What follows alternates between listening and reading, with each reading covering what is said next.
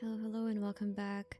We are going to be starting patch 3.2 of Honkai Star Amphoreus quests.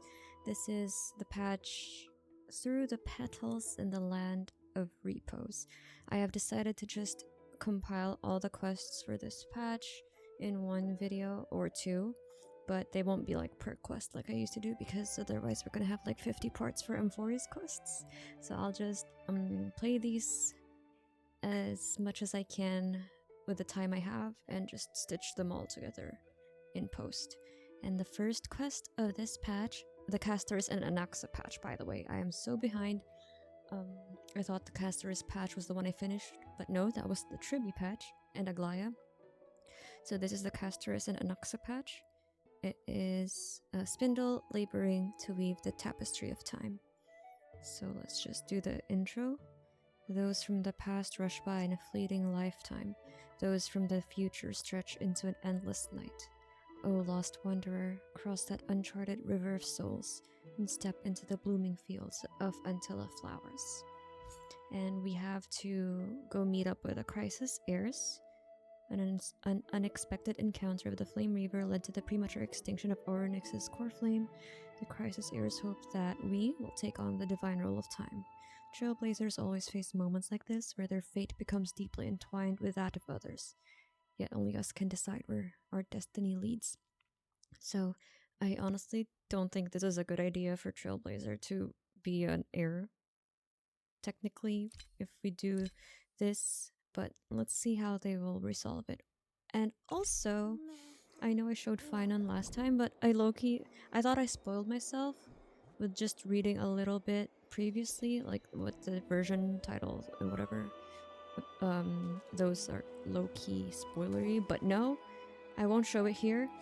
I won't scroll further, but I did pull the first light cone, and this I read the that one. I won't scroll down, but that one spoiled me. But I guess it is to be expected. And deep down I knew. Because they keep talking about the prophecy and shit, but also this visual just, and his ultimate skill and ultimate just kind of does that as well. So how unfortunate I won't witness that firsthand when we will encounter it first in the story, but whatever. This, I shouldn't have read so further in the light cone story though. Anyway, we're 2 patches behind. Let's go. This is Spindle laboring to weave the Tapestry of Time. Oh. Trebios's memory has unveiled the very first prophecy. All shall bid farewell to one, and that person alone will witness the miracle. Such is the will of fate. If I take on Oronyx's trial, Oh, she has a voice will now. the prophecy come to pass for me as well? I used to read these for Dan Heng and Trailblazer. Good. Regardless, I must give Aglaea an answer. Yeah, Trailblazer cannot die. We do not accept that fate. Oh, Fate, the upcoming collab. Some time ago. Ah, it's you, Cass. I think audio is low. I finished the anthology of poems you lent me. Here it is. Oh, wait. I thought you'd be too preoccupied to find time for reading. Precisely because of these obligations, I felt compelled to read it swiftly. Wouldn't all these preoccupations slow your pace?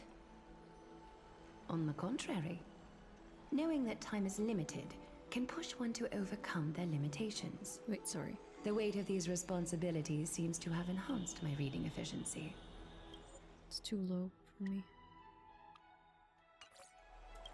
I understand completely. During my time at the Grove, the closer exams drew, the more efficient I became at tackling everyday mundane tasks. Oh my god, I was drinking. That is so Anything true. but my actual studies. I agree, Castorice. Precisely. When I have an exam or a paper or a project or a research proposal, whatever due, all the chores in the house suddenly get done. As I remember, It's like I can't you even and start on Phainon this were project both unless all my disciples of dishes are these washed, all my scholars. clothes are washed. I assume that My carpet's Anaxa's exams vacuumed, are as stuff like that. unreasonable as the man himself, correct? The courses Professor Anaxa taught were Introduction to Alchemy and History of Mythology.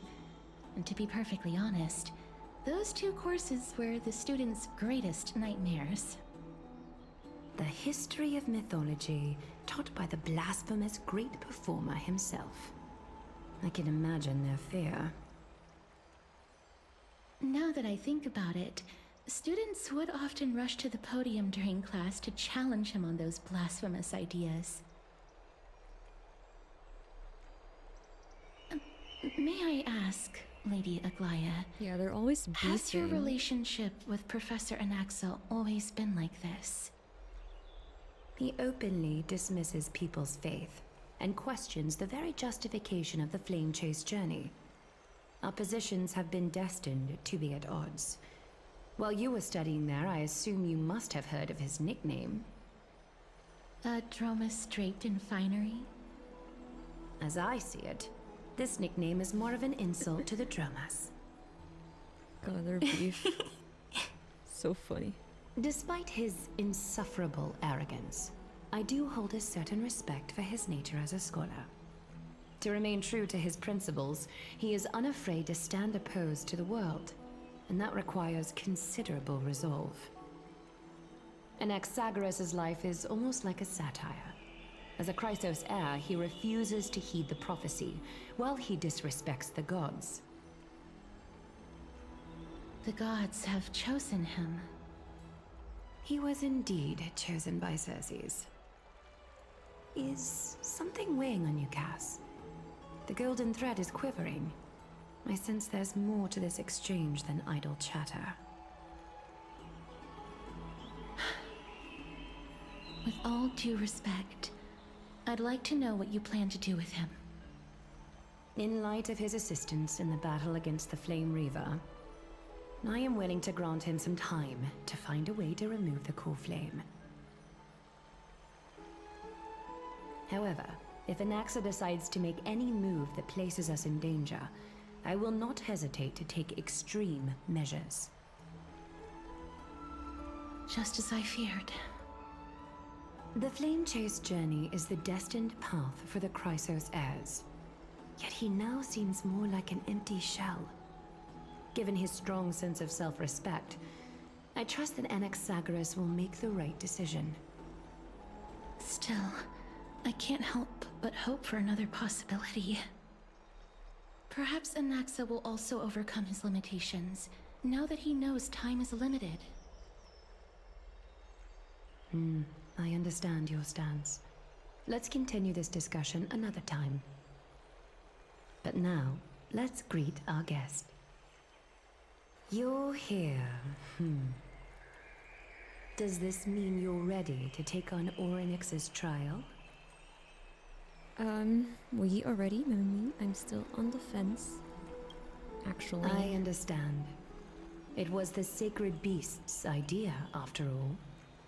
However, it warrants careful consideration, given their intricate ties to the Titan. Memmy mem, memmy mem mem mem mem, memmy mem memmy mem. No longer a dog. Surrendering the core flame is a Chrysos heir's duty. Your selfless assistance is deeply appreciated. However, I urge you to carefully consider the risks of accepting the trial. Becoming a demigod means forsaking your humanity. You will inherit Oronyx's divinity and bear the time of Amphoreus, all on your own. From that point onward, your fate will be forever intertwined with ours, never to be separated That's the again thing, we can't die. until the end of Genesis. Are you trying to talk me out of it? Is there a plan B? Because our journey with the Astral Express still isn't done, and if we have to die to save the world here, what then? On the contrary, you are the only one who qualifies to attain divinity.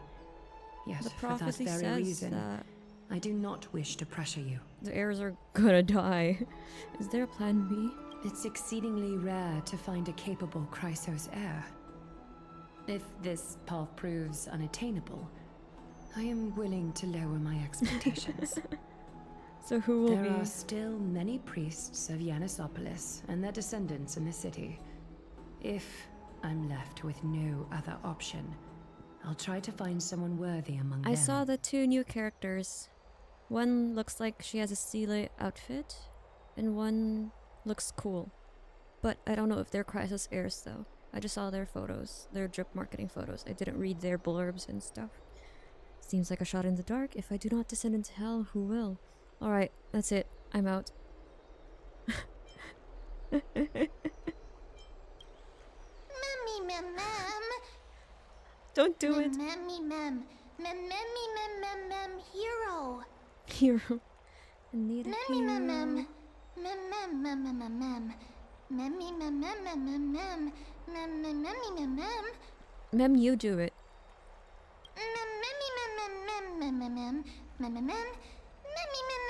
Okay, well, you do it then. It looks like you know that Titan rather well.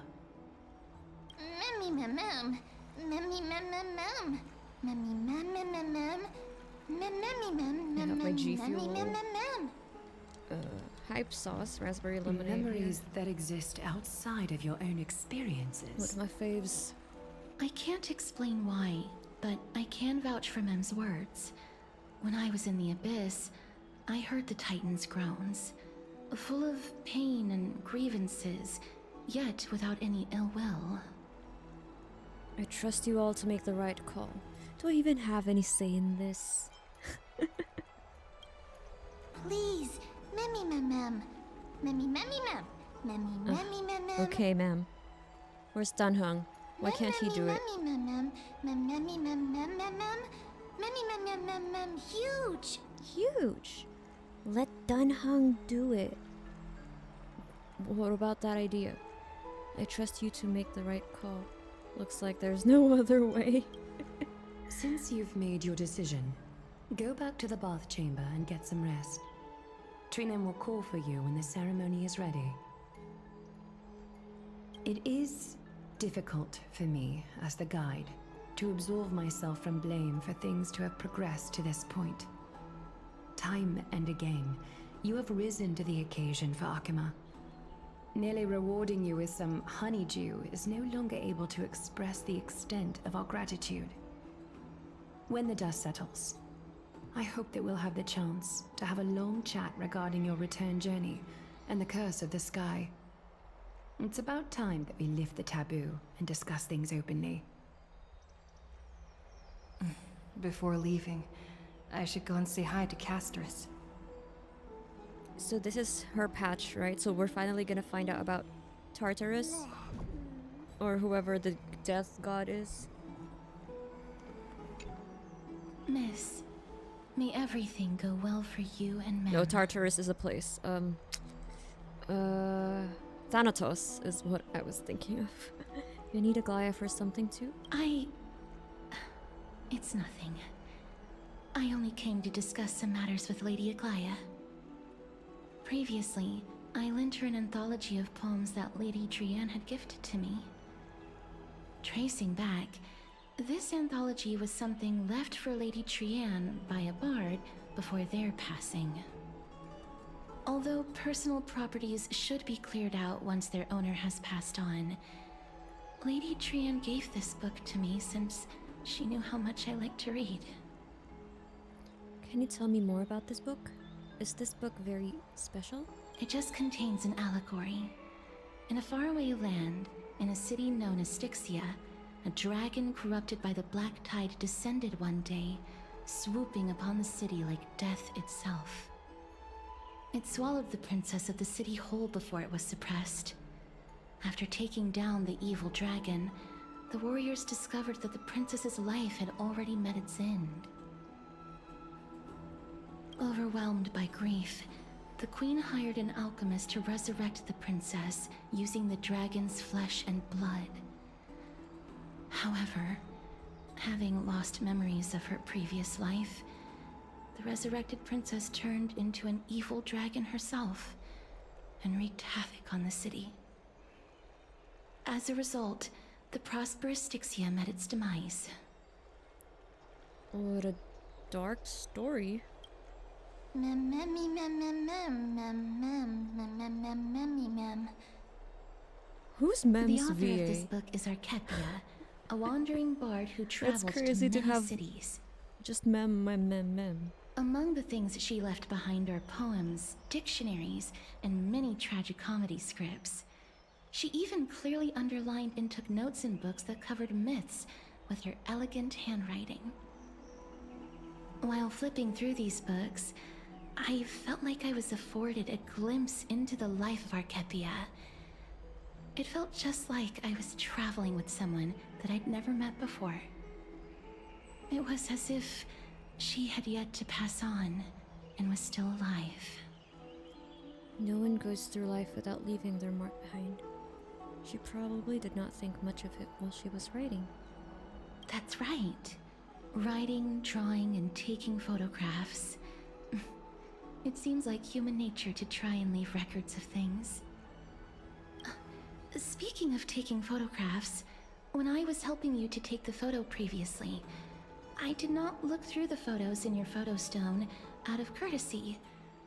But I'm also very curious about the story of the rosy celestial maiden. Oh, March.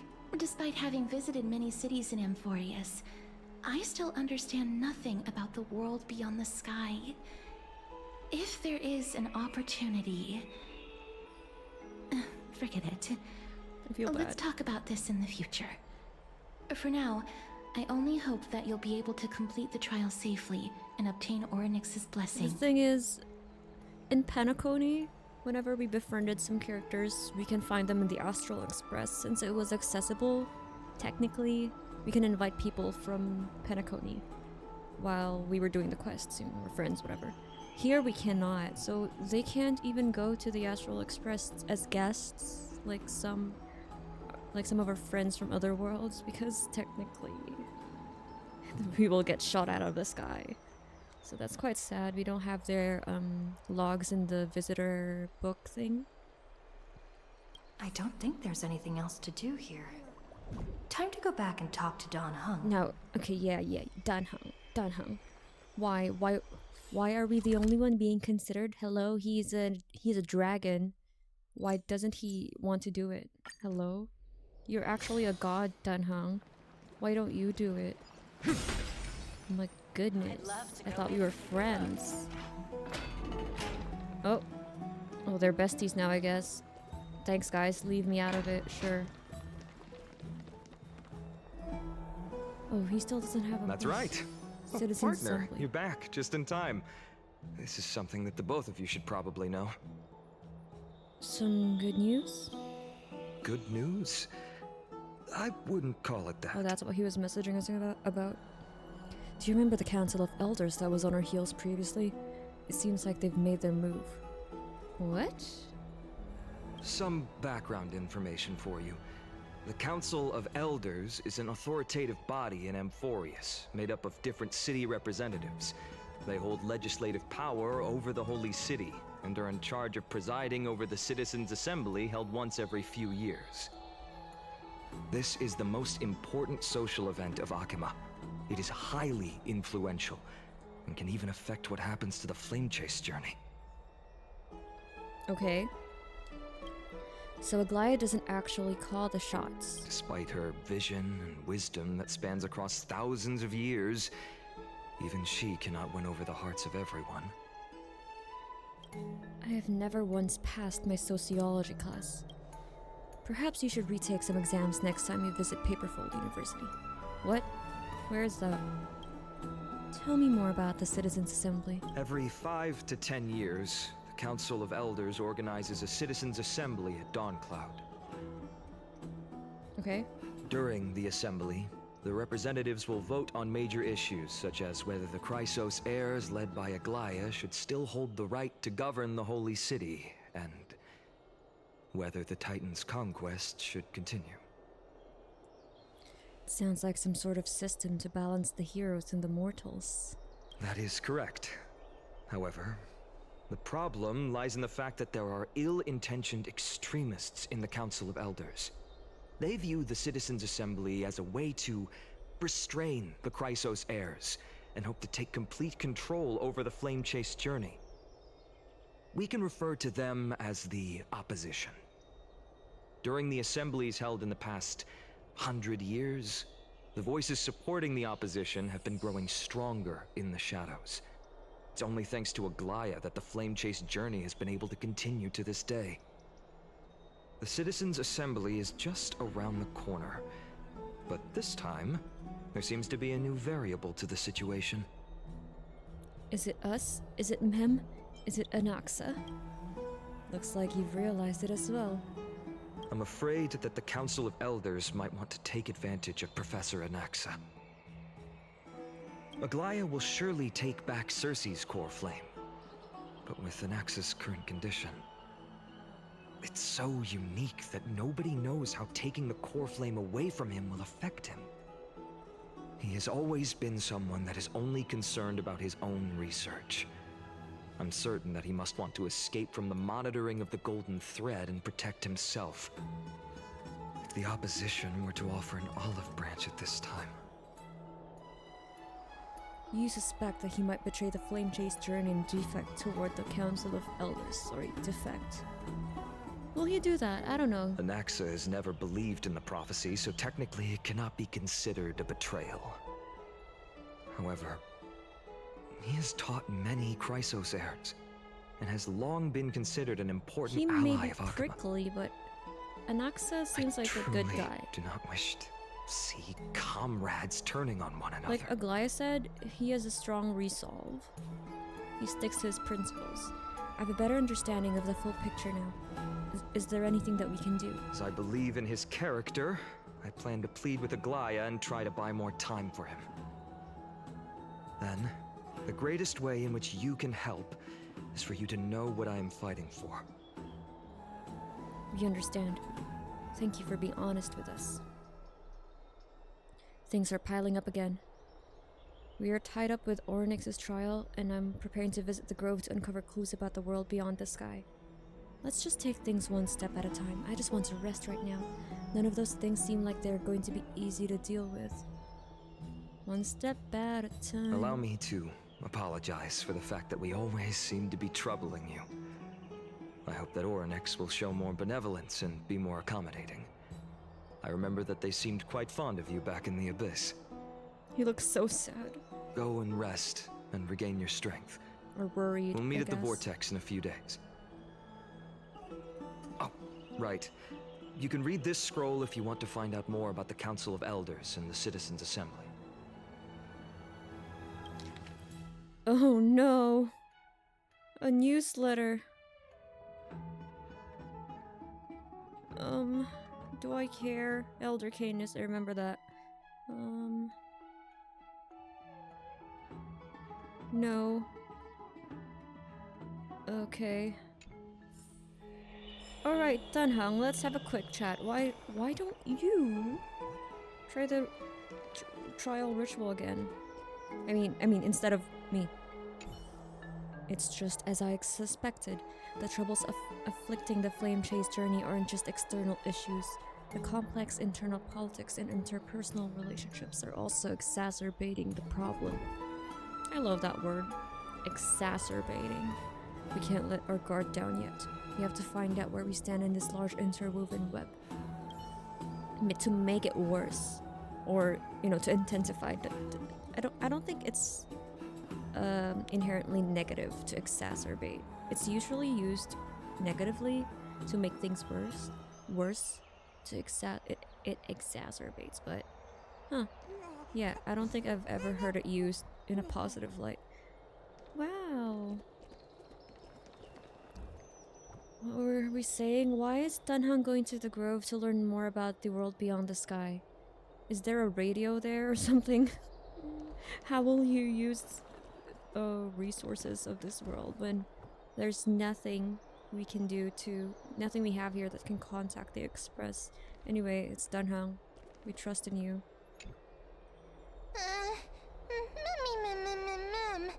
Memmy nervous. It's not that soon. There are still a few more days until then. Don't worry, everything will be fine. I feel like a sitting duck that has been thrown into the deep end. Speaking of which, I don't recall seeing any rubber duck toys in the baths of Akama. It seems like they only have these... seals? Let's just hope that everything goes well. After all, as someone who has earned the gaze of an Aeon, you should be able to overcome the trial of a regional god just fine. Well, thanks, I guess. Thanks for your support.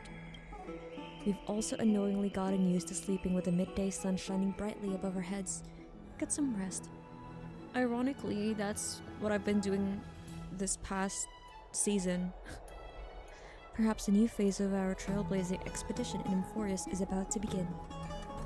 I sleep, and the sun hasn't even set yet. It's so difficult. I just try to close my blinds and stuff. Get some rest and wait for the trial. I just really wish the quests, the world quests, the side quests, what have you, won't disappear. Because I have quests that involve a lot of the other characters. And I don't know when I'll do them, but I want to do the... Oh, Finality's Vision? Does that work retroactively? Let's see. Like Mighty. He's gone now, doing his own thing. I don't know if I have a quest that I missed that involves him. Esteemed one, Oronyx's vacant totem awaits. If you have already made your preparations to become a pillar of Amphoreus, please, step forward. Oh no, the trio is now just a duo.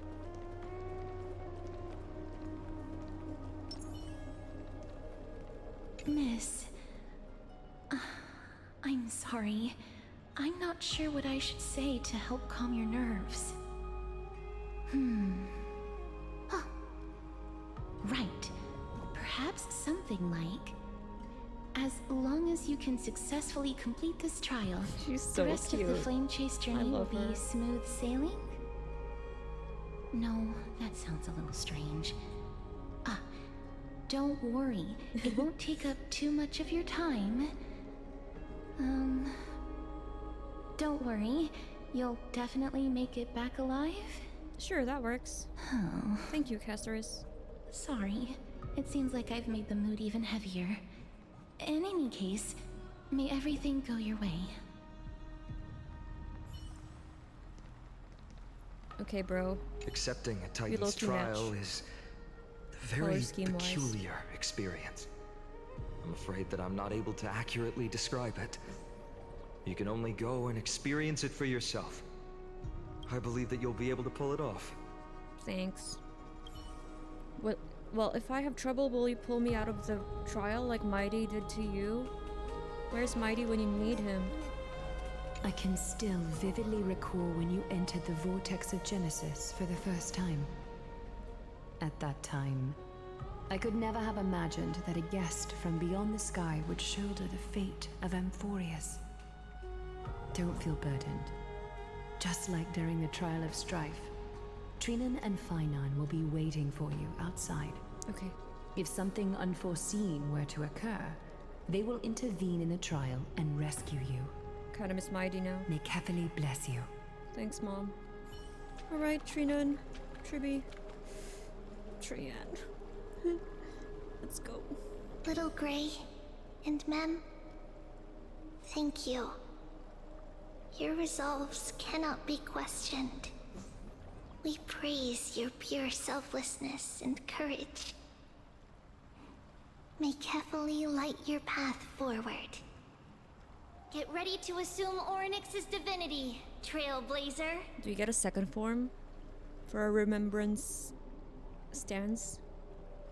The divine position of Oronyx has already been vacant for some time. We can feel the space of the trial closing.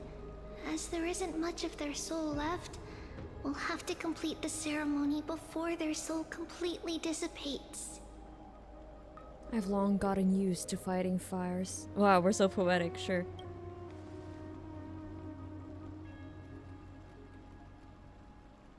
The eighth Trailblazer core is so flame coveted badass. by If the only we miracle weren't so annoying and that once troll-y belonged as to the well. great veil of Evernight, Oronyx. It shall now be returned by the 2 elected heroes of the Chryso Ceres. A traveler who is upright and courageous, and a sacred beast that invokes miracles. Who? Both of you, please, come forward.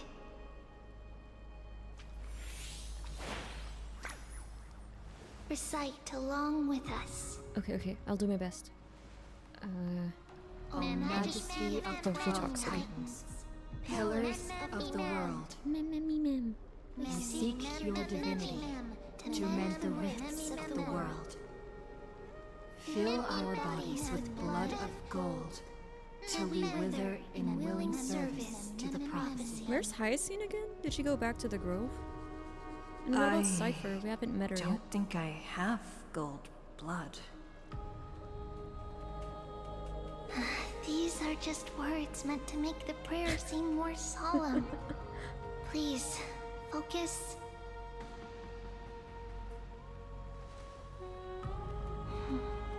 And surrender the core flame.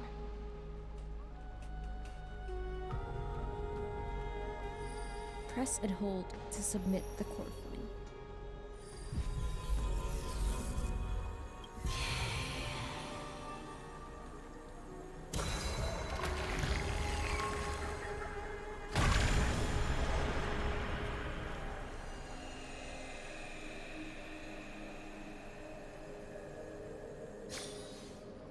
I'm not sure if I've mentioned this before.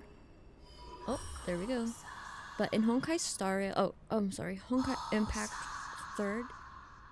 Oh, there it is. Oronyx. Oronyx. Their soul has been waiting for a long time. Perhaps they're also quietly waiting for the arrival of their successor.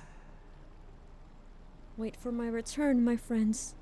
I love all of you.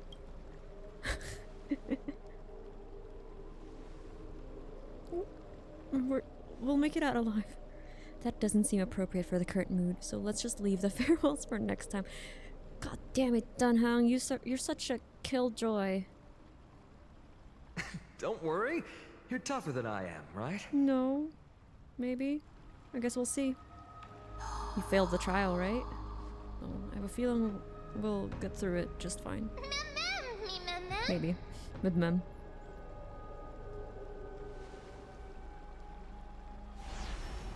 So in Honkai Impact 3rd...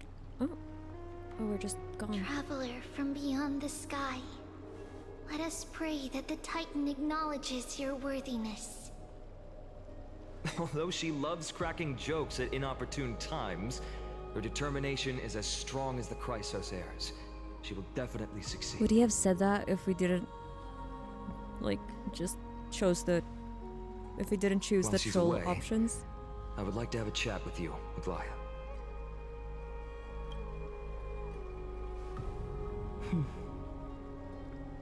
Speak. I'm listening.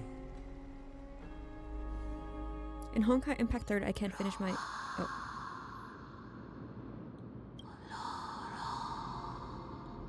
Slap, slap! Slap, slap? Wake up! Oh. You're finally awake. How do you feel? Has the trial begun? Oh, wait. How are you able to talk? Right? I think that it's amazing, too. Testing, 1, 2, 3. Testing, 1, 2, 3. I have such a cute voice. It must be because of all the memories that I collected. They allowed me to grow beyond expectations. Okay, sure.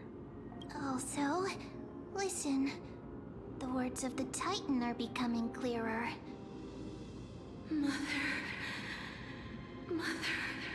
Mother?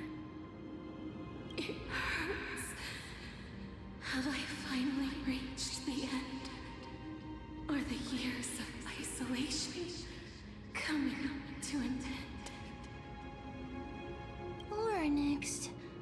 Oh, how heartbreaking.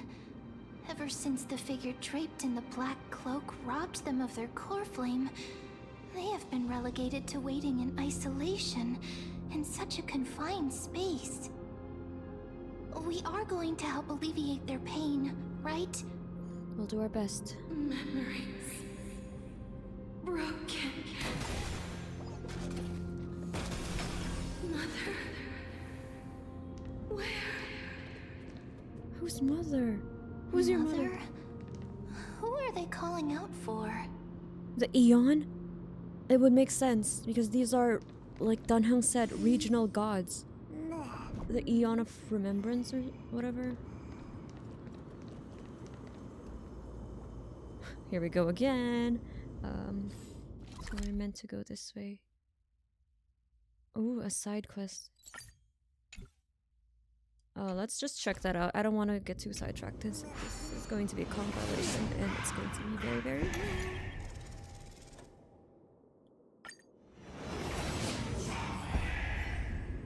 In Honkai Impact 3rd, as I was saying earlier, the Flame Chasers, like they're called, like Alicia, Kevin, what's the other's name? Eden, Antonia, Phyllis, Kalpas, Sue, you know, everyone. Whoever I missed. They're all in a simulation, and the people who they were based off of from are, like, they've been dead for thousands of years, so... Oh. Who are you? I'll pick up this side quest.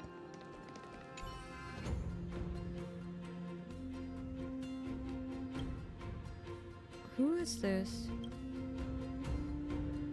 Played the game twice before. Isn't it a door lock? Got it. I'm on it.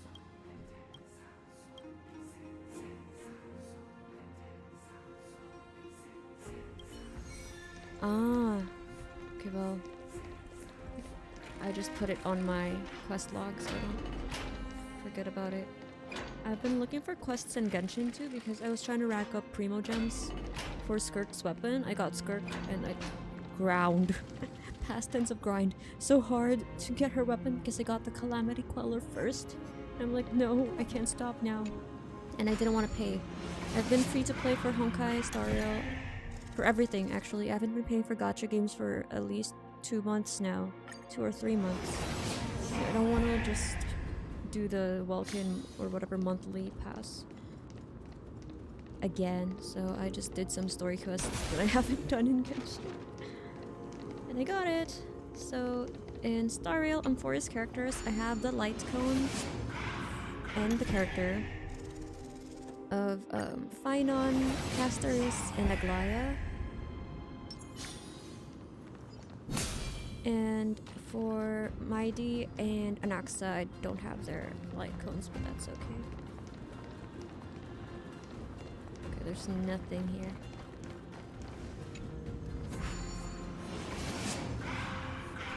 And then for the recent Genshin characters, I only have Skirk and her weapon. I uninstalled Zenless Zone 0 for my ROG ally now because I'm not really that invested in it anyway.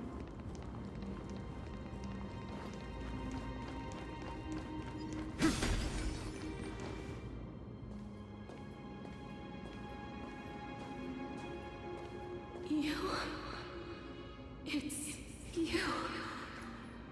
I remember you. You do? Do you remember Mem? Skyfather has gazed upon you. Skyfather. Aquila? Mother is calling for you. Mother.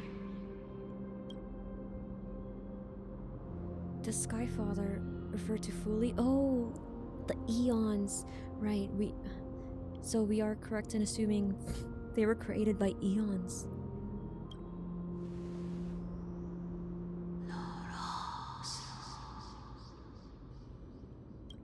The Titan's words are indistinct, each syllable emerging from the mist seemed to be cloaked in frost, symbolizing memory, remembrance. Skyfather has chosen you.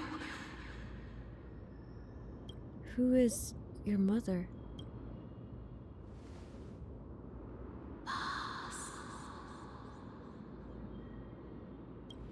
A majestic voice pierces through the golden mist, reaching the unseen mountain walls in the distance, reflecting and returning to your ears as an echo.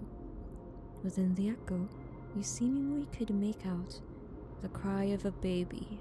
Mother is no longer responding. We've come to you because of something important. Something important. An important matter. Oronyx, listen to me. Aren't you tired? Throughout the long years, you have always been protecting the fate of Amphoreus. Each time people draw strength from within their memories, every single ripple falls onto your shoulders. There's no need for you to bear this any longer, Oronyx. From today onwards, someone else will bear time on your behalf. This is why we have come. Freedom. Freedom. I want freedom. And freedom you shall have. Just how do we do this, Mem? Poor child. Everything will be fine. Let us help you. You can have a good rest now.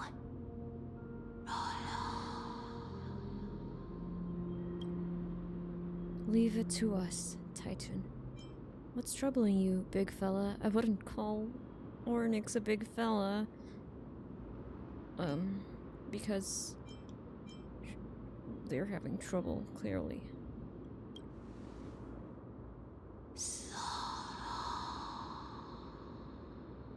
You have potential, strength, willpower, powerful, and tenacious. But you lack something. A heart? Is it because of the Stellaron? Just one thing. Memories? Lacking something. What is it? Memories of the past?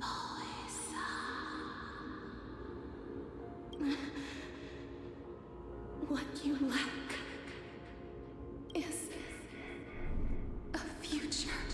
Oh, wow. How savage of you, but okay. I have a future. That's right, I live in the moment. What? What future?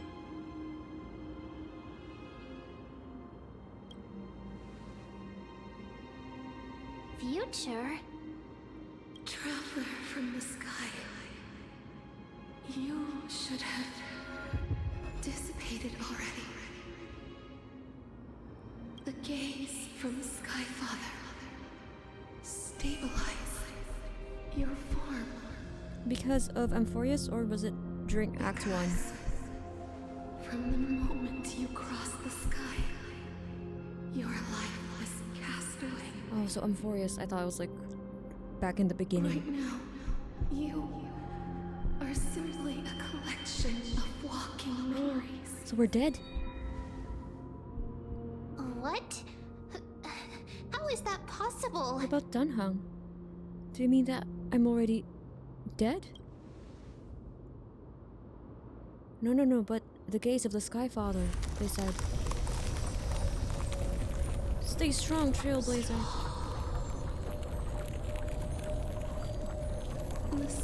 Well then that means we can do anything.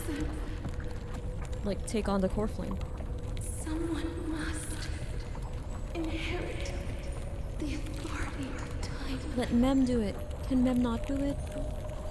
If the pillar is lost, the laws of time will collapse. Okay, are we gonna do some timey-wimey shit? Let's go back in time then, so we don't die. Will succumb to eternal disorder. And then we'll get her as help. You still haven't explained things clearly. What about the trial? Revive me, quickly. Time never compromises, never bears grudges.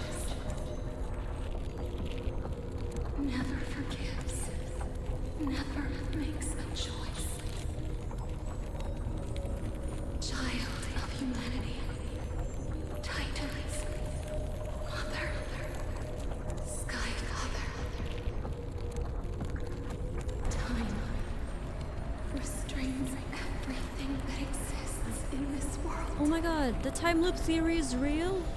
Oronyx's divinity is dissipating. Or maybe they meant something else. Is the trial coming to an end? Strider of remembrance, my strength, I shall entrust it to you. Is that why Oronyx is weak? You've been going through the whole... Of the world, if you wish to, save it. Go and find your future that has been stolen. Have the people of Amphoreus been replaying the same events over and over again? You'll have to change death. Thank you, Oronyx! We will do our best! You'll have to challenge that. Hand of shadow, clasped with unyielding fingers. Ah, okay. I see now. Before the passing of 15 entry hours, go forth and reclaim your future. And hence Castorice's chapter, because we're going... This is the true tile of time. Because we're going against death. That... It's so cool.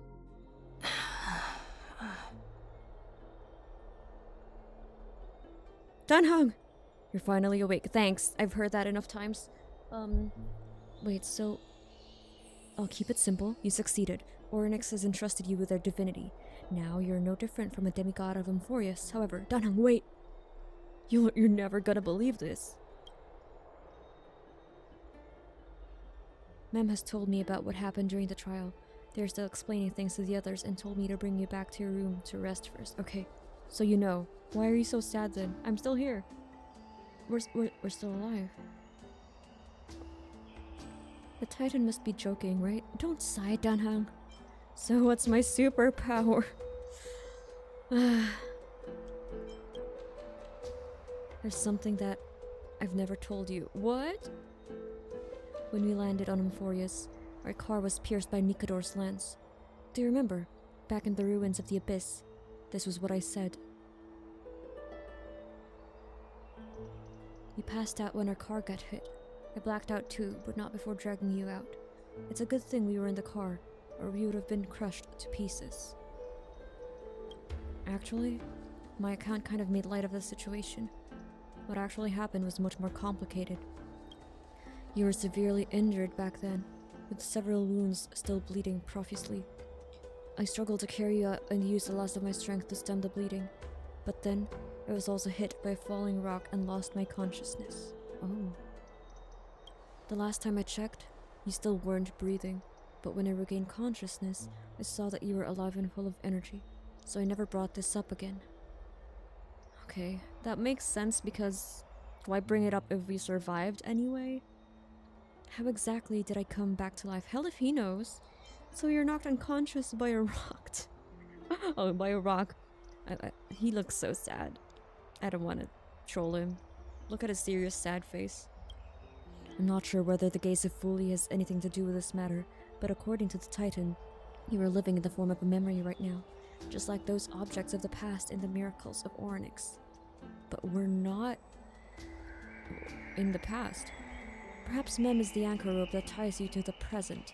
I had assumed that they couldn't stray too far from you, but the truth might be the exact opposite.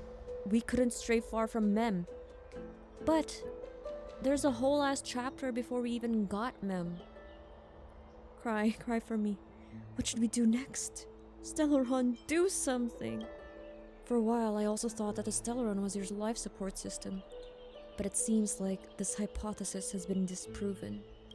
It's not time for us to despair yet. There must be a way to save you. Isn't this the exact same thing happening to Anaxagoras? Right? He was dead. Ceres possessed him, and now he's alive. So, we are in the same boat. Oronyx mentioned finding your stolen future and cheating death. Considering Mighty's indestructible body, it seems to suggest that there is some kind of miraculous power in Amphoreus that can even reverse death. The key seems to lie with the Hand of Shadow, Death Titan, whose whereabouts are unknown. Hey, are you alright? Thanatos. Hello, ma'am. Oh, you can speak in the outside world now. I heard you two talking about Thanatos. Cass is also very concerned about the warning. She has left the vortex and returned to the garden. Shall we go and look for her? Thanatos is the titan that Cass has always been looking for. Regardless of whether there are any clues, there's probably no one else that understands death better than her. Let's do that then. Oh, right. There's something that I have to tell you. The Chrysosaurs already know everything that has happened to you. Okay. I was too worried, so I told them everything. Please don't hate me, okay? I have no energy to hate you now, Mem. But at least I don't have to spend my time trying to recount everything that's so confusing, so thanks, I guess? He noticed the resolute yet gentle look in Dan Heng's eyes. He doesn't want to burden you with his worries and words. Wait.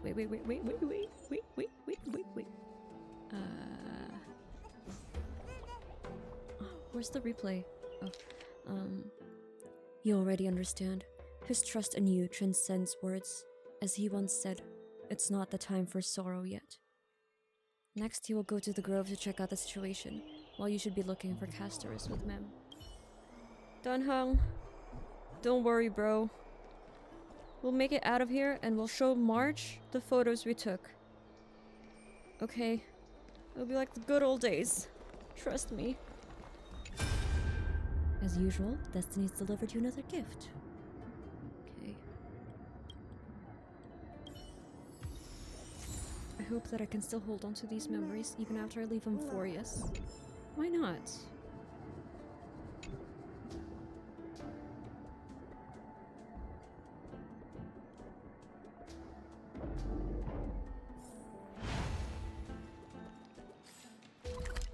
Where? Garden.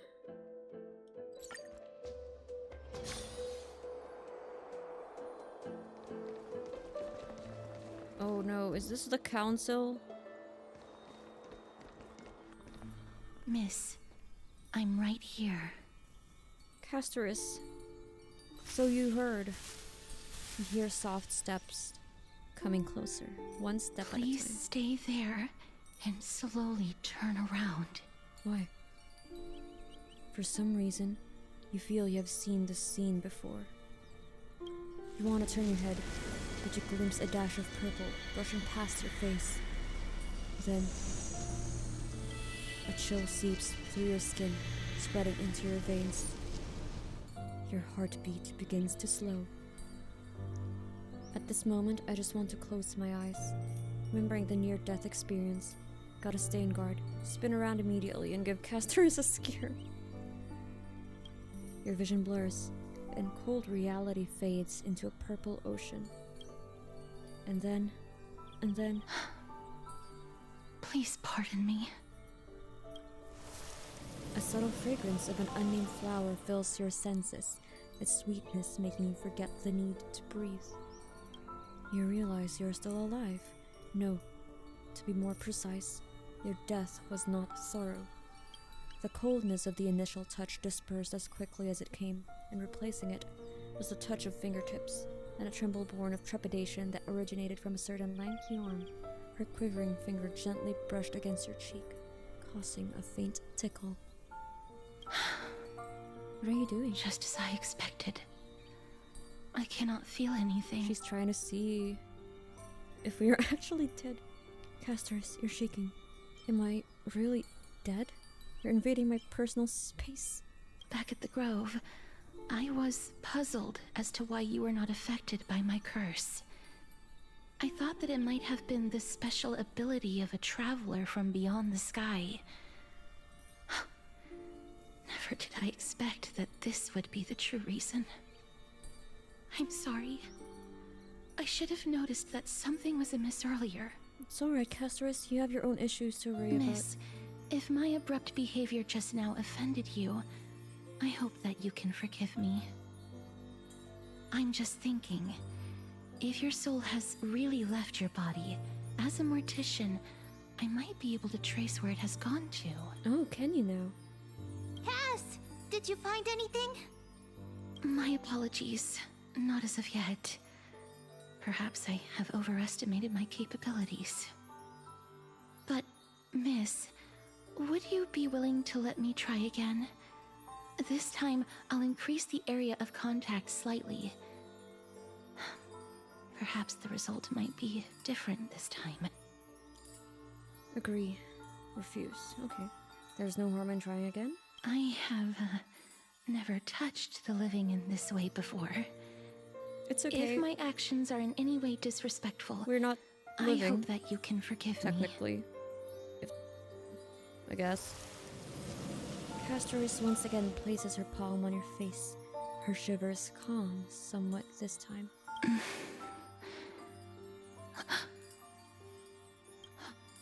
Did you discover something? I seem to have caught a glimpse of something. Your soul is currently Wait, so who are we? roaming someplace and memories. cannot find a way to escape. But perhaps it might not be a bad thing. If your soul is still wandering around, it means that we still have time. We have a chance to find it before the fingers of Thanatos sweep everything away. Clues. Just a few more. I need more guidance. The connection has been severed. With my strength, I'm not able to trace it. It was me. I was a little too hasty. Don't worry, miss. Although we currently have no leads, I will do my best to search for the whereabouts of Thanatos, bring back their core flame, and personally return to you the life that you have lost too soon. Are you sure you can do that? I know that I'm lacking in confidence, but I hope that you can keep this promise of mine in mind. Before I manage to deliver on this promise, please do your best to hang on. Amphoreus needs you. I'll do my best. So, what now? Live on bravely. I understand. Lady Aglaea and Lord Phainon are currently discussing some matters in the paths. They're worried about you too. If possible, please go there and let them know that you're well. Although, I don't actually know whether your current situation can be described as well. Also, please accept this Styxian fable. Reading can help one to focus and relax. I hope that reading this can help tide you through this difficult period.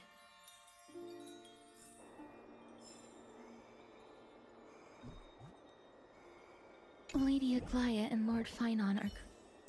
What about Anaxa? He's smart. Surely we can use his input. More and more species are disappearing.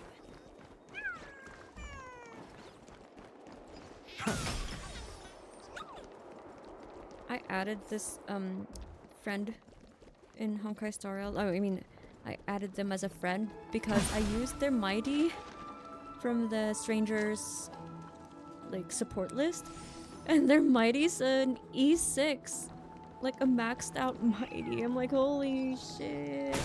And it just their mighty demolished everything when I used it. I'm like, no, I gotta add this person so I can just clear content so quickly. E6 mighty.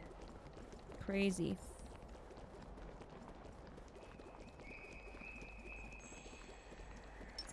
Let's wait and see. I just want to get this, whatever you call this.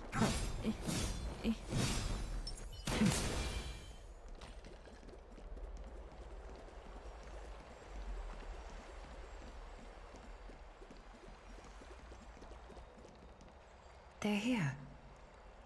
That partner! Hyacine said you definitely wake up.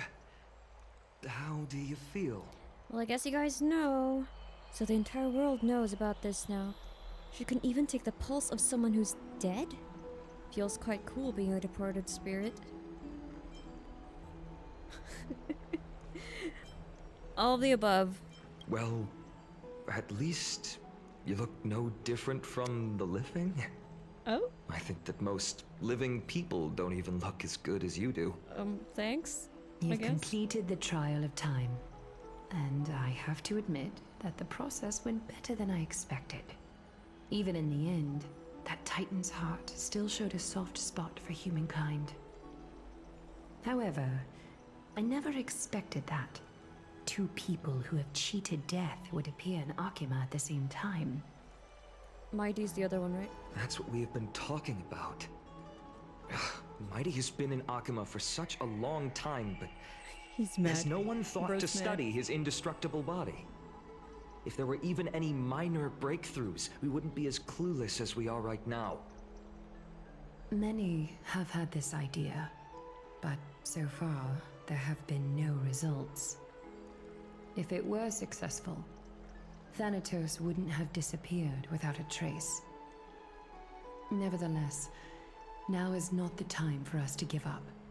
At the very least, we can still see a glimmer of hope.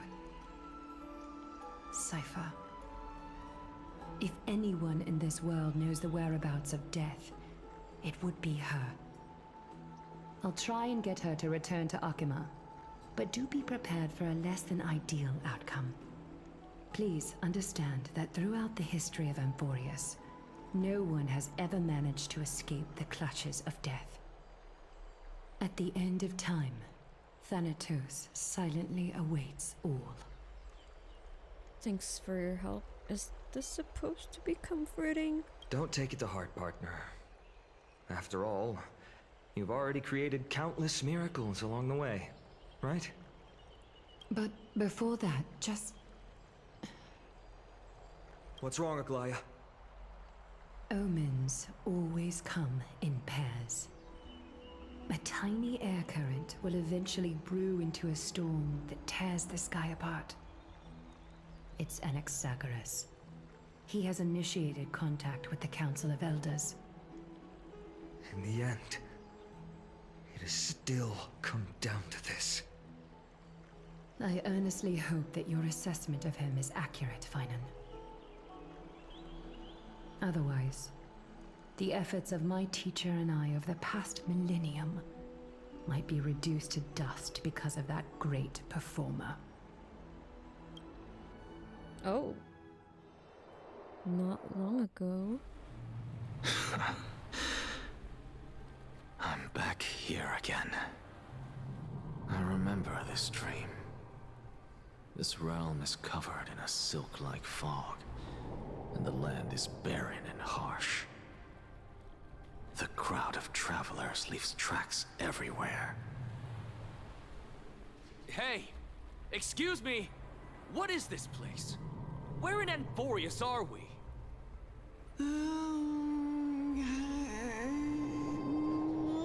Is this his soul? His dead The soul? mutters of the traveler are in a language I'm unable to comprehend. Or perhaps they're just distracted and ignored my question. Tell me, which Titan reigns over this land? And how do I find them? The Land of Death? They sound like Oronyx. Without the reverb. Shadow! It is the Land of Death. Hand of Shadow Thanatos. Could this possibly be the Netherrealm? Not Netherrealm. Purgatory. Then where is this? River of Souls? The outskirts of the Netherrealm? Are you heading downstream toward the Netherrealm? The Netherrealm. Nothing but an illusion. Oh. Titan rejects you, me. Ah, okay, okay. That's what Castorice said. Listen. We're still wondering. What? The traveler lifts their wrinkled fingers and remains silent. I look in the direction they are pointing and listen closely. There. A massive shadow brought the sound of rushing tides. The sound of tides. I can hear it. I hear it deep within the tides, beyond the closed gates of the void world. A voice, about to recount something. Child of humanity, Oh, we've heard this before, right? is it death's embrace you yearn for with such urgency? Oh, that's Ceres. Ceres? Oh, you have awoken. Welcome back to the mortal He's realm. communicating with his soul in Your that consciousness place? is dissipating much faster than I expected. Ultimately, it seems like the Titan's core flame is incompatible with a mortal body. He made contact How much with longer the can my dead, consciousness remain in the mortal realm? and he got closer to Thanatos way In faster my than Castorice did. estimation, at best, you'll see 15 more entry hours. Oh, that's the same time we have. 15 days and nights. What is it? Are you finally starting to become attached to the mortal world now? On the contrary, 15 days feels a little too long for solving a singular problem.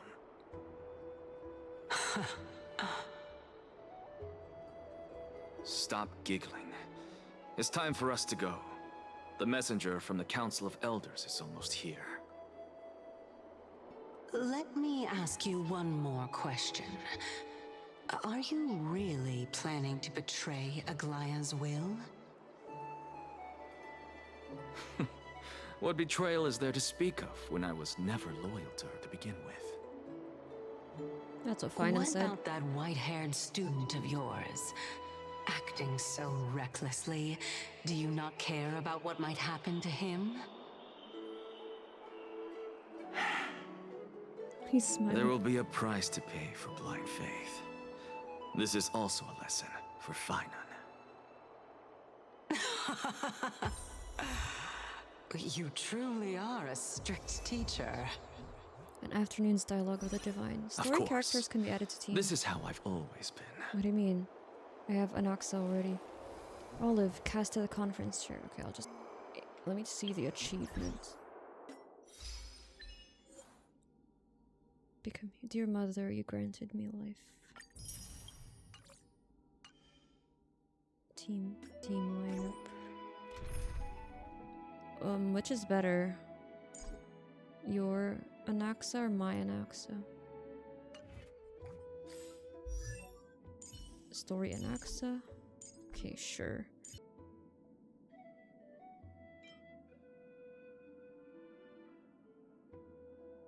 When did we get this? Okay. This one changed? Oh. Okay, when did we get this? I don't remember farming for that set, but sure. Okay, I'll stop right now. Let's continue Anaxa's POV in a snap.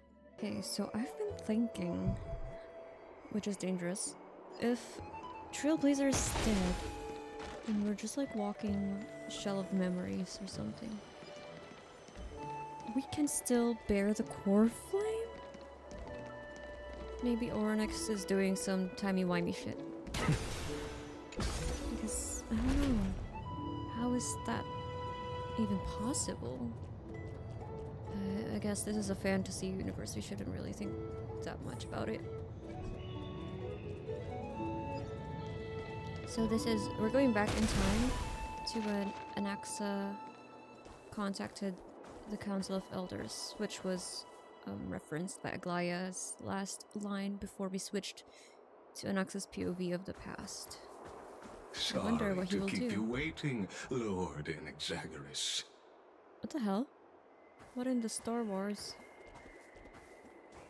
Is that a stormtrooper?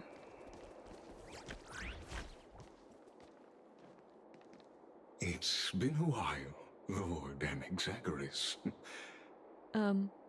Dr. Ratio, who is this? I greet you on behalf of all the citizens of Akima. It looks like Dr. Ratio's face, you know, that marble deepest statue. regret about what happened at the Grove of Epiphany. Sure. It's you. I never expected that you would personally come and meet me. Who's this? Buy carefully into Lantern above. I have come as a testament to the justice of the Council of Elders.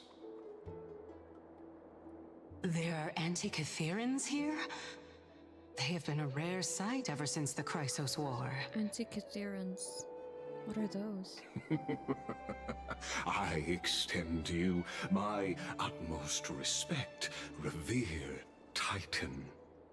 I am Lygus. Oh, they can see Ceres. Though you may call me Lygus, I didn't. holding an honorary position within the Council of Elders in Akima, and as the Theoros, I stand to protect the right of all upright citizens Cersei's to physical express themselves freely. embodiment or so just existed in Anaxa's. You can see them too? Oh, okay, there we go. You know about us. We anti-Catherians perceive the world special. through the Special case. amplitude and frequency of souls. Just as I am conscious that Lady Aglaea is secretly listening in on our private meeting from afar, if necessary, Lord Anaxagoras, I can sever the golden thread to protect your fundamental rights. The demigod should know better, for such is her station. Spare those poor threats, and just let her listen to my words. They shall serve only to unveil her own folly. May I interpret this as you having a countermeasure? I need not any plan, because she can do nothing other than petty espionage. As the Citizens' Assembly approaches, and with Oronyx's fall, any attempt to capture the core flame within me will only usher chaos and calamity. A truth she undoubtedly comprehends. While I, Anaxagoras, serving as the Grove's special envoy to Akima's Citizens' Assembly, have long known the extent of your abilities. Let's forego the formality of asserting authority, Lord Lygus. Lead the way. Very well. Surely Lady Caenis would appreciate such assertiveness in an ally.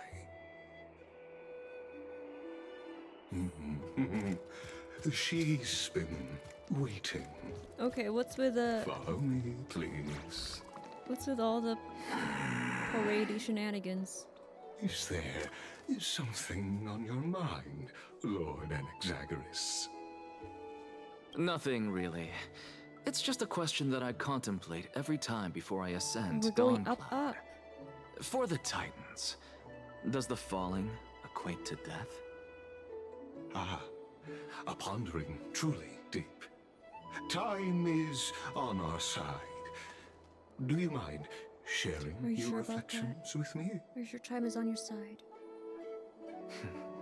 While all living beings must ultimately face their demise, Kefali has yet to meet theirs. Their journey continues unhurriedly along this long path. Are you suggesting that Kefali may not have truly passed? Yes, for dying implies an ongoing process, an action, whereas death signifies a static state, a definitive termination. In contrast to mortals, Titans exist on a grander scale of space and time, thus elongating their passage into death. The notion of their fall is but a misinterpretation born of mortal ignorance. So they're dying, not dead. An intriguing concept, albeit challenging to substantiate. After all, Kefali has maintained a profound silence ever since the era Arasa, while scholars and priests alike have conveyed the message of the gods' imminent fall. Perhaps the gods, in their arrogance, deemed it beneath them to reveal their perspectives to mortals. Could you elaborate on your statement?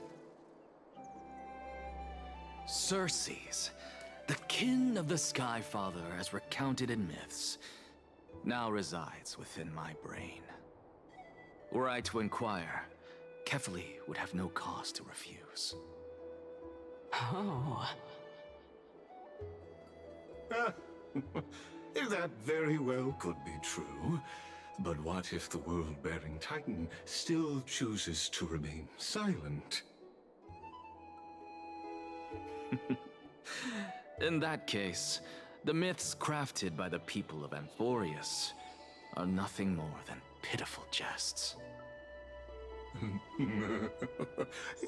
It's worth a try.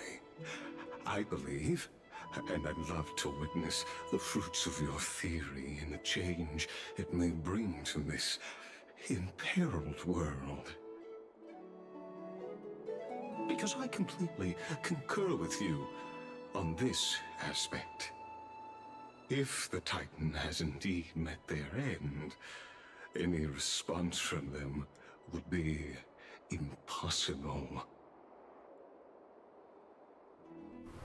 Oh, cutscene?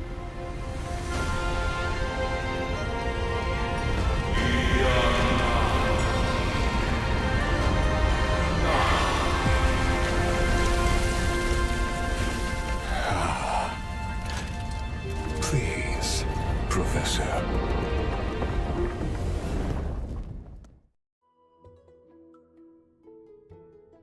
Wait, where are we going? The children of humanity have indeed created a spectacle. Where is this? So that was a hand elevator. Welcome to Dawncloud. The atmosphere here carries a greater sense of solemnity than the mundane clamor of the Marmoreal Palace, with entry permitted only to the invited. Only esteemed beings grace this place, and among them I've received priests, scholars, warriors, and now we even have the honor to be in the presence of a Titan. Oh, what a joyous occasion. Once deemed a blasphemer, now a surrogate for revered divinity. The honor should rightfully be mine, shouldn't it? I'll notify Caenis and the others of your arrival. Kindly wait for a moment. A soldier will be here to guide you shortly.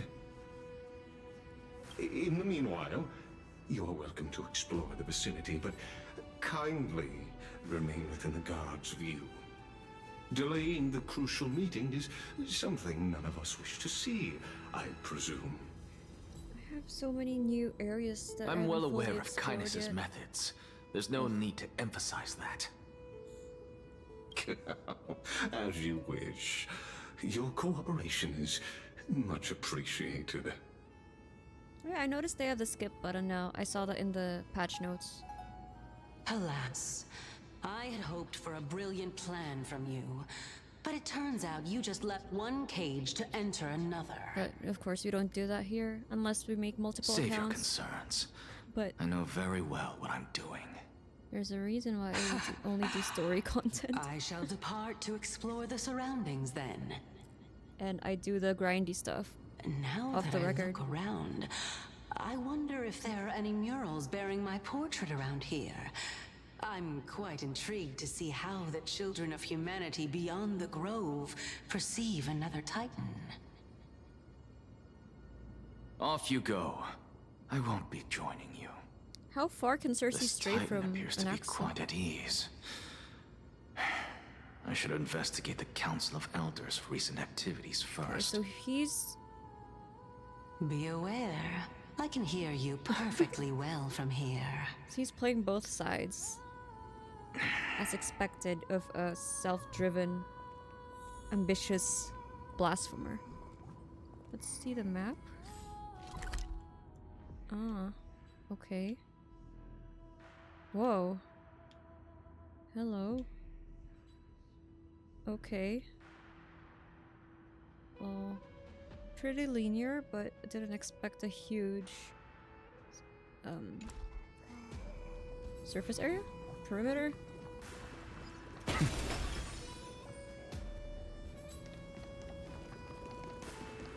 What is this? The golden liquid within the holy candle. Oh. It's a candle. A chest.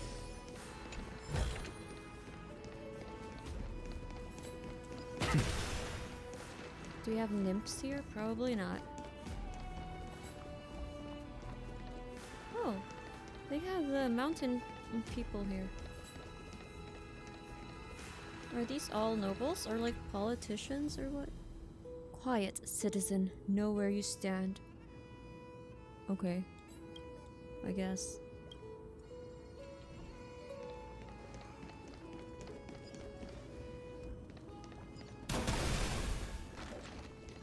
Alright, I shouldn't do these.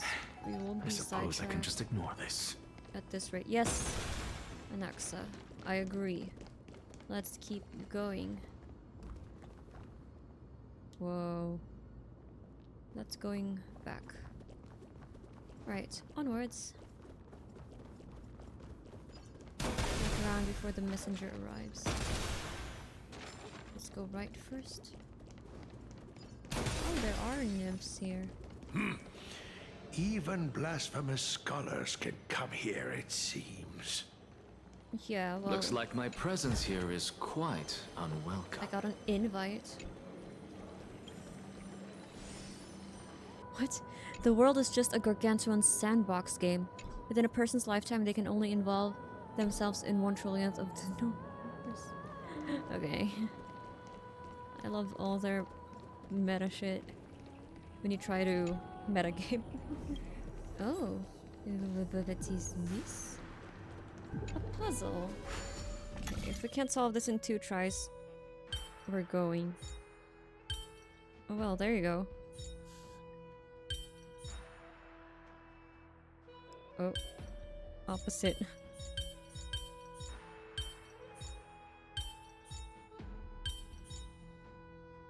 Huh?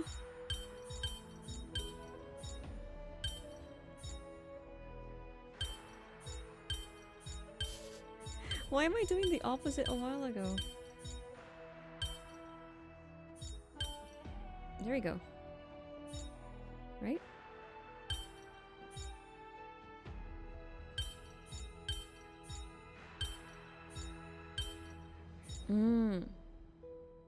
I see now.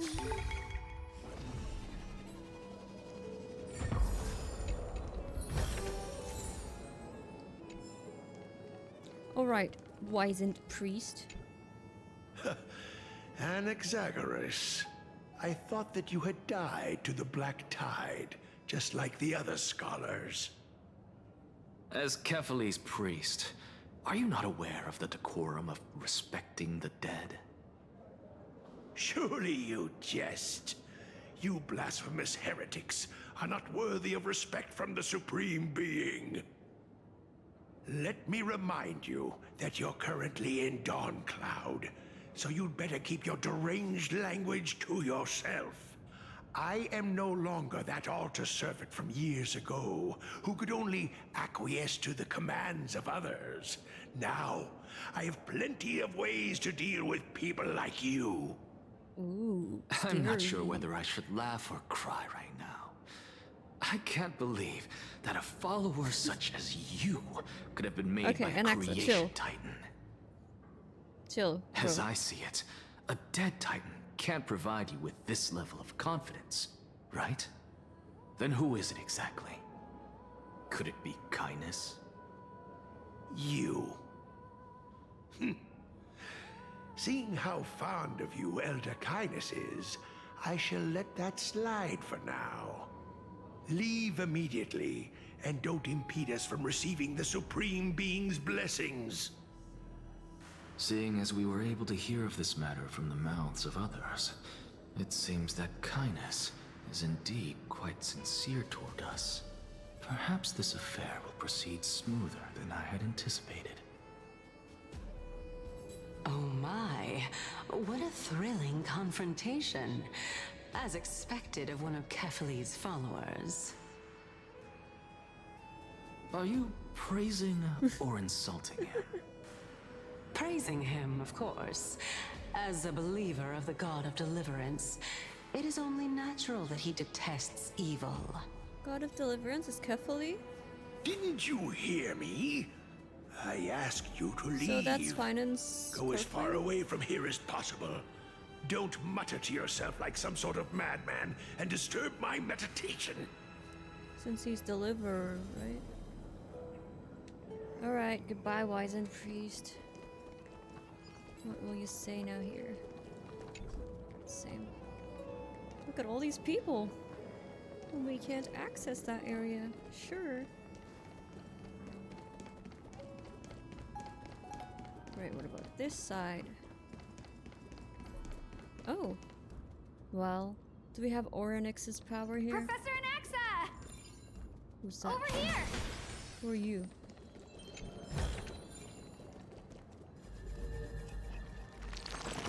We do, in fact, still have Oronyx's power as Anaxa. Ooh. A puzzle. Let's see if I can... I don't want to waste time with that. Let's do it somewhere. I mean, some other time. The elder says they represent the people. The priest says they represent the titans. The merchant claims to have a lot of balance coins in the city, and the crisis heir is mighty and strong. So who among these four is more likely to have the final say? The elder. Is that correct? Because they represent the voice of the people. Oh, wrong button. What if elders are easily swayed?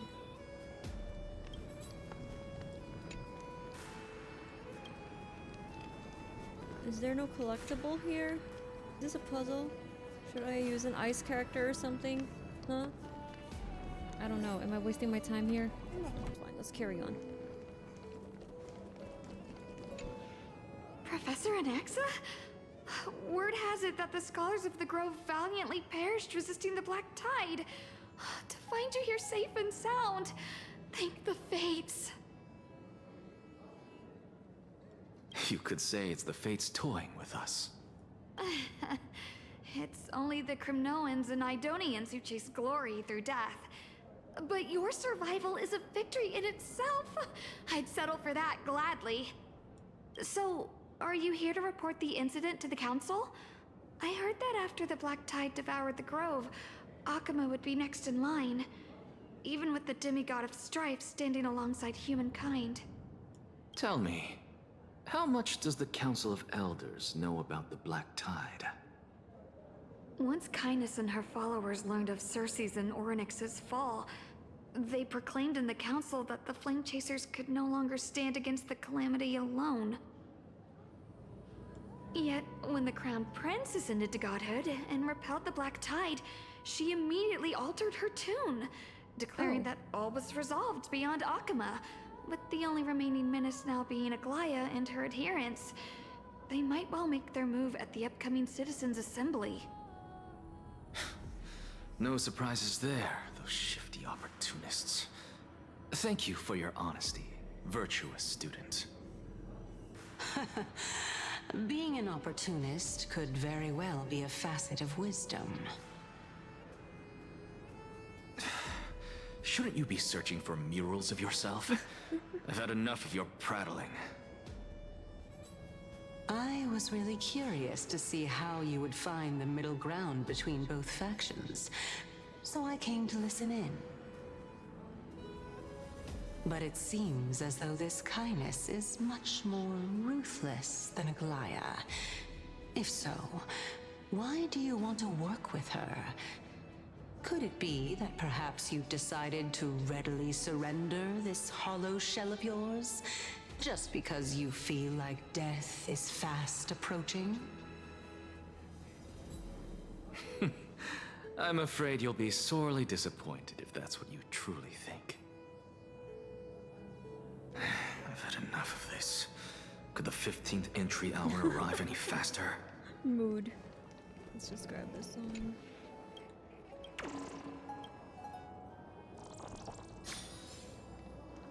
Alright, it should be time for the meeting now, right? Listen to Ceres' evaluations of their murals. Oh, you actually found some murals of yours. My. Could it... Oh, Every let her finish. plant, every tendril, no, even every leaf could be the embodiment of Ceres. As a result, mere mortals who did not know what the Titan actually looked like chose to paint them as a giant tree instead. Their wisdom was portrayed as fruit, to symbolize how they shared their knowledge equally among the masses. Such exquisiteness indeed. This mural is quite abstract. I really can't tell whether you are praising or demeaning yourself. Now I'm quite curious whether the Reason Titan has studied figures of speech before. Of course I find such stylistic devices interesting. For all we know, this could be the answer to the question, what exactly are we? I, for one, am not willing to admit that I could look this ugly. Oh my god. Was this the reason why you failed in your attempt to refine my soul when you were ambushed at the Grove? Since you are aware of this, why did you save me back then? From my perspective, this point alone was enough to separate you from the average person. How do two lunatics coexist in the same brain? Therefore, it seems that your journey to Dawncloud this time is not just to seek protection. What, then, is the intention behind your actions? Doesn't she know? Shouldn't she know already if they The entire share plan the same is stored brain? in my memory. So why don't you look there? Yeah, go ahead. Then don't mind if I do. 1 year old, 2 years old.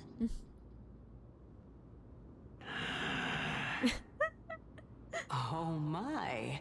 Even a member of the preeminent 7 sages must hug his droma stall to sleep? How interesting. These two. That's enough. How unusual. Your soul is actually trembling. This must mean that behind this toy hides a secret that nobody knows, right?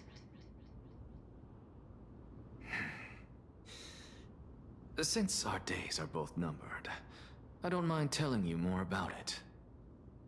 This is a present that my sister gave to me. It's a doll that was made to look like our family pet. So there are other members in your family, eh? Are they also living in Akama? Don't you just love to pick through my brain? Go on, continue flipping through my memories. It won't take long. You'll discover the answer when you reach the memories of when I was 5. Oh, the black tide is everywhere. I can't bear to look. When I was young, I couldn't accept this outcome either. Georios, Aquila, Kefali, and you, of course. Although I prayed to every titan that I could think of for help, my efforts were ultimately futile. This...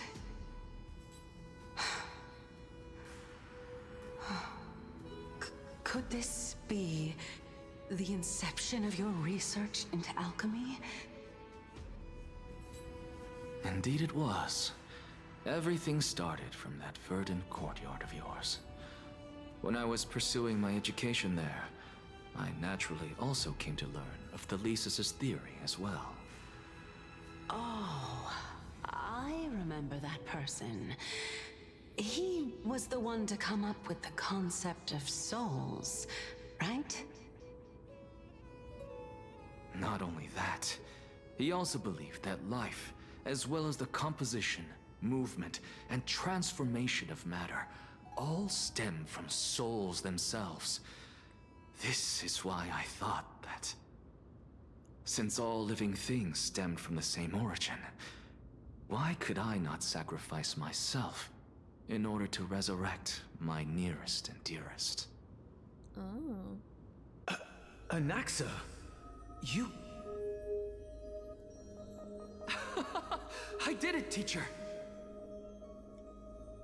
But this is absolute blasphemy. Regardless of how much freedom the Grove provides, such an act could cause you to be burned at the pyre. Your beloved, where is she now? Send her away from the Grove at once, to a place where nobody will ever be able to find her. Otherwise, the both of us will be judged by the Council of the Seven Sages. He was successful. Calm down, teacher. My sister, she's still not in the mortal realm, even to this day. What do you mean? It was naive of me to think that I could snatch the deceased from Thanatos' grip by merely sacrificing one eye. Oh, that's why he lost an eye. Equivalent exchange. All I received for that price was but an opportunity to see her for one final time. Nothing more. Oh. Let it go, Anaxa. As one of my best students, I cannot watch you go down the wrong path without doing anything to stop it. Never do something taboo ever again. Don't disappoint the deceased, and never harm yourself. If you can do that, this classroom will still be yours, and you'll have a chance to live out your own life. Since I was able to see her one last time, I have no other desires. You're right, teacher. It's time for me to start a new life. I am sincerely glad for you, child. Now then, what topic would you like to study? I wish to continue Lygus' research. Continue the research into souls, but you know that the Grove has long since understood his philosophy like the back of their hands. Even if you continue digging into this subject, your efforts will likely be futile. No, teacher. After my fleeting glimpse of the deathly fog, I finally understood a single truth. Since ancient days, our understanding of the souls is but the tip of the iceberg. I may have lost an eye, but my view of the world has become clearer than ever. I have grasped the truth with my bare hands. Watch as I turn this farcical world upside down.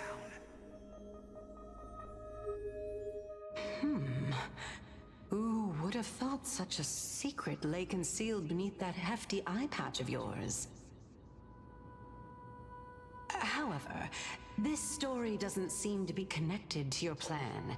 In fact, I'd say that they aren't related at all. The answer lies within the tale. If even you cannot understand it, perhaps you should relinquish the divinity of reason to me. After all, it'd be a waste for you to hold on to it. My story ends here. So what is it? What is his intention? Now it's time for you to tell me your secret. After all, this is what equivalent exchange means. Like, bring his sister back, or just fighting the Black Tide? As expected, you laid a trap for me to step into. Unfortunately, even if I was willing to talk about my past, I may not know more about it than you do. Oh? Are you saying that the renowned Reason Titan is now admitting a lack of wisdom? Your followers are going to be sorely disappointed by this. Child of humanity, remember this. Being cognizant of one's ignorance is the greatest wisdom of all. We're only at the second quest out of 10 for this patch. Now I understand. No wonder you asked me to answer your random, nonsensical questions. Maybe 2 parts for this patch. Not only that, you're the only one who can shed light on my query. As the saying goes, onlookers see most clearly. Mm-hmm. Is that so? Lord Anaxa. I saw you muttering to yourself and was wondering whether you were caught in a delirium of reflective He's fine. Don't worry about him. I'm sorry to interrupt you, but time is of the essence.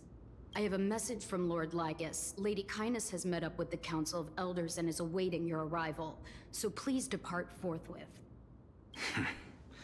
It's finally time. It's time. What are you planning? Carefully. The one who created the world, and the one who bears the world.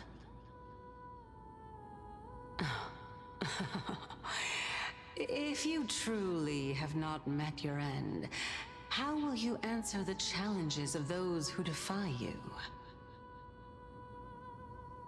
I didn't expect you to agree to Lady Caenis' invitation. What a wonderful turn of events. To tell you the truth, there are many people who hold grudges against that Lady Goldweaver.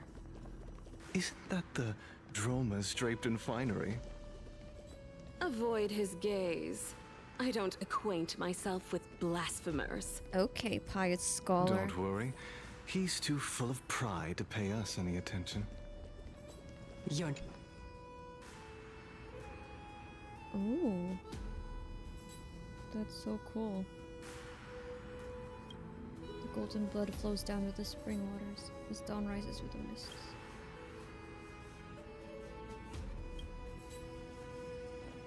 What were you saying?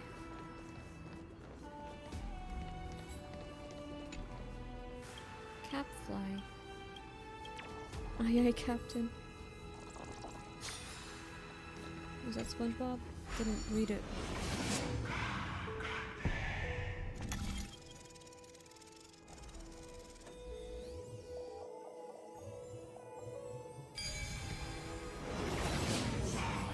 A student of Empedocles? I hear that his views run counter to the Venerationists. This is what being a scholar is about. A collision of ideas only occurs when there are differences in beliefs. And it is such collisions that lead to progress. I agree. Yet, in my view, there are only right and wrong perspectives, neither of which can coexist with the other. That's not true. What radical thinking. I guess this is why the children of humanity always squabble with each other. Lord Lygus and Lady Caenis are just ahead. I'll take my leave for now. Thank you, military runner. Okay. So we're in the middle of the map now. I guess... Oh, okay, so it's not that bad. Pretty linear. Not this whole thing is accessible.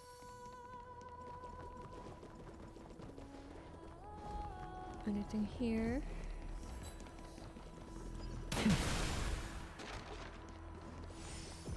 Damn. These stairs are huge. Must be tiring. Welcome to the Demigod Council, esteemed guests. Hello. Again. Okay, Elder Caenis. Lord Anaxagoras. Oh, I've heard so much about you. I'm sure. Head of the Nusporists of the Grove of Epiphany, notorious blasphemer, a Chrysos heir who bears Circe's core flame, a survivor of the Grove calamity. Did I miss anything? Well, if so, please be so kind as to enlighten me. Since Lady Caenis is already well acquainted with me, I won't waste any effort introducing myself again. But then again, perhaps the customs are different here. Back in my hometown, there is a form of etiquette known as honoring guests. The host will welcome their guest with warm hospitality by treating them to fine wine and a cozy bed. And yet, ever since I arrived, I have not been welcomed with warm courtesy or ceremonial gifts. Instead, I am met with intense scrutiny. Even more absurd, the host has sharpened their blade and instructed their servants to lie in wait in the shadows. Perhaps you intend to cut open my heart, retrieve the core flame, and then hold a grand feast for all of the guests. Everyone, stand down. Thank you for understanding. I am but a feeble scholar who is not used to the stench of avarice and blood. No need to be humble, my lord. From my perspective, your courage and gumption are worthy of the reputation of the Seven Sages. Your bravery is more than adequate to accomplish our perilous endeavor. So, you wish to start a war? Well, since the Chrysos heirs are calling for war, we will respond in kind. Conflict is inevitable.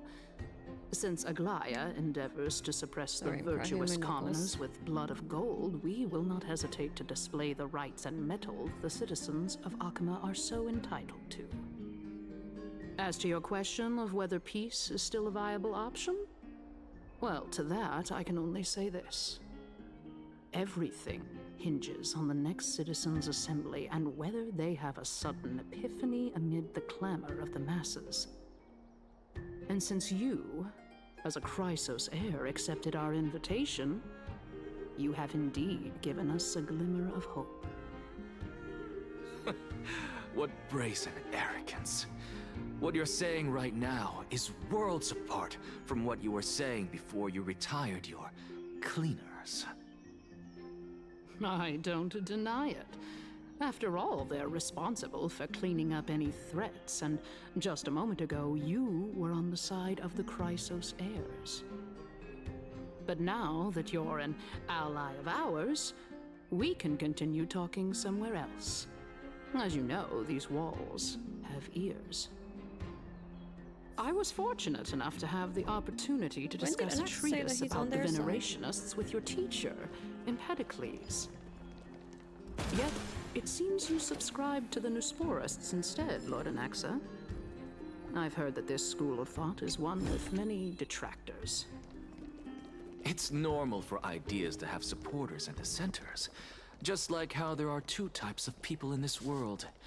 Geniuses and dimwits. Dimwits? Didn't expect him to use that word. Can't jump. Okay, there are puzzles there.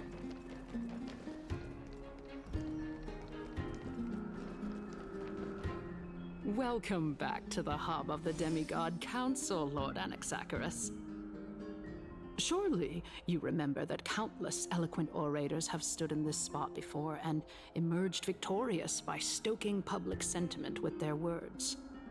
And yet there have also been innumerable blasphemous philosophers who set themselves up for failure because they refused to defend their actions. This tiny stage is the most profound embodiment of Akama in centuries. In 15 days, this site shall also become the most important, as well as the final turning point in Akama's history.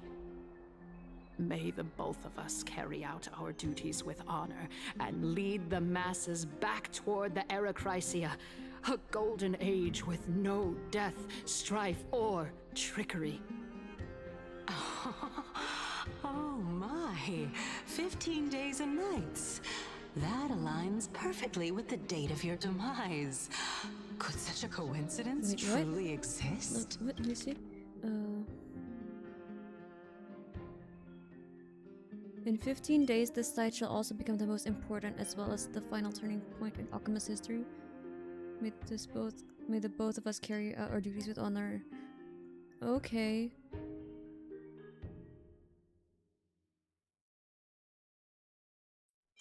So that's the council? I mean, the gathering. Using whatever. death to prove myself fits my intentions perfectly. What strong conviction you have. As expected of the hero who dared to stand up to the Gold Weaver. As expected, she misunderstands you. That's enough, Lady Caenis. Dispense with the niceties. I only accepted your invitation so that I can serve the commoners alongside the members of the Council of Elders. Don't test my patience with such superfluous formalities.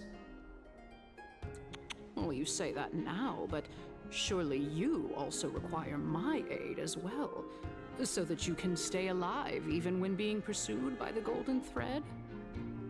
You worry too much.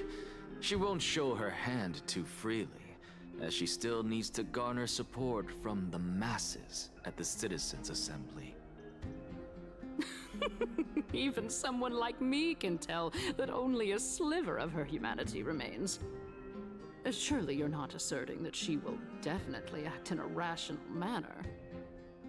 As These you're are the no people who doubt sent aware, assassins after Aglaea Aglaea. covets the core flame that I possess, which makes it the bargaining chip that allows me and the rest of you to negotiate with her. However, in return, I'll need the Council of Elders to support me as much as possible. Naturally, this includes the guards as well. You're well aware how valuable Ceres's core flame will be in the Aerochrysia that you are desperately pursuing. Talk is cheap, so you'd better act prudently as well. I understand.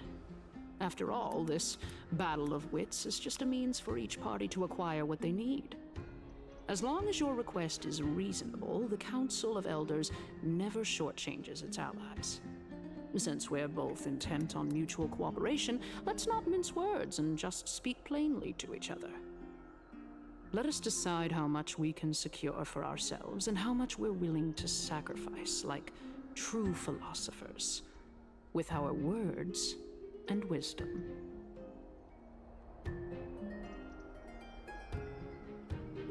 Let's begin then.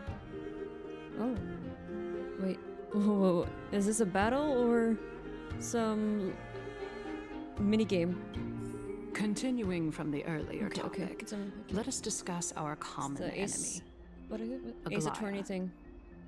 She is the second most experienced Chrysos heir across the whole of Akama, who has gradually lost her humanity to the ravages of time and the ablation of the core flame. A formidable opponent indeed. Admittedly, there is ample reason for her to take your life. Yet your previous reasoning is quite sound. As a seasoned political animal, it's unclear whether she will actually cross that irreversible boundary. Moreover, she still needs you alive so that the Titan's trial can be completed. Is there anyone present who can swear by the sacred vow of Kefali and guarantee that you weren't in league with that woman before coming here? Are you just trying to pull the wool over our eyes and aid her in her savagery? She's prepared to execute me. She just needs vassals who will do her bidding without question. I believe you're aware of Castorice the Executioner. Long before I returned to Akama, Aglaea had already dispatched her to monitor me. If I weren't able to reach this place in time, I would have been forced to meet Thanatos first. As compared to a comprehensive plan with uncertain results, if you decide to cut open my chest and remove the core flame, wouldn't that settle her nerves even more? Everything is in place. She just needs the right timing. I understand what you mean. At the very least, the both of us agree that this tyrant who wallows in extravagance and greed is the greatest threat to achieving peace in Akama. The Council of Elders is willing to defend your right to live, just as we defend every oppressed citizen. However, I regret to say that sentiments in favor of the Chrysos heirs and Aglaea are only growing in magnitude. The peace that we are aspiring toward, as well as everything that we hold dear, will be destroyed completely. The city will be burned to ashes, and the citizens' blood will be shed. Tell me, what are you willing to do for our esteemed citizens so that they can vanquish the enemies of our fine city? Well, garnering my support is equivalent to garnering the support of the entire grove. I'll be the one to shatter Aglaea's self-righteousness. But what else is there left of the grove, though? Aren't they all dead? I guess they're not all dead. Although the circumstances are rather unfortunate from an objective point of view, it is an undeniable fact that ever since the grove was attacked, I have become the de facto leader of the grove. The Council of Elders needs more backing if it wishes to topple Aglaea, and it's evident that the Academy wields considerable influence. At the very least, I have served as the Grove's special envoy to Akama for a significant amount of time. Of course, this also means that I will hold a crucial vote at the Citizens' Assembly. In the name of Kefali, Akama thanks you for your sincere and valuable thoughts. At this stage, it's clear that you and I understand the benefits to be won from this discussion. Let me put it plainly. The Council of Elders has always been renowned for its fairness, and that fairness is built on a foundation of sincerity. The Council of Elders has vowed to all citizens of Akaba that it will always remain loyal to them. As for you, my lord, how will you guarantee that you will be able to live up to such earnestness and will not betray Akama's indomitable citizens when the opportunity presents itself? Just as you now betray Aglaea when it suits you. Oh my god, this again. Like he said, it's not betrayal if he wasn't with her in the first place. How absurd. My loyalty is unquestionable. Surely you jest. My loyalty does not need to be proven. The fact that the Council of Elders is asking for proof of my loyalty is itself akin to a form of betrayal. I am incredibly honored to have witnessed the both of you bury the hatchet in a civilized manner. However, I am afraid that I must interrupt for a brief moment. As the Theoros, I have observed the following. Lady Aglaea, the Goldweaver, is currently on her way to Dawncloud. Oh. Well, I do believe that we might have a slight overabundance of guests today. Feeling dissatisfied, Lady Caenis?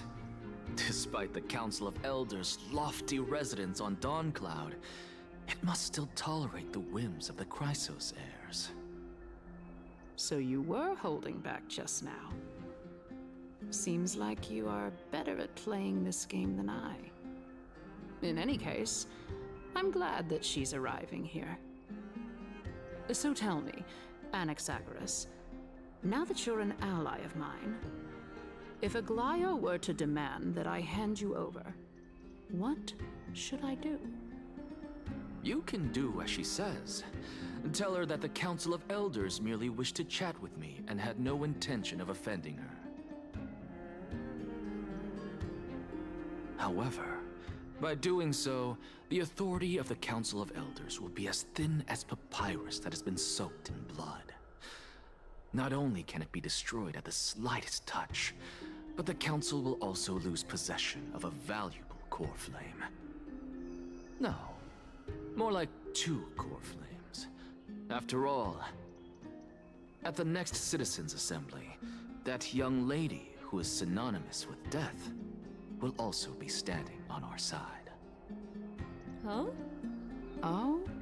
Castorice? How can you be sure of that? Is that of importance to you? All you need to know is that I have a plan. This is an In my unexpected opinion, development. You should be more worried about the impending threat. If Aglaea can seize me in full view of the masses today, she could also dismiss the entire Council of Elders in one fell swoop tomorrow. If that happens, the discussion that we've just had will turn into an utter joke instead. Is this the outcome that you wish to see, Lady Caenis? You have to be a politician, Fine. Anaxa. I will handle this matter appropriately. That's crazy. But you do best to remember this. Fool the people and karma will be on your tail. I'll overlook it this time, but don't count on there being a next time. Unless, of course, you crave cruel punishment and consider suffering the perfect state to ponder the true nature of souls.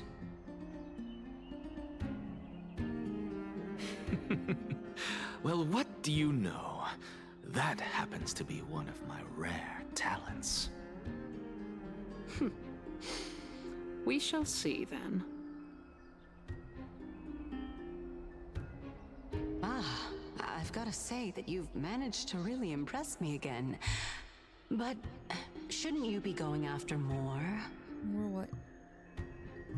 Dying to know what I'm after. Oh, sorry. Fixing my mic. I mean, I'm the reason Titan after all. It is in me to ask and seek answers. Easy there. You'll learn the answers soon enough. I didn't bring it up with her purely because she doesn't have the means to give me what I truly want. It's as they say, onlookers see most clearly. Lygus? The true masters of Dawncloud have always been the Theoros, who watches over everything. Oh, okay. What's your plan, Anaxa? An expected visitor. Welcome once again. You know, you could actually skip all the pointless debate and come straight to me to seek an audience with Kefali. I have no reason to refuse you, do I? You may not, but Caenis has. Whoever gets hold of Kefali's core flame will get to rule over Akama. She's wary of me, so naturally I had to gain her trust. I would say that debate was not at all pointless. Very true. In my view, this individual has gone to great lengths to get close to Kefali. He might very well be plotting something nefarious against the Titan. Are you still willing to let him pass, knowing this? Yes, very much so. All living creations are always free to visit Kefali's transcendent vessel. This comes with being the World-Bearer. How convenient it is to be able to hear what they say. It is truly my honor to speak to a venerated Titan in person. Please, go ahead. Let me join you both on this journey. Oh, a bygone myth tells of an occasion where Kefali once answered their followers' questions on the peak of the holy mountain. Their followers have since believed that scaling this Titan cliff is one way of being with the god. Hear that? It's not every day that you get to climb a mountain with Ceres. You should sing me a hymn of praise. You're expecting Anaxa to do that? Titan hymns are beyond me.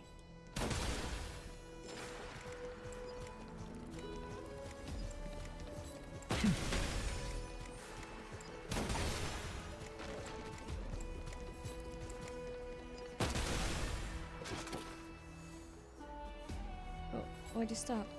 Come on.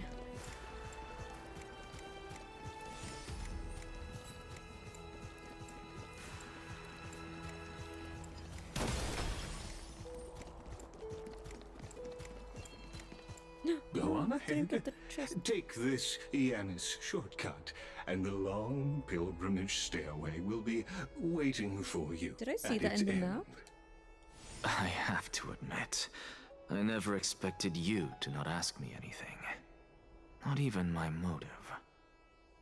Because I know very well what it is you are after. As the saying goes, a gentleman helps others achieve their goals. I have a feeling that your theory will be validated at the end of this journey. Is that so? I believe Carefully will not deprive you of your right to ask your question, especially now that you're on the brink of death. You must be closer to Carefully than anyone else. Wouldn't you agree? I hope things go as you say, then. Putting a child of justice into a farcical world is bound to turn it upside down. It is my hope that you bring a much-needed change to this world which is on the brink of destruction.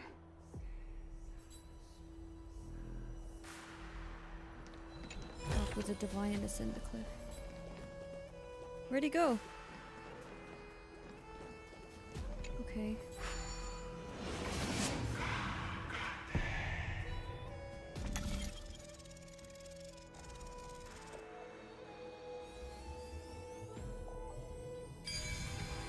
Oh, there are guards there too.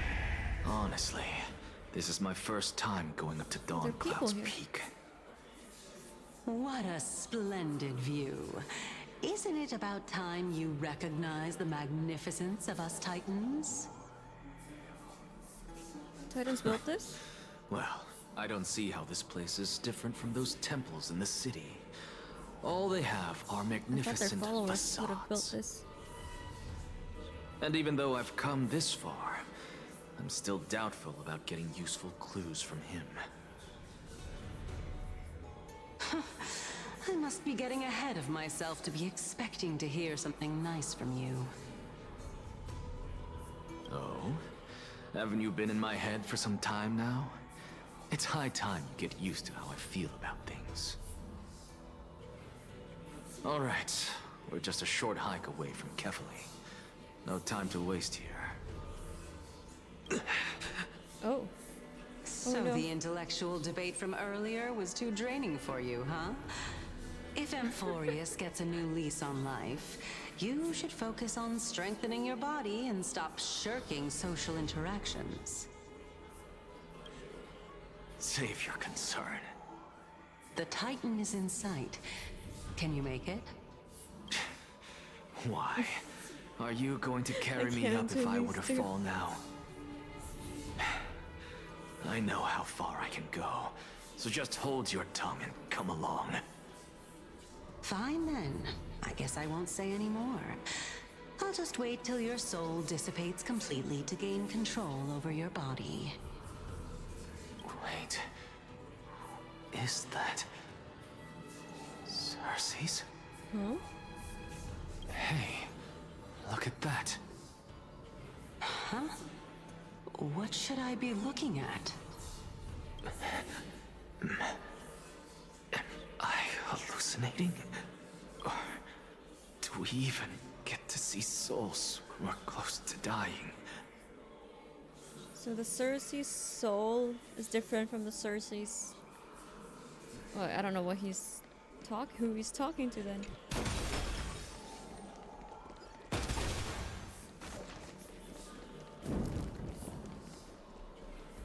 Oh, and it's Nikador. Gaius something. Oh? Why didn't you bring your favorite Nice. spear with you on this trip, Nias? Nias. I know I've heard this name somewhere. Huh. It's unfortunate. The black tide destroyed every last inch of my calyx. How could that be? Even a creation of Georios, from their prized ores and molten fire, couldn't escape the fate of destruction? Hey, Ceres. Do you know a certain Nias? Nias? No, not that I remember. How did you even think up such a strange name? I just saw him. Nias. A warrior-like figure who was just chatting with you here. No, I have no such memory. Could you be hallucinating?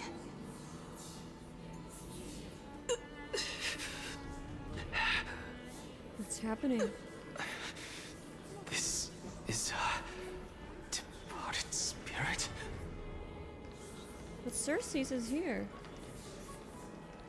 Hello?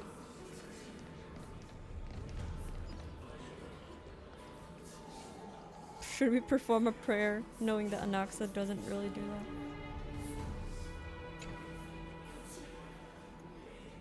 This is a pilgrimage platform, but you never kneel to false gods. Who does he pray to?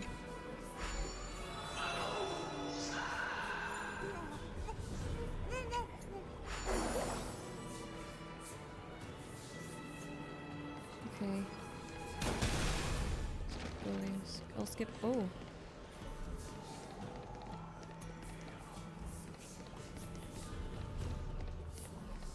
Souls.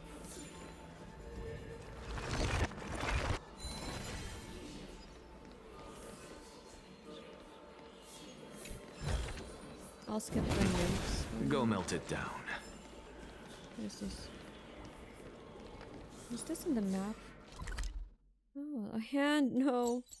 I don't want to do a puzzle.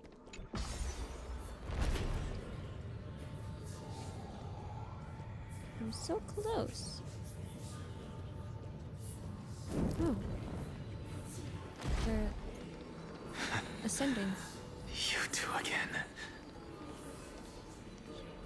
Offer greetings to Kepali. Enough about me. Did Chaos ever reply to you? House? Chaos? Well, regrettably. Seems like the price of becoming a demigod is a lot heftier than we thought. Chaos. Demigod. What is this? Never heard of this person. Which Titan's authority did he inherit? What era is this? Look on the bright side, Nias. Since we've come all this way, I doubt he'd snub his old friends, would he? Is this another timeline?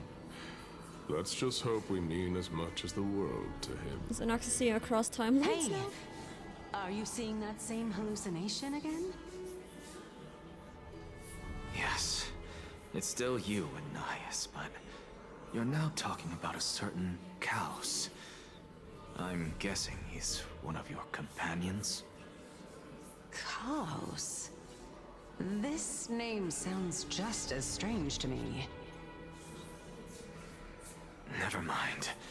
I think I know what this is about. If things are as I thought, then they aren't hallucinations, but the souls of people. What? But if those are the souls of the dead, then what am I? Half a soul. Beats me. For all I know, you're just an illusion I conjured up in my dying moments. But Lygus could Let's see just her. keep going. As long as I take in more sights and hear more stories. Know your limits. Wander too far among the dead, and even I might not be able to save you. I'm fine. I'm fine. If this is indeed as I thought, then this will be very amusing. What do you mean? What are you thinking, Anaxa? A different time? A different timeline altogether? They're dead? What else could it be? Oh no, I said I'll skip these. How do I do this?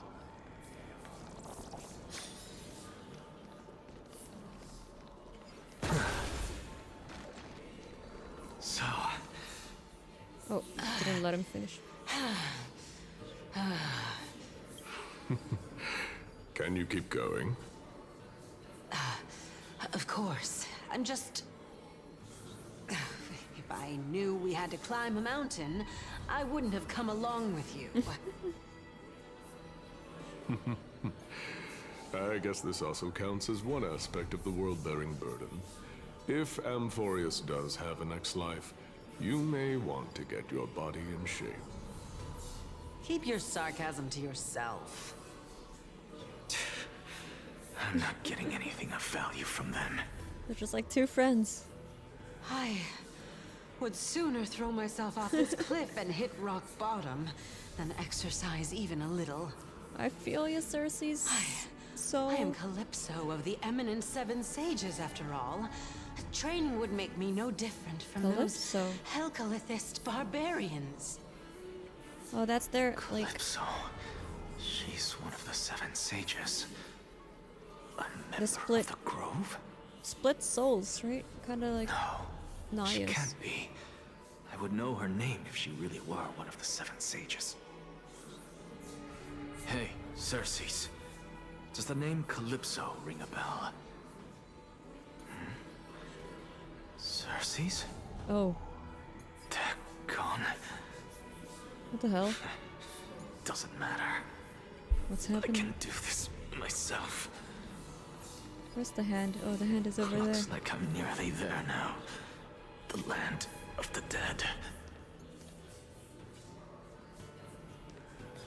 The one that kept rejecting souls? That's why they're still here? Is that it?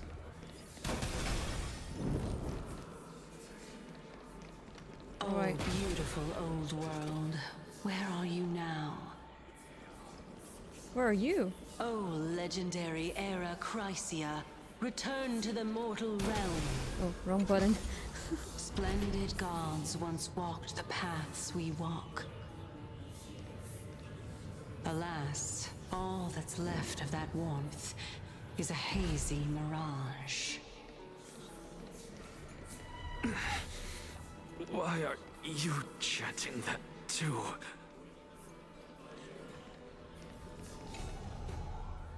Devoted emissaries, heretical scholars, the lost wanderer, and the desperate outlaw. At the edge of divinity, we look up in awe. In a fleeting moment of terror, the long road behind fades from memory. Alright, here we go. Here goes nothing.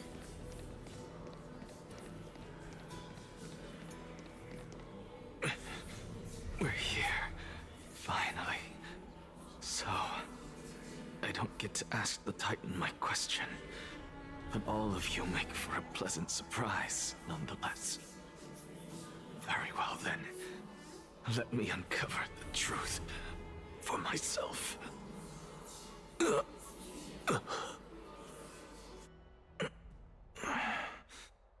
I still fail to make it in time? Oh no, we have to do it again. Is this Groundhog Day? I'm back here It again. is! No. This is... We wasted too much time. I can hear it. I hear it from the depths of the tides, behind the closed doors of the void world. A voice ready to tell me something. This time, the voice is a lot clearer than before.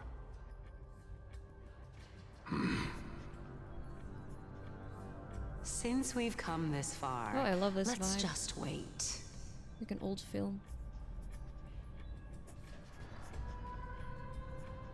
Lord Nias and Miss Calypso, are you both here to visit Chaos too?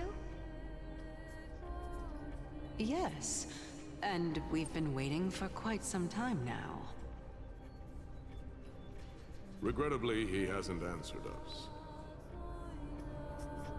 The worst-case scenario is that he's already been overwhelmed and crushed by the world-bearing burden.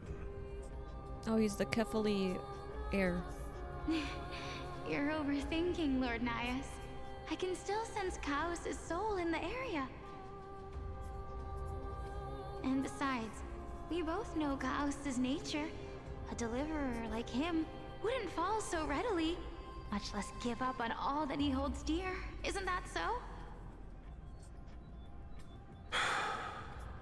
Yes. I have faith in him. There's another life, then. That reminds me. Why are you making this trip alone, Polyxia? Oh, my sister needs more time to make sure the flowers are fine.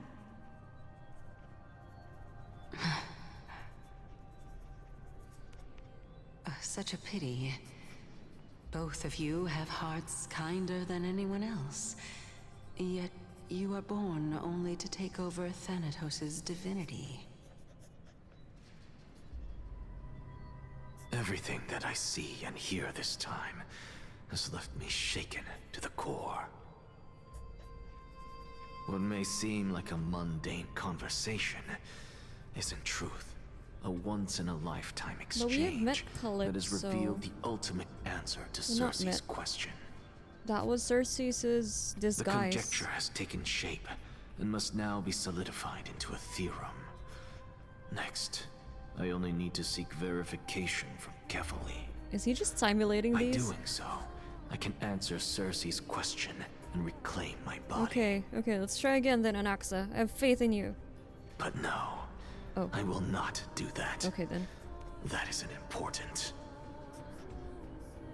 Because another one of my conjectures, one that I have always dreamed of proving, has been proved right this very instant. Fusing a mortal soul with that of a Titan to replace said Titan is not a ludicrous idea after all. I mean, it kinda is still. Oh! Dan Heng POV, let's go. He's in the grove. What are you thinking about? Just amazed at how this towering tree is Ceres' divine body. It's a majestic sight. Is that so? You don't look the slightest bit amazed, though. Plus, you seem to be strangely familiar with the city around the great tree. Does he? Merely something from the past that I won't go into. He looks so nonchalant. Events of the past, huh? I was also a child when I looked up at Ceres.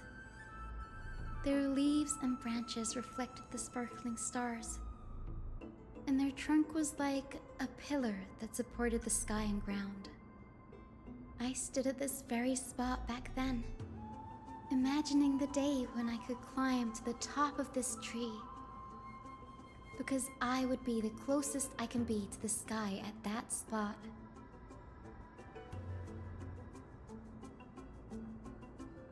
You're a sky priest, yet you study at a place that is home to the Reason Titan. That's rather counterintuitive. Don't read too much into it. I mean, can mortals even hope to reach Aquala's realm? They're a strict and draconian god. Nothing like Ceres.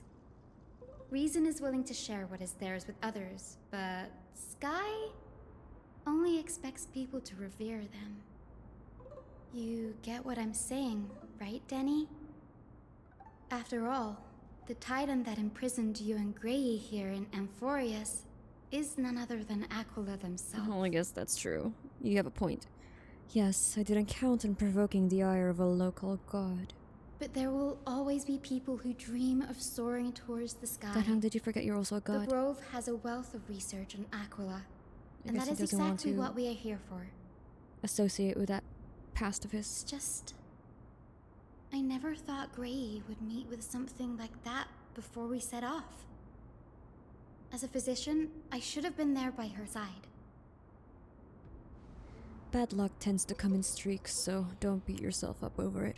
Besides, Aglaea needs you here to uncover the truth behind what happened to the Grove. Let's just make the most out of this trip and keep a lookout for any documents related to the Death Titan. They could be useful. Yeah, there's no rest for the weary, huh? And no rest for the wicked. In any case, what we're looking for could be anywhere in this enormous grove. Let's split up to cover more ground. Danny, with your skills, Oh I'm no, sure do those you have to monsters use born of the vanilla Black Tide Dan will Heng? pose no threat to you anyway. What about you? Will you be alright on your own? Have you forgotten that you're talking to the chief physician of the Twilight Courtyard? Have more faith in me. I'll be just fine. The silence in here is near deafening. With the vast amount of knowledge it holds, this academy is akin to a labyrinth of information. Even the cleverest of scholars would easily lose their way in here. I should gather my thoughts before heading in.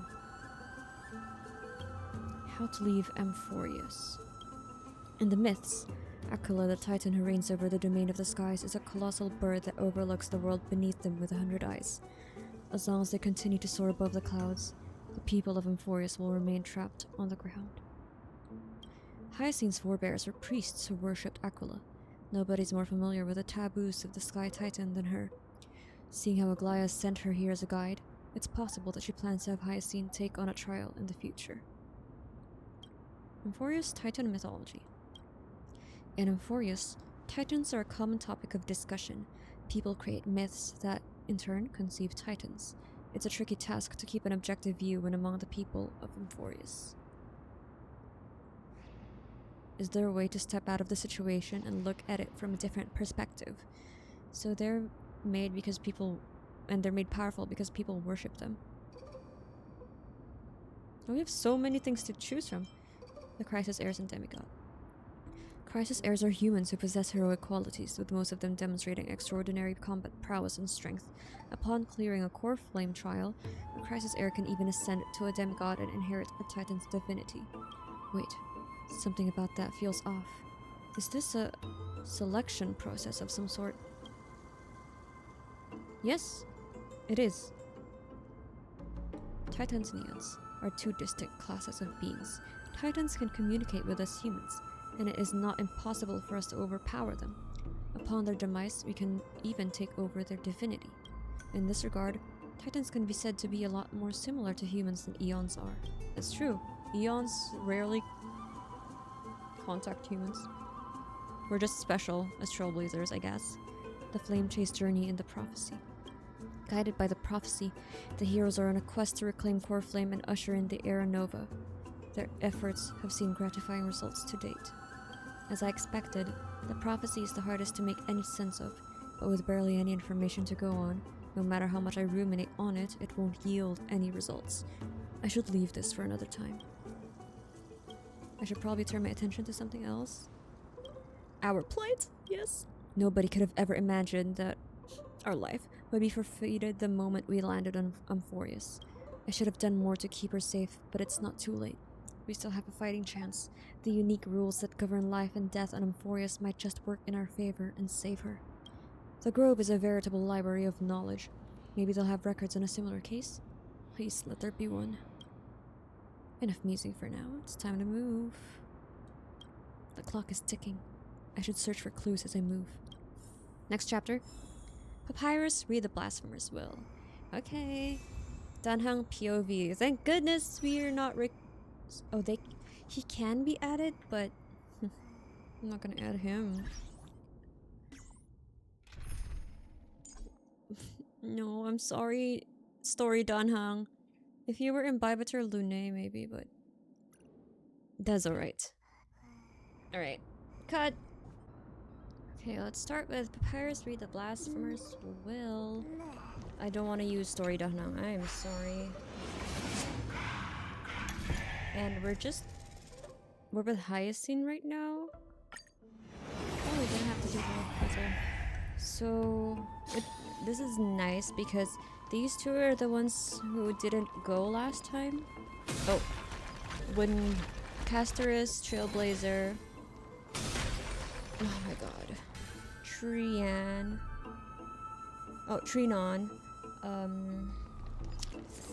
Who else was with us? And Mem, I guess. Wait, we went the wrong way. Whoops. Dan Heng wasn't with us because he was helping Mighty and Phainon with Nikador, if I remember correctly. And Hyacine wasn't with us because we saw the man from the grove affected by the black tide. So now they're the ones who are here. Everyone gets their turn, and they're still here. Of course, no one has been here after us, I guess. The bodies of the whatever those are, the black tide creatures, are still here. I didn't claim this. Oh, whoops. Well, there you go. And now we have to investigate the remains of the black tide spawned monster. Monster? We only fought the swordsman guy. I don't remember any other mini bosses. Or I guess the monsters in general. I swear I opened that already. Oh, it's closed again. Oh, are we in a different... Okay. Evernight. Huh? I'm so confused. So this is a different map altogether? Okay, okay. So I have to explore it one more time. Okay. That's... I'll do it, but... some other time. Because I just did the puzzles for the previous iteration of this map. Okay, so they are still here. It's impossible to figure out their form when they were still alive. These are the remains of a black tide monster. It does look different from the Titankin from up close. What's that underneath? A scroll? Scholars debates. It's a scholar! As I expected, the grove doesn't forbid discussions about the sky. It's a debate between two scholars about the sky ships. Aglaea also mentioned the ships when she interrogated us, a memory I'd rather forget. I'll hold on to this for now. With any luck, this journey won't leave us empty-handed. Why would the monsters preserve that? Also, I just found out today that Phainon's skill actually clears the enemies as well. So like an AoE Acheron. Which is nice. But it consumes 2 technique points. But his passive increases your technique points anyway, so what the hell? Light up the door. Nothing is free, I guess. That's Hyacine. Why is she surrounded by so many monsters? As much faith as I have in her, it's probably a good idea to help her out here. Really now? This is way more trouble than I could have asked for. If I had unlimited funds, I would have pulled for Hyacine. Or you could sit back and watch. Honestly, if I had unlimited funds, I would pull for everyone. I can't tell if you're Ceres or not, but being hard to read isn't without its perks, I suppose. I'm kidding, Danny. Lend me a hand. Oh, she was Pretty joking. Please? Okay. Alright, now let's get him! Aside from the 2 drip marketed characters, because I'm not sure about their rarities, we haven't had a 4-star Amphoreus character yet. So they're all just godly. But then again, your rarity doesn't really determine your in-game or lore canon power. Insanity. To the soul. This place is practically in ruins. What happened? There shouldn't be this many monsters here. The black tide is remarkably quick to detect the light of Amphoreus. So or rather, the blessings of the Sky Priest in me, might have unknowingly called them to me. What? Anyway, never mind that for now. Here, you might want to have a look at this. I found it around here and thought it might be of interest to you. Debate record again. When we stand normally, the sky's above. When we stand on our heads, it's below our feet. Okay. The sky ship was the wrong one. Anaxa, you impious blasphemer, mark my words, you will eventually answer for your sacrilege. Anaxa.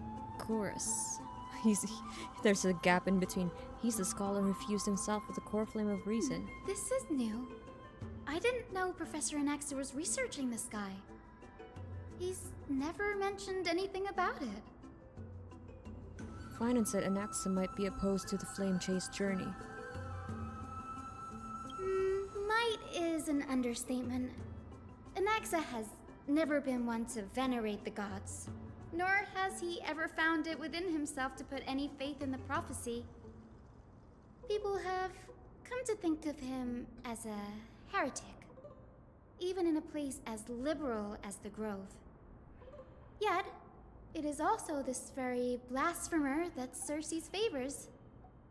Fate sure works in mysterious ways. It does. I picked up a scroll on my way here too. Looks like it might be related to the one you're holding. Oh? Let me have a look. Hyacine combines both records together.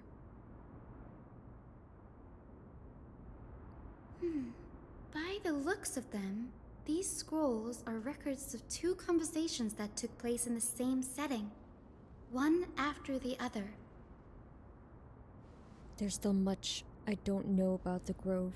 Do you mind if I ask you a few questions? Sure, go ahead. Who are the Venerationists? The Grove of Epiphany is home to 7 schools of thought.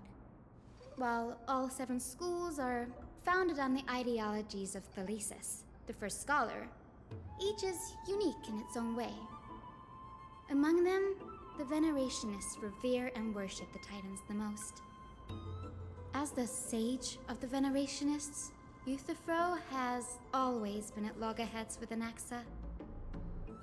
If we were to place the 7 sages on the scales of Tilanton, Anaxa and Euthyphro would be placed on opposite sides to achieve balance. A very illustrative explanation, thank you. Why, was it a mistake to build the skyships? Nearly everyone in Amphoreus has heard the story of the skyships by now. Aquila's stature is loftier than the heavens, and their divine retribution is merciless. That's why it's no use building giant skyfaring ships. Oh, but I do wonder if a supercharged mini Trevi cannon could slip past their watch. I'm just putting some lip serum on. That was a joke, right? What is Anaxa's field of study? Primarily study the application of alchemy in soul repair. Everyone considers Anaxa a blasphemer, but that has never stopped him from sharing his ideas, no matter how taboo. If you must say that he's hiding something, then it's likely what lies beneath his eye patch. Okay. I don't have any more questions. Anaxa often says that every failure brings us one step closer to the truth. Perhaps, to him, the crash of the skyship carries a different interpretation. The firmament is not impenetrable. On the contrary, it was precisely because the skyship represented the first step toward breaking free from the shackles of the earth that it provoked the wrath of the Sky Titan and brought divine punishment upon itself.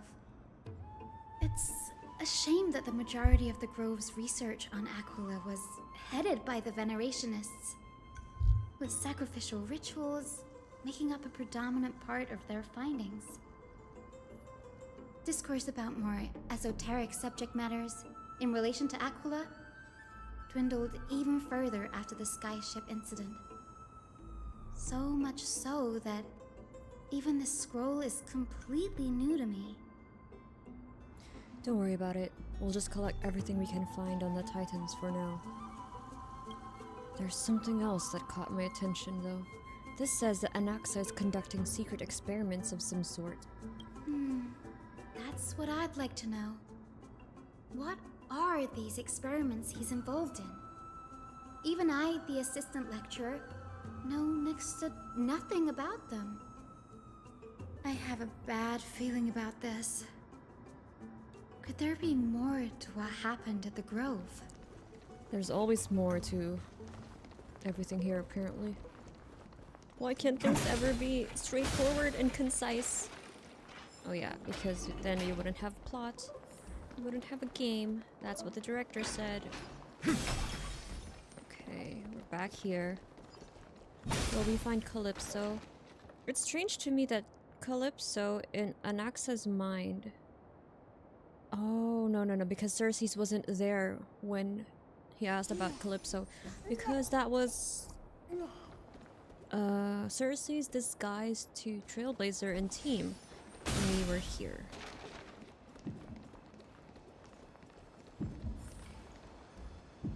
So it was a previous life then. This is the Library of Philia, a place where the Grove stores its collection of tomes.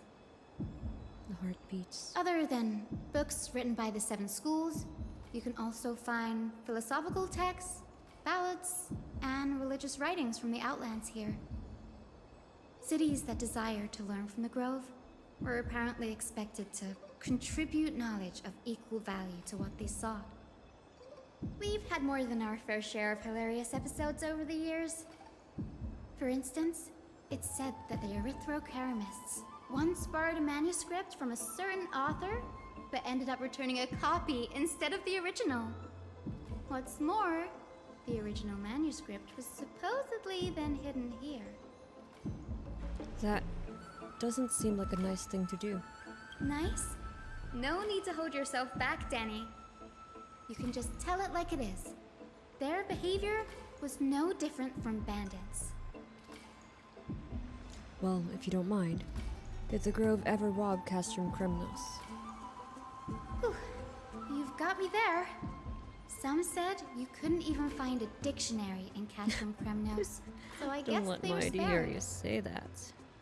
There are too many books in the Library of Philia. Flipping through them all will take too long.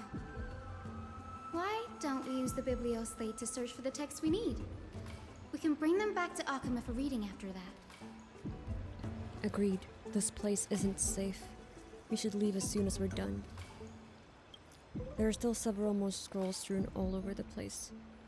I'll gather them while you pull up those texts. This way, nothing will be overlooked. I don't like hearing the heartbeat. It's so ominous. So we'll just take everything then to keep it safe. What guarantees that the Black Tide won't destroy your library?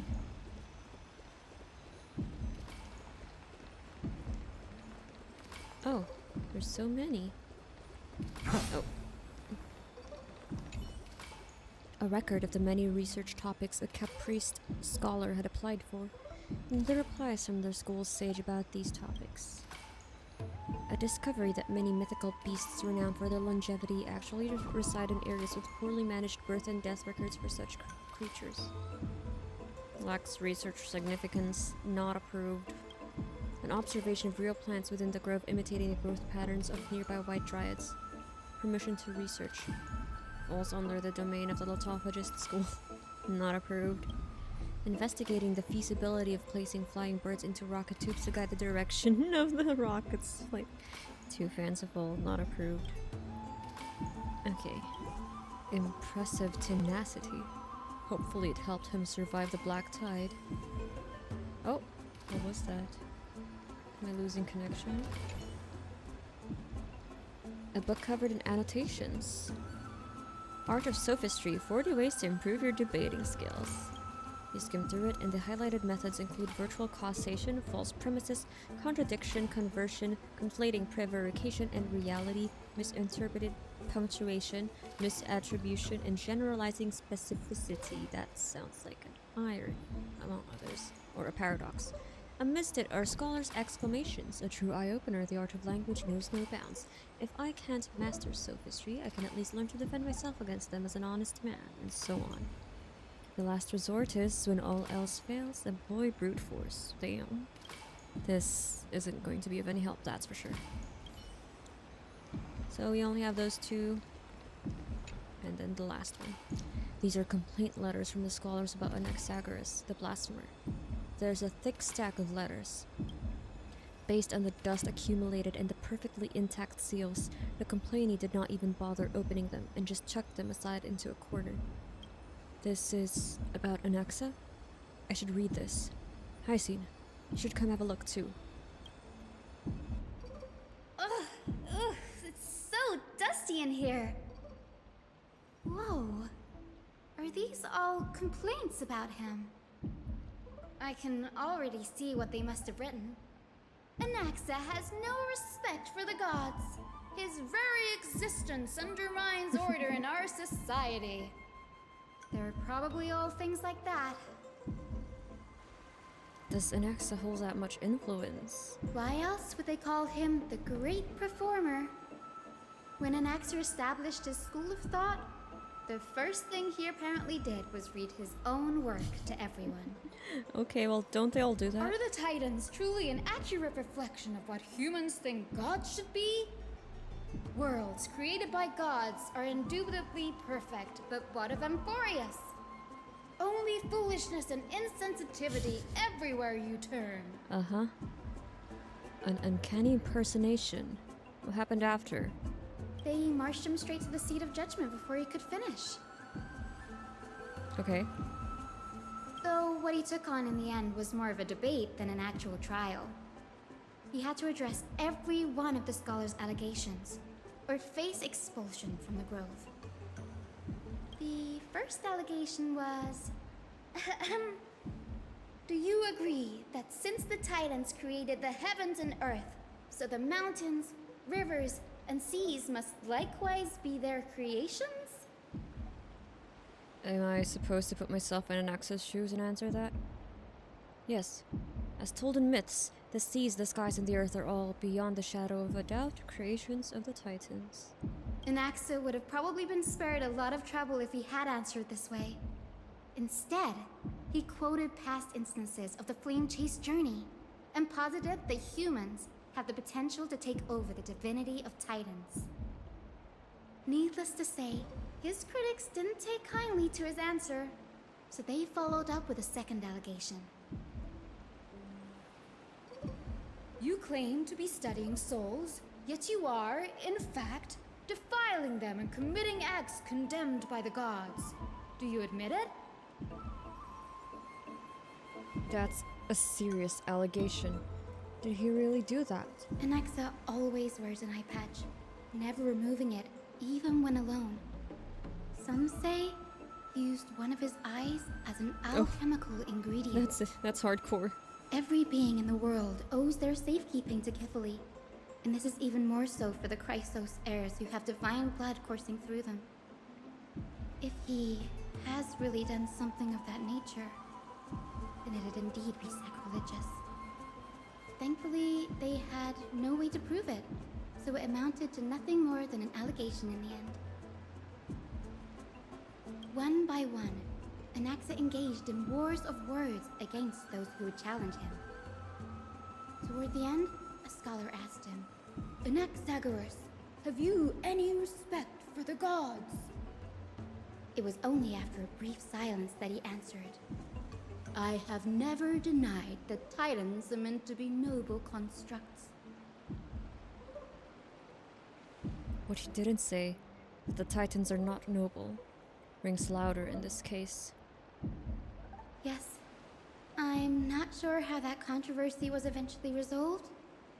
But what's for certain, at least, is that Anaxa was allowed to stay in the grove where he continued his research, despite being regarded as a heretic. By the way, this stack of complaint letters has reminded me of a place in the grove. We may find clues there that aren't on the teleslate.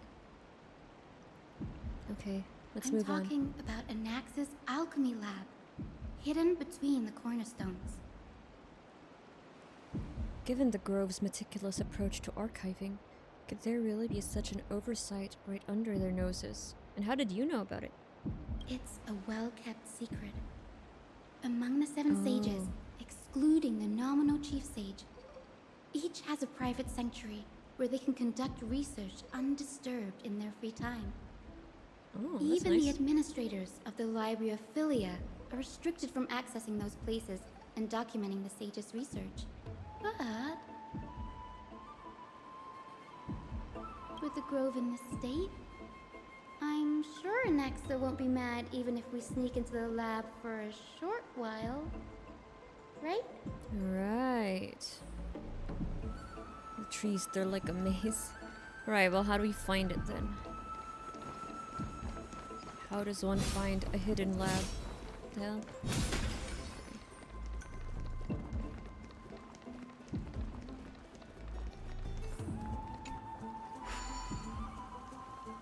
these souls?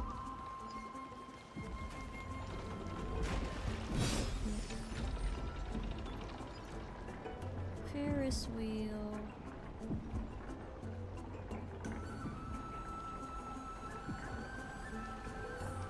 So... yeah, they're not yet unlocked. But they're the same, I think. I think they're the same waypoints and stuff.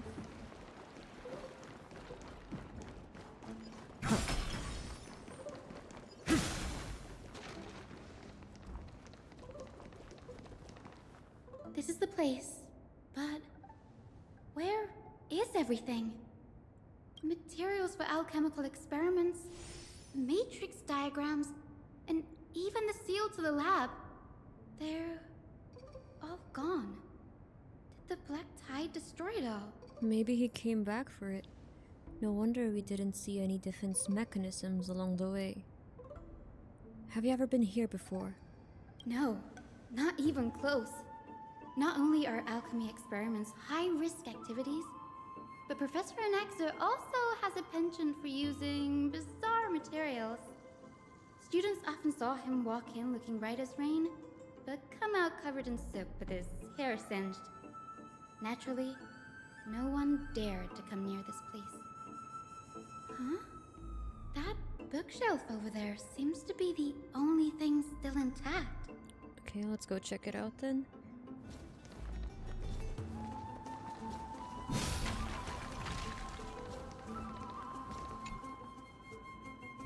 These are the materials requested by Anaxagoras. Documents from various fields have been compiled in one place, including Titan creations, the universality of the soul, alchemy doctrine, and so on. Most of the materials look to be within the research domain of the New Sporist school of thought. However, a document titled A Study on the Crisis Heir's Background is mixed within. Oh, okay. A hastily written journal 1. The Holy Maiden of Phenosopolis. Tribi, Trian, and Trinon, descendants of the Holy Maiden from the Temple of the Three Fates. Gold Weaver Aglaea of Okima, from the Mnestia priestly family. The Prince of Castrum Kremnos, Hyacine of the Twilight Courtyard. All of their ancestry have varying degrees of connection to the Divine Titans or their divine authorities. Does the golden blood come from the heritage of priest families, or royal bloodlines? Anaxagoras, I myself show no connection. Kephali the Creator, what criteria did they use to create the golden blood to shape the Chrysos heirs? Yet Castorice, the servant of death from Idonia, her lineage is neither Titan priest nor demigod, but she has walked the earth for at least a millennium with the power to grant death to humans. Where did this power come from? Another text speaks of the dragon legends of Styxia. The alchemical extraction of soul ripped from dragon corpses is intriguing. Dragons appear to be the Titan's creations. Perhaps there's a way to reverse the process, using alchemy to refuse human souls with Titan creations, increasing the purity and divinity of golden blood toward the absolute. This theory must be tested, experiments to be arranged. Okay, so Castorice is the only one that he thinks doesn't have connection to the priests or like royal blood lineage. So that's, I wonder if that's the reason why he thinks Castorice will also stand with him, like what he told Lady Caenis. What's going on? Anaxa is conducting research on our friends in Okima and me? Honestly, with how he is, I'd be surprised if he didn't. This journal contains several intriguing points. Creations of Titans. From the Abyss of Fate to Castrum Kremnos, I've seen many a Titan creation during my time in Amphoreus. Lifeforms created by Ceres can also be found in the Grove. But fusing them with human souls through alchemical means? I can't even begin to imagine. The Chrysos heirs. Anaxa seems to hold special interest in the divinity coursing through the Chrysos heirs' veins, and has even conducted a thorough investigation into the heroes' backgrounds. It wouldn't have been so strange if he had focused only on Cassie, given her own curiosity about her origins. Plus, considering that the new Sporists have crafted omnipotent medicines capable of curing diseases, it also makes sense that he would conduct research on immortal Chrysos heirs.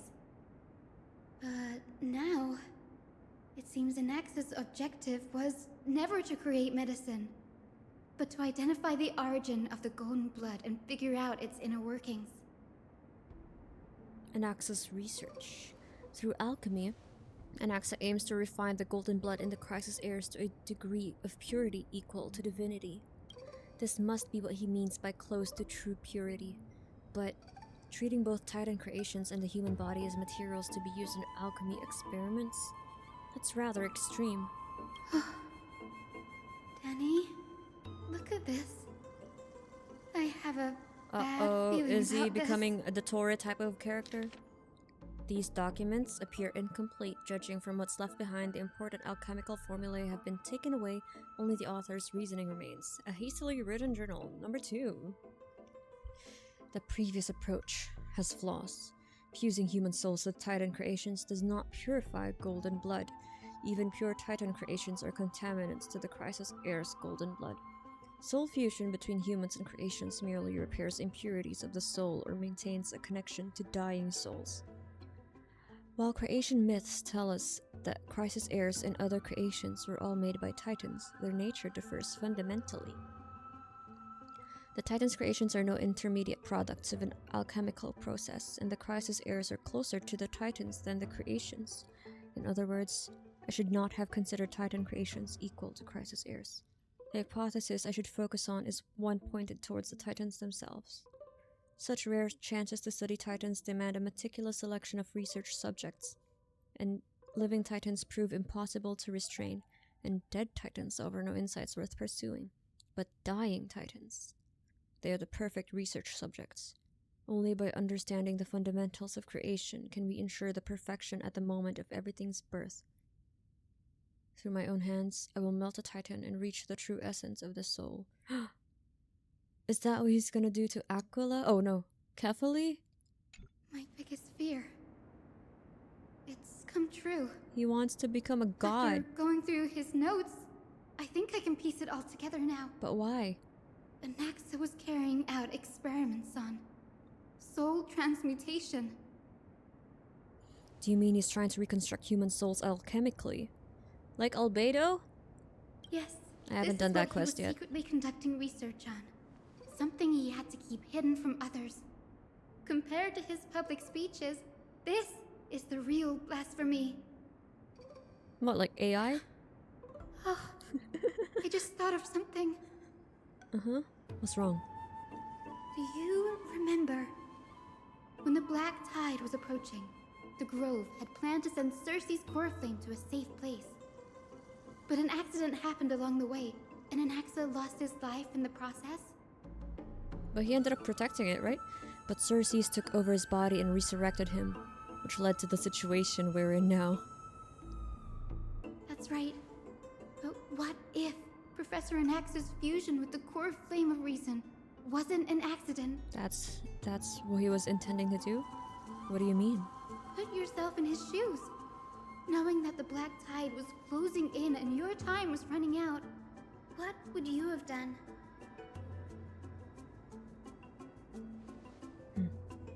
I'd put my theories to the test, no matter the cost. Exactly.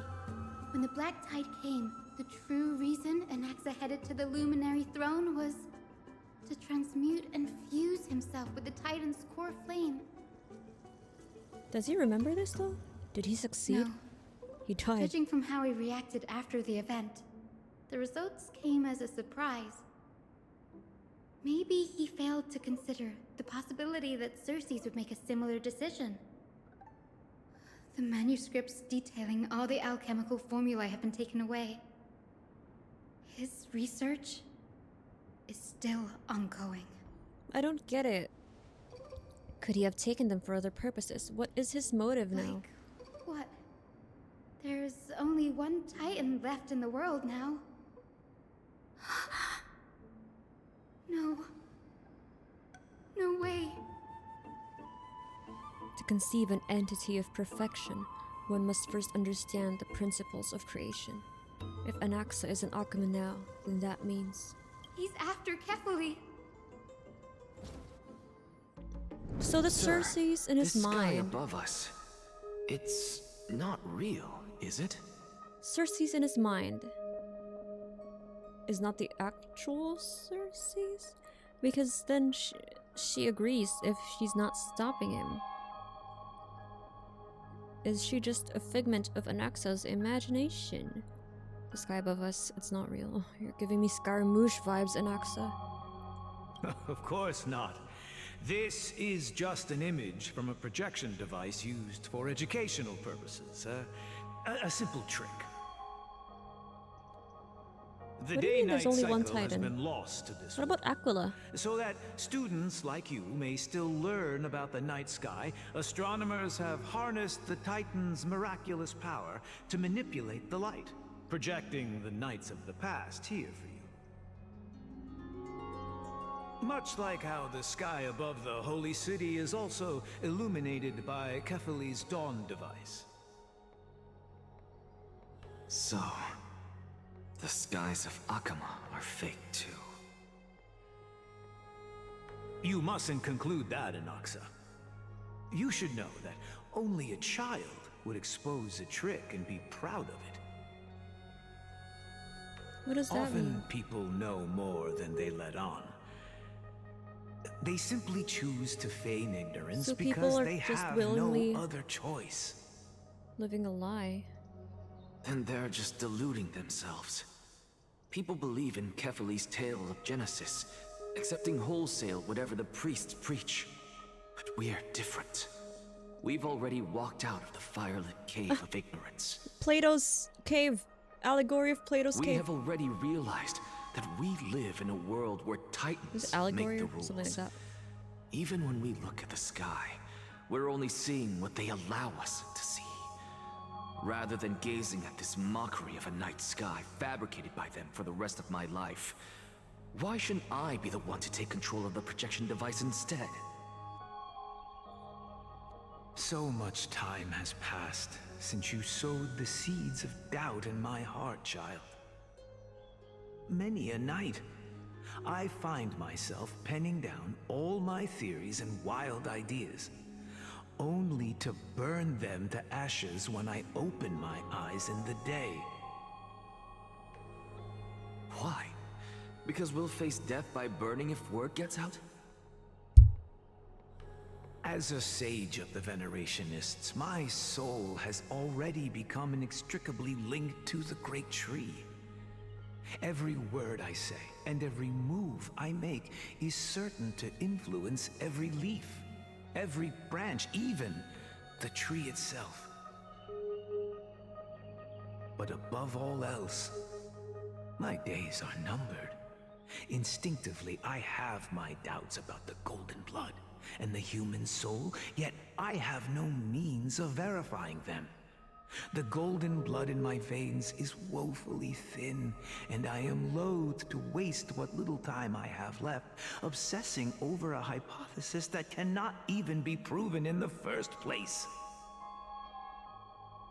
But I can, sir. I can do it for us. The time He's still is right. proving his hypothesis. Give me all that I need, scholars. and I shall accomplish this grand feat on your behalf.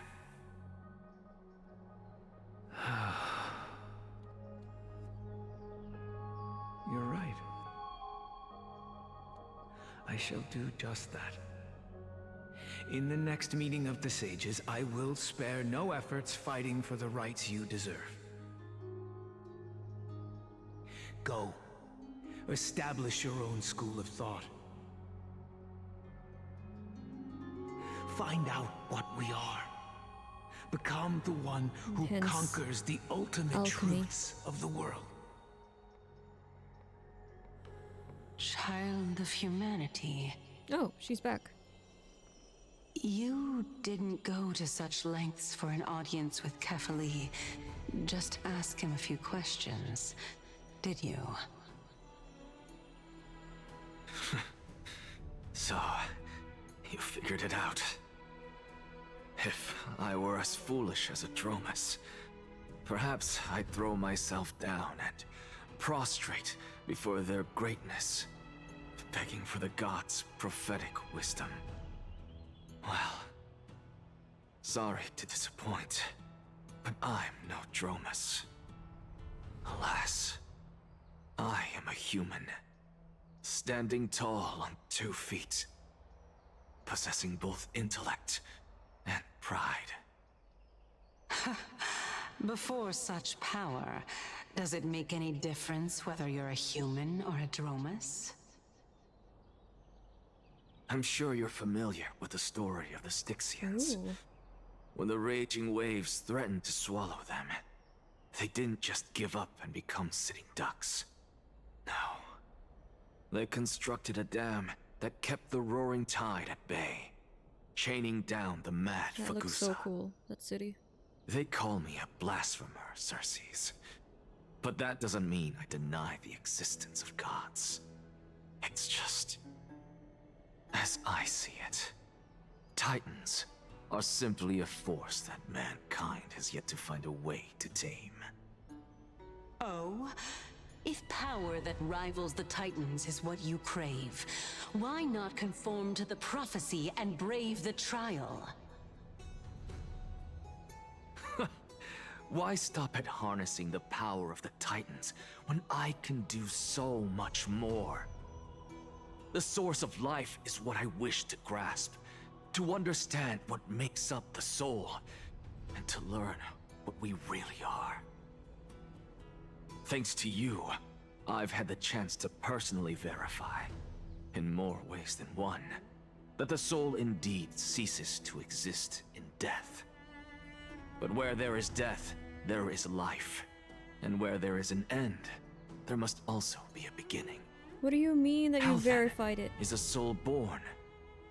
That was the only unknown variable left in my calculations. And by the sound of it, you have already formed a conjecture. No, I have already drawn a conclusion. In my journey unto death just now, I finally saw the answer with my own eyes. They just get recycled. Professor Anaxa. I'm here. Her life hangs by a thread. I must ask you to refrain from taking any unnecessary steps. Of course. I'll bring this to a conclusive end, and give you the answer you so desire. However, in accordance with the principle of equivalent exchange, I must also demand from you what I need. Did they As talk you before wish. this? Are they planning Don't together? you care to know what the price might be? It's a matter of uncovering the truth about the Death Titan. Oh yeah, I and remember her she survival. talked to him. Looking for death. This may be the only time I can ever save someone's life. There is no need for me to think twice. I see.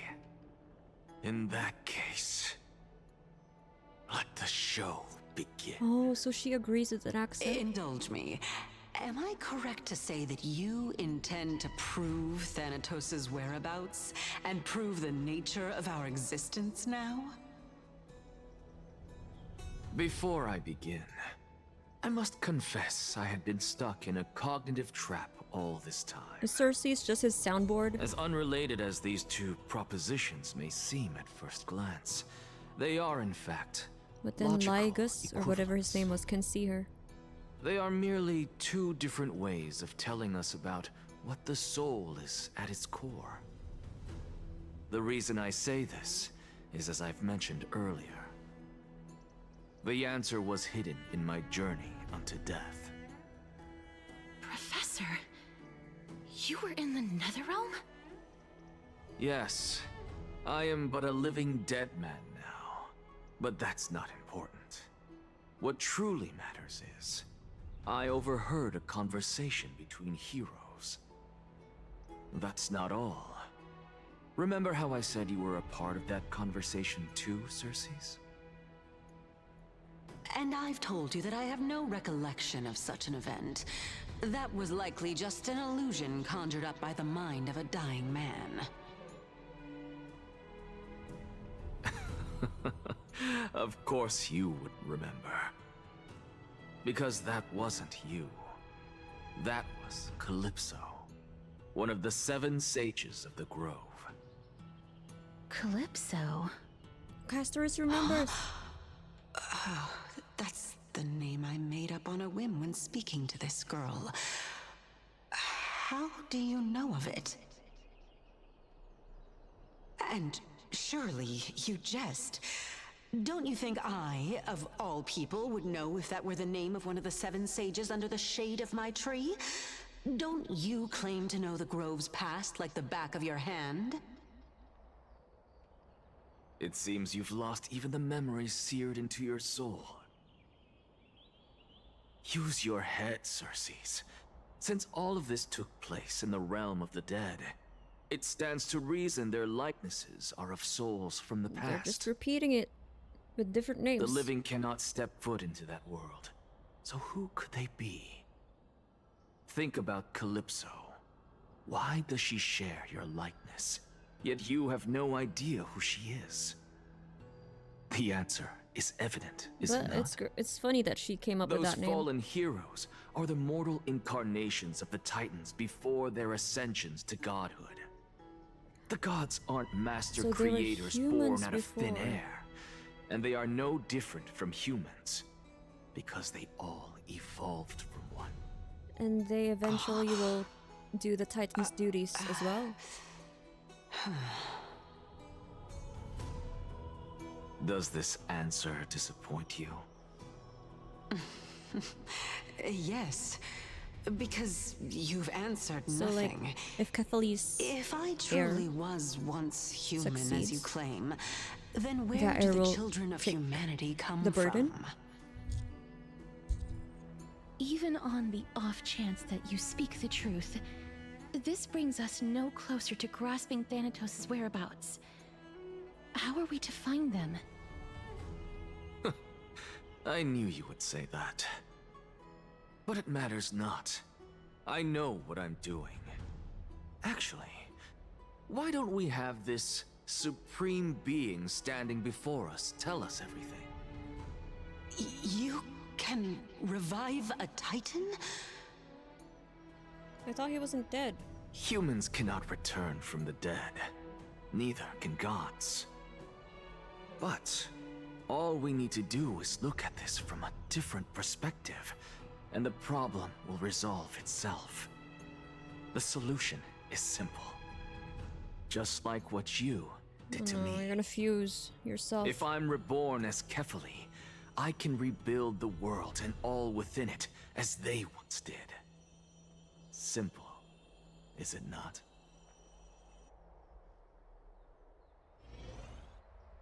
In the meantime, Anaxa, you're confusing me so much. I have news from Hyacine and Dan Heng.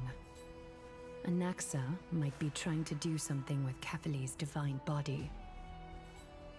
Kefali? But what could Anaxa want? Is the Council of Elders going to sit around and let such a sacrilegious act unfold? That is not possible. He is indeed the great performer, capable of fooling anyone and everyone with his tricks. I'm sorry. No need for guilt, for this is good news to us. The Council of Elders has found themselves a traitorous ally. Anaxa's ambitious desires will be something we can exploit. What we should be doing now is to keep our eyes peeled for whichever trickery Caenis is up to, and react accordingly to thwart her plans. Being Akima's political center, the Demigod Council holds just as much significance as the Vortex of Genesis. Someday, after my duty is over, this site will take the place of the battlefield where you hunt gods, become the next challenge you are to overcome. Till then, it's best to get used to this place as soon as possible. What place? Where are we? We will be waiting here for your good news. Come find us anytime you need something. Or in the Dawncloud, whatever that is. Are we there? Preposterous! preposterous!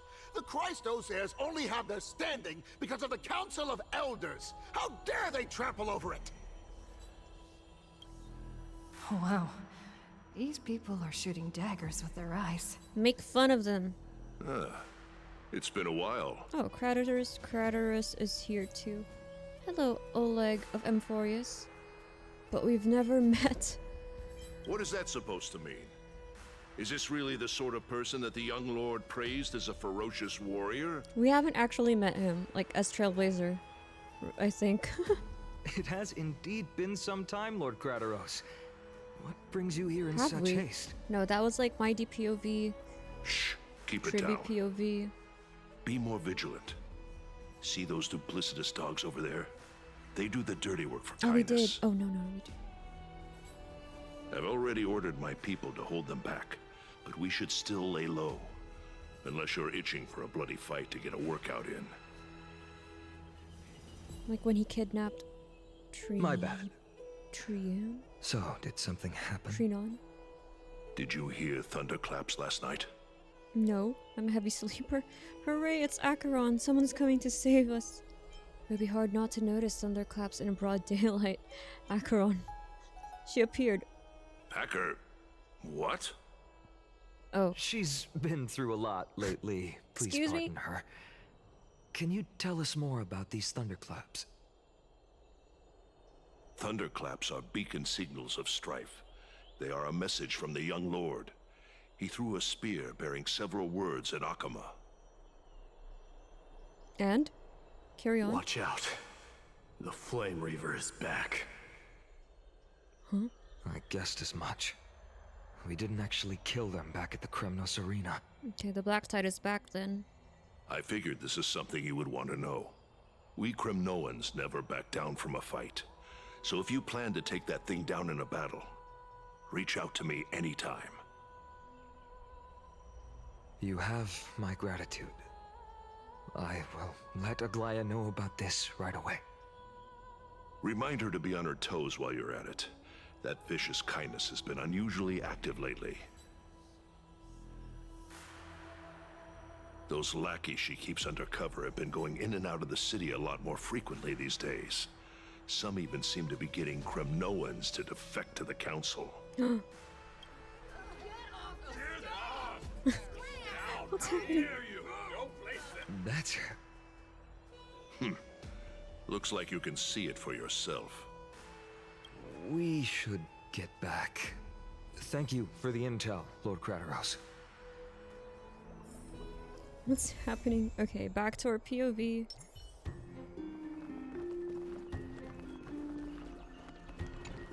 The theater beneath the God's Watch.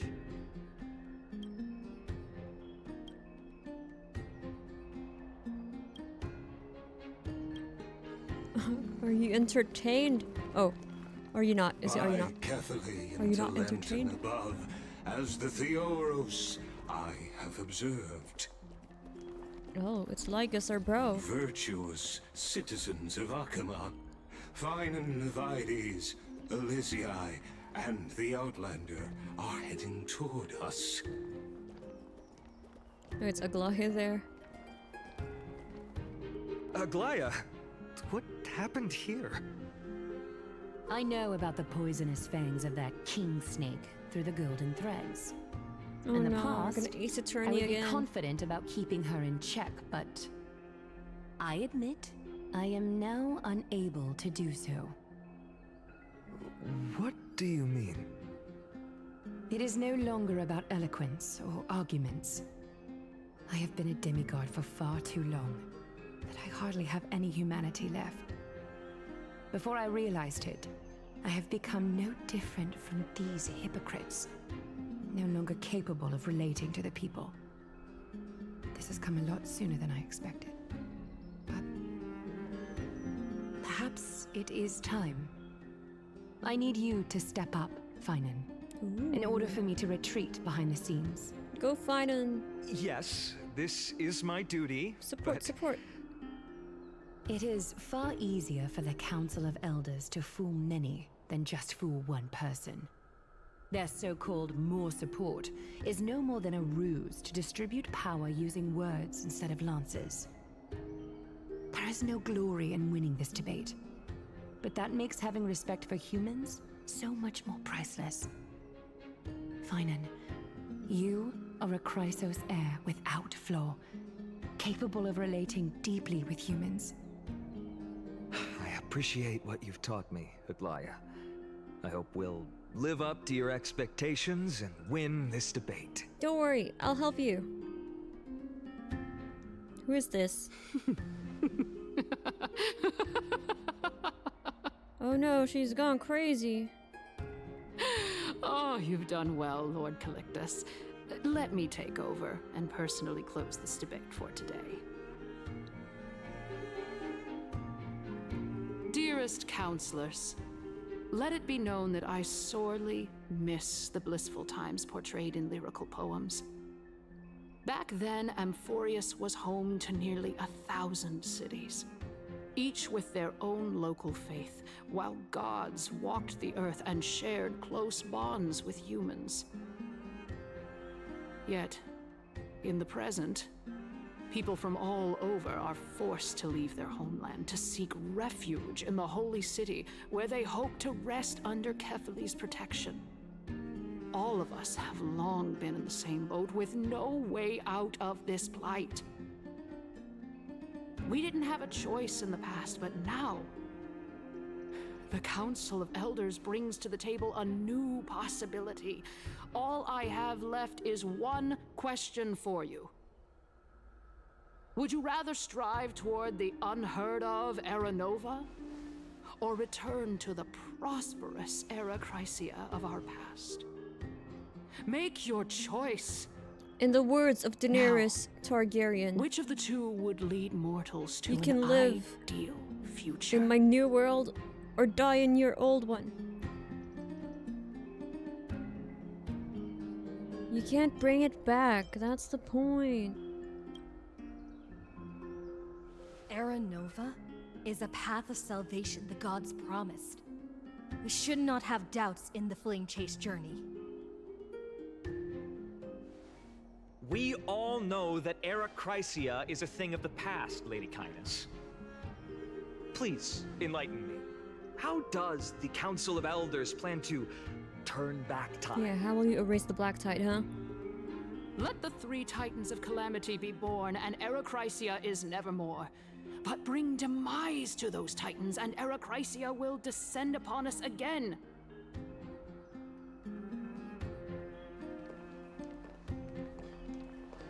Know that the Council of Elders is never one to make empty promises.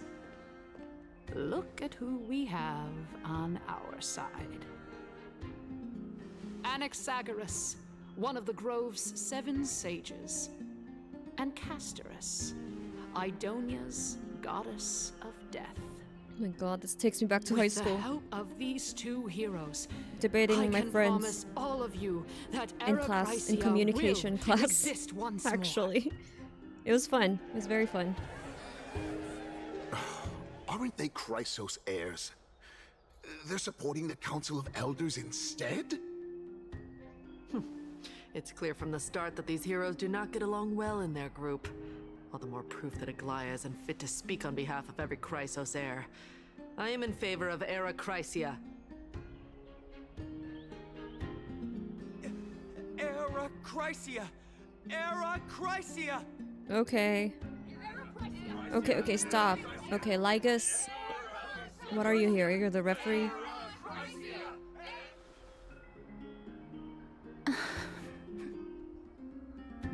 Castorice? Why are you standing over there? You finally arrived, Anaxa. So have you, Cass. Don't worry, Aglaea. Well, I know that you have many queries. Could you continue to converse like how the citizens normally do?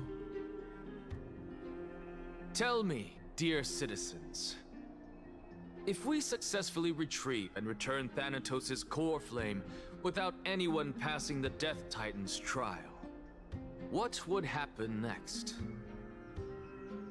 The answer is simple. We will have a chance to rid the world of death and bring Amphoreus back to an era when all beings live forever. Oh no, that's We'll usher in a Xianjiao new future that will be entirely different from the flame chase You journey. can't copy Xianjiao Lofu.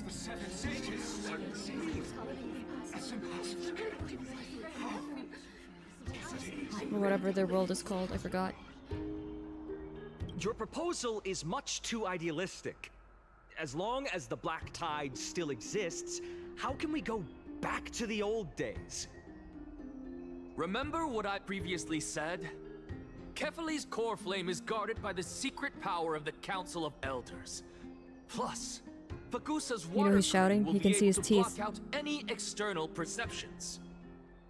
Tell me, dear citizens, have any of you ever seen even a glimpse of the threat that this person is talking about anywhere within the walls of this majestic holy city? But this place will become the Flame Reaver's target sooner or later.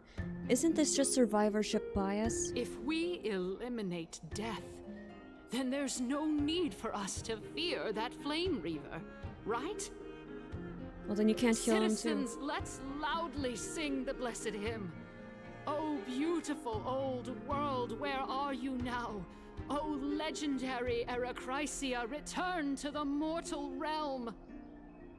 After the destruction of the 3 Titans of Calamity, the Flame Chase journey will have to end.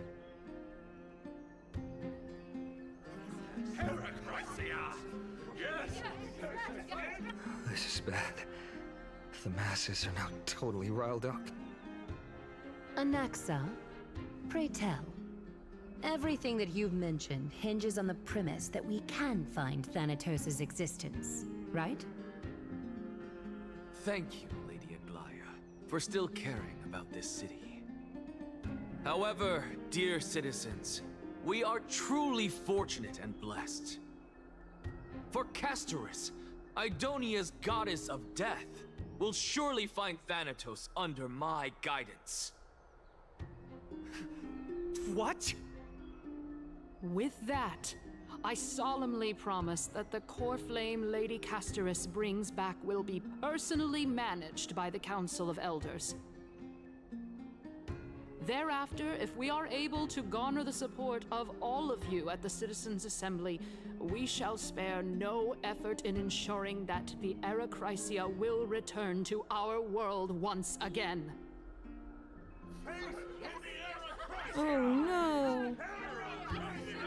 How convenient it might be if the Flame Reaver suddenly attacks in the Citizens' Assembly.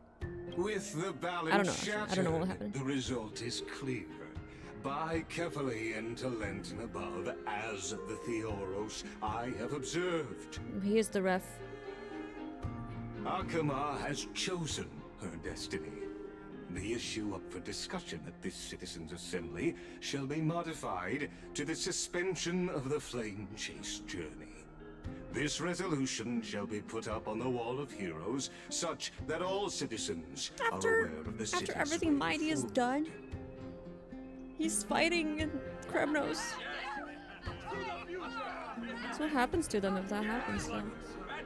I'm curious. Aglaea, dear Aglaea, what has caused your heart to soften? You also don't seem to be as Don't underestimate quick-witted her, as before. she's Dumbledore. Wag your tongue as much as you like. Since the Flame Chase journey has been preordained by the prophecy, our failure has never been on the cards. Well then, I guess we'll find out if that's true at the Citizens' Assembly. Lygus announces the conclusion of the debate and the attendees part ways. Castorice. What's going on?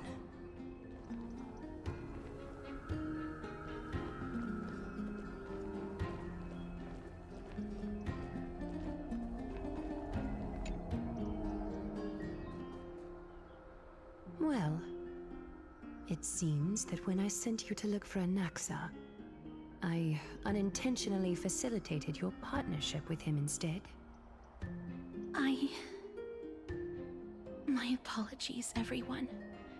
I know that you have many questions to ask me. I will answer them to the best of my knowledge. In that case, please tell us as much as you can. What happened when you went to look for Anaxa? Hold on, I'm not ready? Okay, why? What's gonna happen here? Okay. In actuality, he showed me a past that was both long and heavy. Oh. The reason I say Flashback. this is as I've mentioned earlier. The answer was hidden in my journey unto death. Professor, you were in the Netherrealm? Yes, I am but a living dead man now. But that's not important. What truly matters is, I overheard a conversation between heroes. Okay, that's why there's that choice. Castorice POV. Have you heard of this tale before? Polyxia, I guess there's a new chapter. A tale about the ocean god's treasured pearl, our hometown. It was a seaside town which enjoyed the ocean breeze and glorious, peaceful times, thanks to the wisdom of its ruling queen. Until one day, an evil dragon descended upon the town. Its wings were large enough to blot out the sun, while its claws were sharp enough to rip the waves apart. It barged into the tall tower and devoured the queen's beloved daughter. It even settled itself in her bedroom, like a tyrant king. The queen assembled 300 warriors who managed to subdue the evil dragon by chaining it up. However, when the queen slit open the dragon's belly, she realized that the princess had long since been digested, and all that was left of her was a pile of bones. Damn. That's devastated, hardcore. the queen wept for several days. It was then that a devious, smooth-talking scholar arrived at the palace and suggested that the princess could be revived through the use of dragon bone and dragon blood. That liar called this process the secret art of alchemy. The princess was reborn!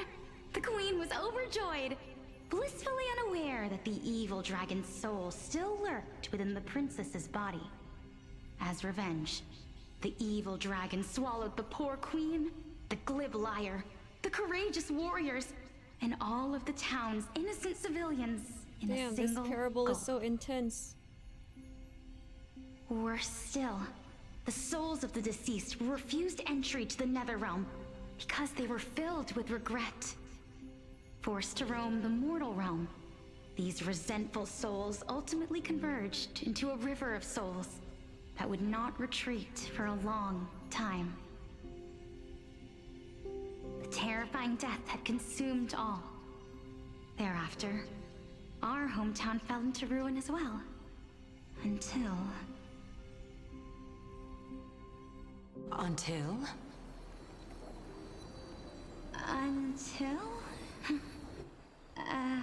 Actually, I don't know what happened next either.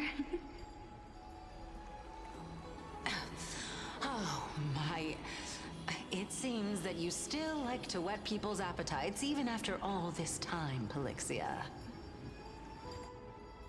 So, according to your story, this is how I used to look? Oh, how did he show them? It's practically a mirror image.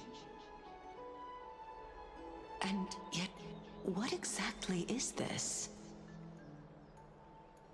A miracle that I created with alchemy. As for what it is and how I was able to accomplish it, I'll keep the answers to myself for now. Is he projecting through his eye? Oh, my goodness. Is this cliffhanger really necessary?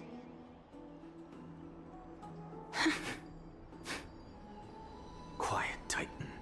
Continue to enjoy this splendid play, and the truth will naturally reveal itself. Dragon, huh? I've heard this legend before. In that case, what do you think of it? I think that this so-called alchemy was a tenuous analogy added to the story by future generations. After all, you've never heard of a tradition of alchemy in your hometown before, have you? Indeed. Before I left home to pursue my education, I never even knew that anybody was looking into this area of study. Therefore, we can just treat this tale as a fable told to young children. Was it fable? Not parable? I keep fable, getting you those say? confused. If so, So parable is the one with the talking animals what moral then. is it trying to impart to the kids? Like Animal Farm. I guess Is it it a might parable? be the concept of equivalent exchange. Oh? I thought the moral might be closer to something like honor the dead.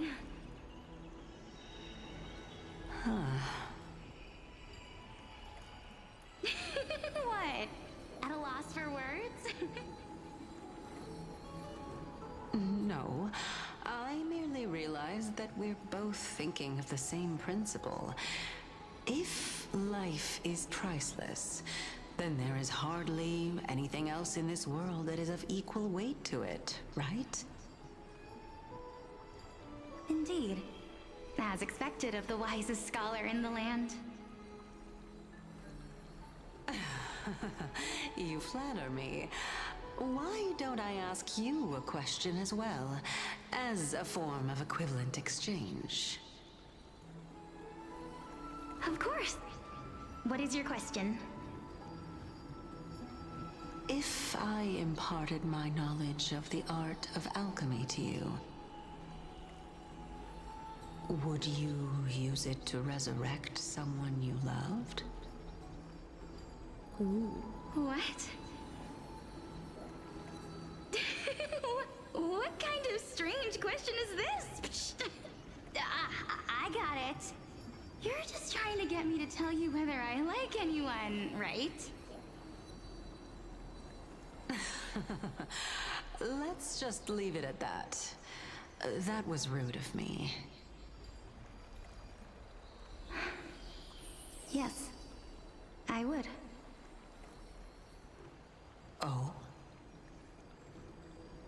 Death is inevitable. In the days to come, I'm certain that someone whom I cherish deeply will leave me for good. If such a mighty power really existed, I think I would use it without hesitation. After all, you, me, and the rest will all have to face that fateful moment eventually. So they just keep repeating the prophecy then, over and over and over again. My time is finally here. However, perhaps because of my firm belief in the immeasurable value of life,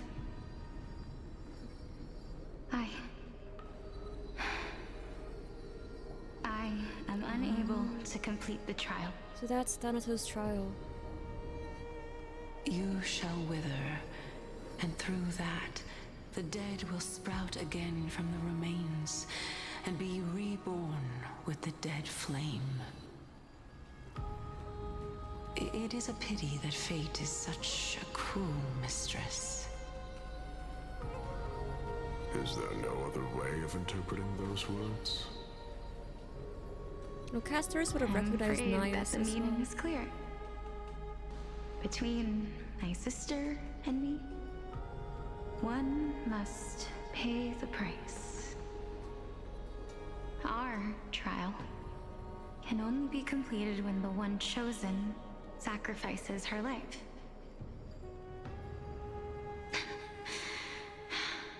I'm afraid that the prophecy might even have selected a pair of twins for this exact purpose. Fortune makes fools of us all. That's the last one. They all have the core flames back. Except death. My sister is prepared to sacrifice herself. And yet, I can't do the same. How absurd. My time is almost up, but I'm still afraid to welcome death. What should we do? If I'm ultimately not able to make up my mind... Since Chaos is willing to guide all of us and leave this trial to the end, there is still plenty of time for you to ponder. That's right. Don't allow the fog of an uncertain future to cloud your mind. Trial, prophecy, the topics that they're discussing seem familiar. But these three people must not have left their names in the epics. Otherwise, I would have some recollection of this. It's in another life. Amphoreus' history before the Titans were born was complete chaos. Is that not strange by itself? I have long held three hypotheses about this. However, Number 1. Let's continue watching for now. Okay. Calypso, Polyxia, and this warrior. You have. I seem to have met him somewhere before. In the memories. Regarding this matter, Nias, are you confident that you'll complete your trial?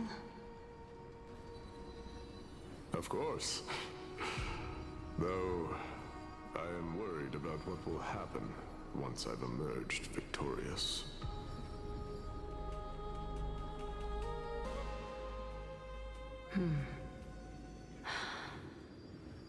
Looks like you have made up your mind.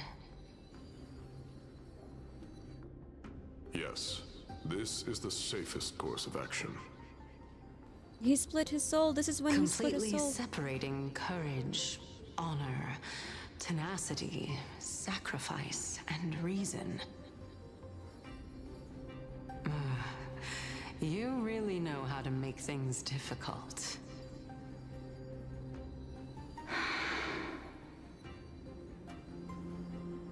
Please, young lady, witness my fall and demise.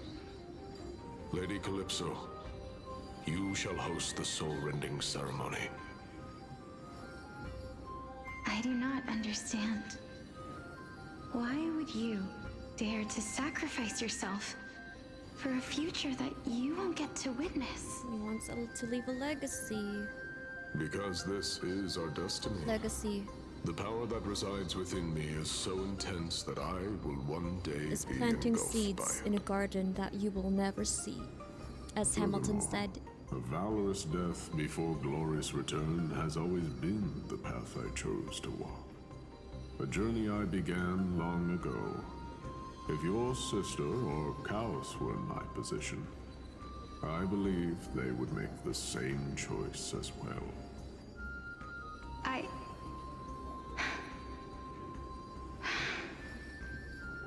I'm not that brave. I don't know how I'm supposed to face such a serious affair.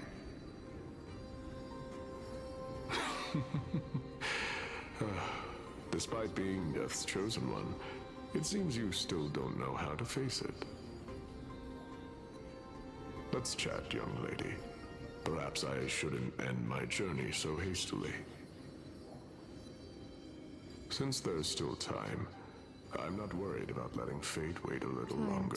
Time. There's always time. They keep saying you have Of course. time. Do they really? This warrior is Lord Nias. As the embodiment of Nikador's divinity, he entrusted his life to us and allowed humankind to end his madness. That means that what I'm currently seeing before my eyes is, in fact... Looks like one hypothesis of mine has already been proven true.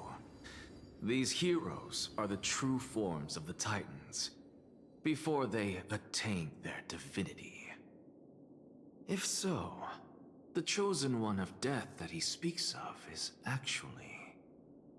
Polyxia? Is the previous form of Thanatos?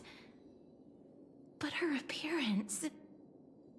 If this is true, as long as we can find out where she went, we'll naturally be able to figure out the location of the Death Titan.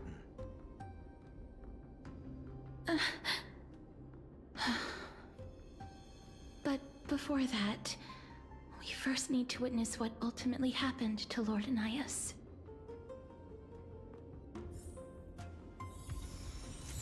Broken Dream, Enlighten from the Beyond. So this is the 5th one, I believe. Yes, okay. After this, it's more Castorice. Okay, I'll split the patch into 2. Do I want to add Castorice? No, it's okay.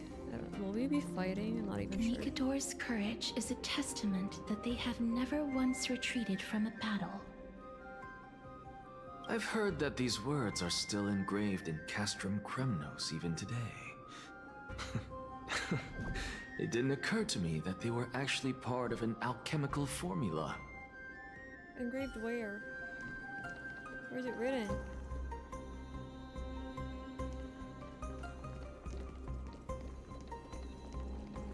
Lord Nias's honor is sealed here.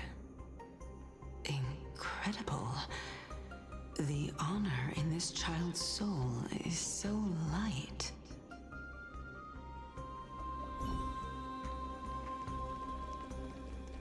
I believe that his tenacity is sealed within this statue. Before we fought Nikador, we also released it from the stone statue.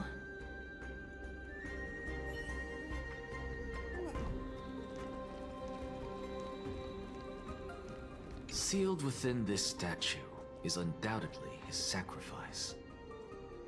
They used their own body as our city walls, keeping out and protecting us from the pervasive spread of madness.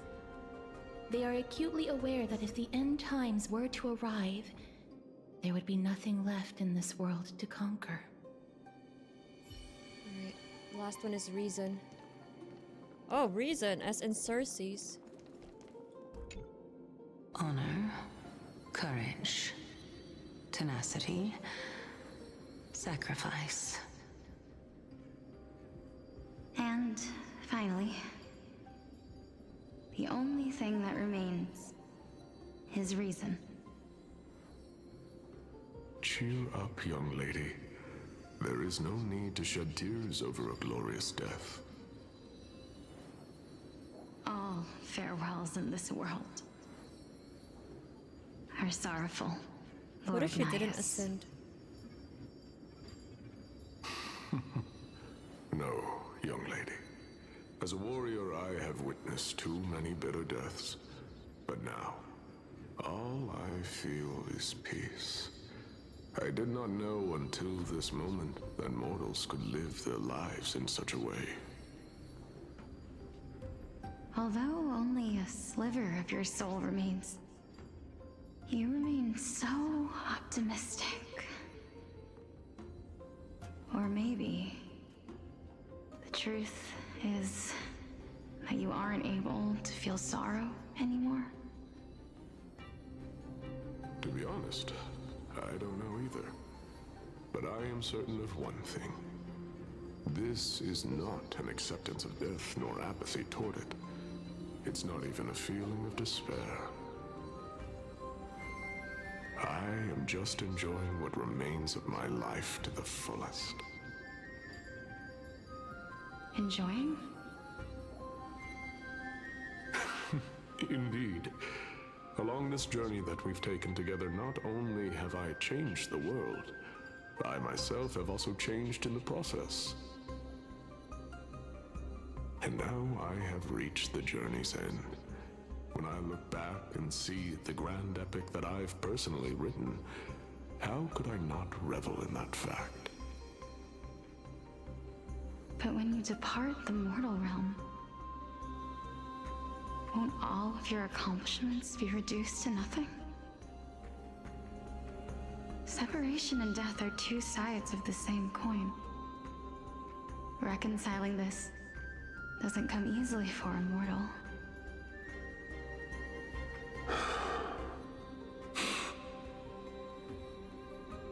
Finally, let me recount to you a story of mine, young lady.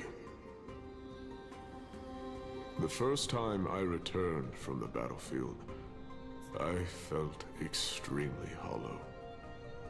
The calamity had devoured everybody on the battlefield but me. When I returned to the city alone, the citizens held a banquet for me that was far from pleasant. I felt as though I was still on the battlefield, and the person who had returned was nothing but an empty shell. It was late into the night by the time the banquet ended. My head still reeling, I returned alone to the barracks. On the way back, I encountered someone. It was a crazed scholar looking at the night sky and muttering to himself by the side of the road. Although I tripped over him and fell, I wasn't angry in the slightest. And maybe because I saw myself in him, I inexplicably asked him a question. While you were on the ground. Do you think that it'd be better if we just died on the roadside like a couple of stray dogs? To my surprise, he shrugged his shoulders and sighed. How does someone who is currently experiencing death, dying and living, afford the same amount of bliss? Now please go away and don't block my starlight. Are you trying to say that there is no difference between living and dying? For they are both journeys that lead toward death? I mean, that is the same essence as, you know, every day we're slowly dying. Life which is technically true. And death is but a scale to measure how valuable the journey was. Journeys and epics are only glorious and magnificent because all things eventually fade to dust. Therefore, young lady, don't detest your fate. Instead, willingly and respectfully embrace it. The embodiment of strife telling me about the majesty of the world.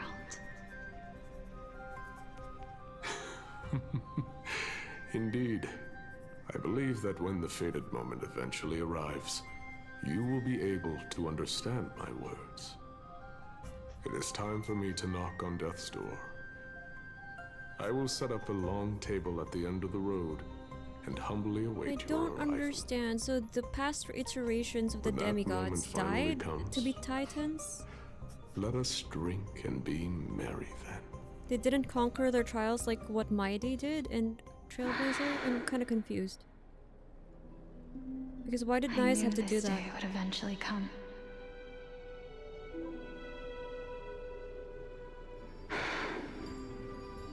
Because if Polyxia only needed to die-ish because of the trial, then she wouldn't really die. Mm-hmm. Polyxia. The twin. I'm here. So did she die? What? This... This is quite interesting indeed. So it's you? Her? Is this... Polyxia's sister? Is it... me? It's you all along? Now, it's time for us to fulfill our promises.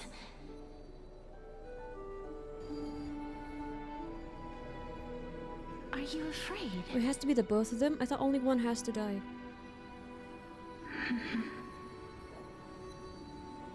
What are you afraid of? Okay. This is not the trial. I won't be able to do it. It's part of the prophecy where all but one must die, I guess. You shall wither And through that, the dead will sprout again from the remains and be reborn with the dead flame. As foretold in the prophecy and according to our vows, once it all ends, we must face our fated moment head-on. Even if it was prophesied, do we have no say in the matter? It's so unfair. Why are we the only ones who are forced into mutual destruction? Let me do it, sister. Let me be death's sacrifice. I was never long for this world anyway. But you're different. Okay, so just one. I was the one who wasted your life after all.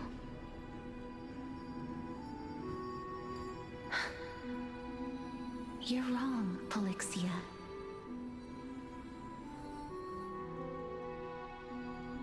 I don't think that my life was wasted.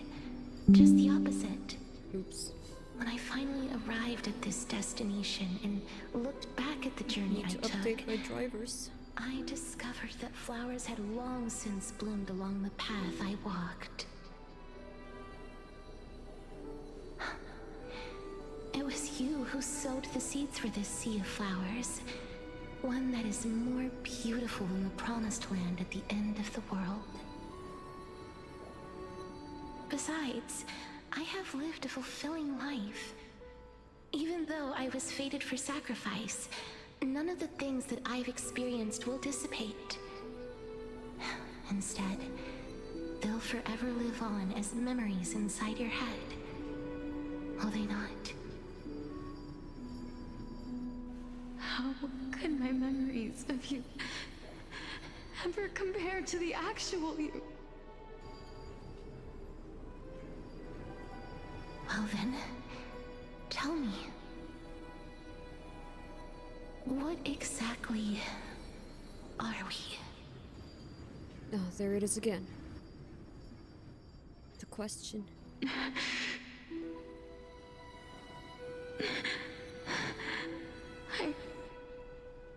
I don't know.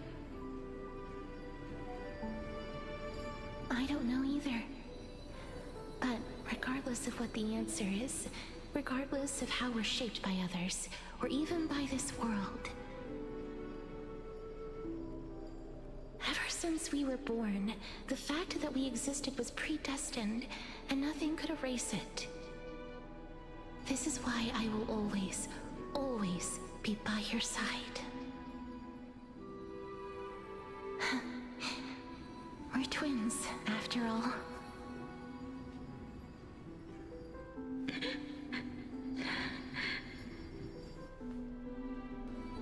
All right, my dear Polyxia.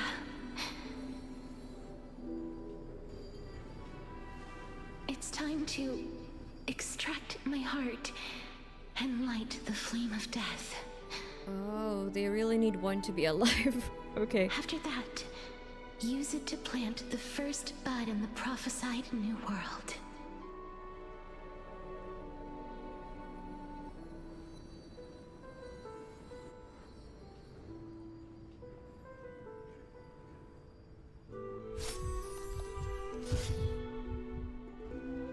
If I imparted my knowledge of the art of alchemy to you, would you use it to resurrect someone you loved?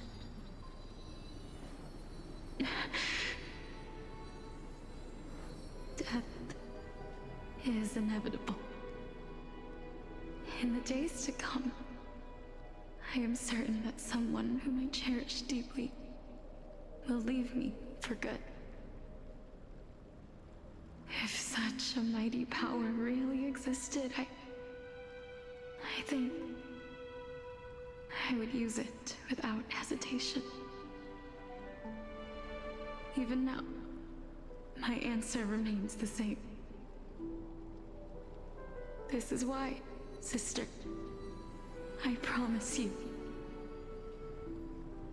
in the prophesied new world, I shall plant the first bud on your behalf. Go now. Return to the ocean god's treasured pearl, our hometown. I shall open wide the entrance to the Netherrealm and grant you a second life. The living beings on this earth shall respond to my call and lead you to the sacred daylight. Remember, do not look back on the land of the dead, and do not stop moving. In the new world promised by the prophecy, march toward your new life. As for the price of our equivalent exchange, let me be the one to pay it. So it is... that's her. It's not a reincarnation reiteration. Everybody, we've come to the end. Unfortunately, I am not compatible with the Supreme Being, so I was unable to Castorice, completely fuse their soul into my own body. However, being able to glean all this from them is exciting enough. I'm certain of this now. Before the Titans that we are well acquainted with were born, a group of heroes roamed the land. These heroes followed a prophecy and took possession of divine authorities one by one, until they eventually became the pantheon of the new world.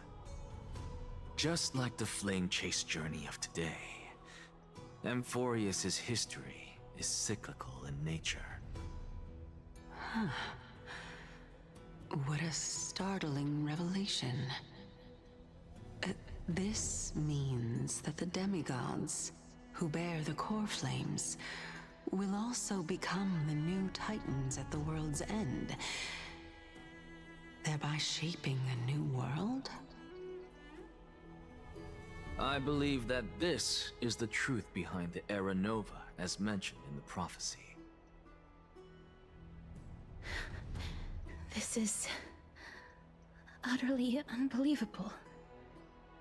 Besides, those twins in the past, even if they really are Thanatos, their whereabouts are still unknown even today. Are their whereabouts truly unknown? What the hell? Didn't Polyxia mention that seaside town? The birthplace of alchemy and the tale of the dragon. Something fell. In I our wasn't even world, near it. there exists a city which perfectly matches that description. Styxia. But the people there worship Lygus and bear no relation to Thanatos. The river Styx. I've also never been to that place, as in the time of Idonia, it had long turned into underwater ruins. Take this.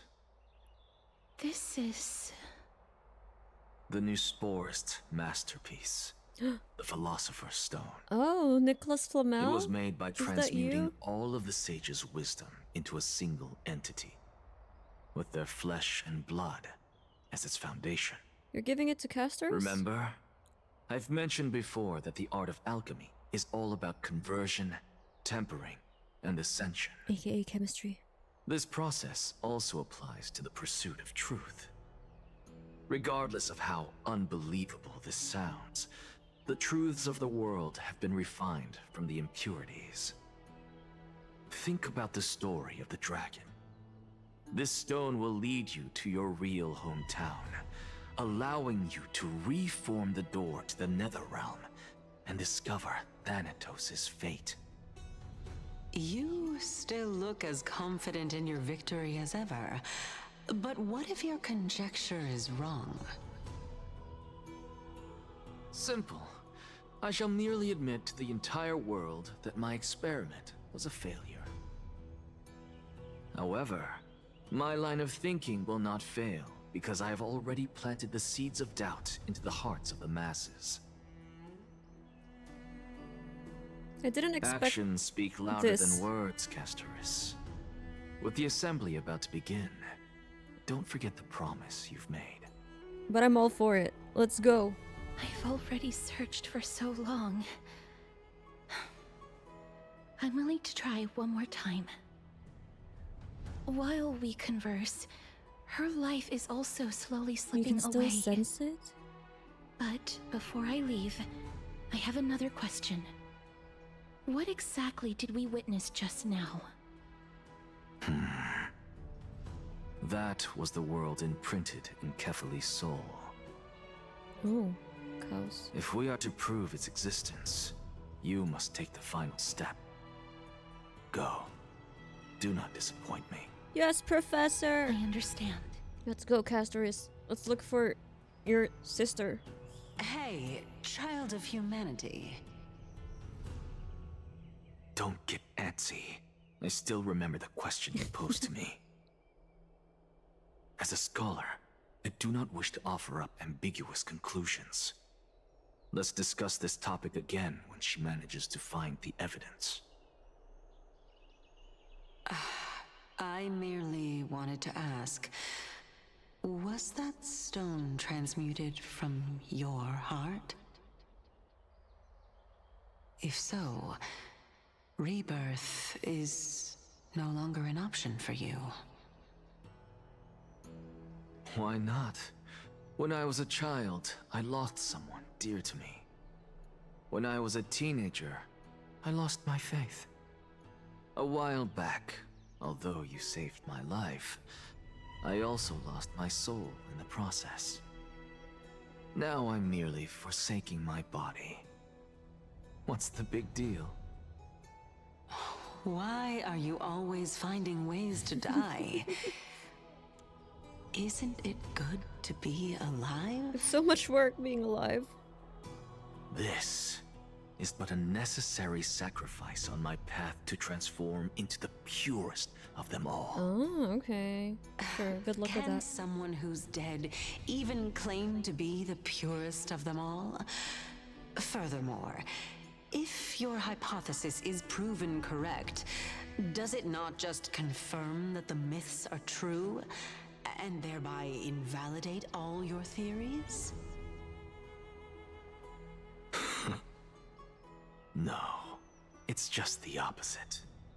If my hypothesis is correct, it means that I can actually ascend to godhood and reshape this absurd world that you all have created. He's so Scaramouche coded. We all thought he's Sue export or Alhaitham-ish.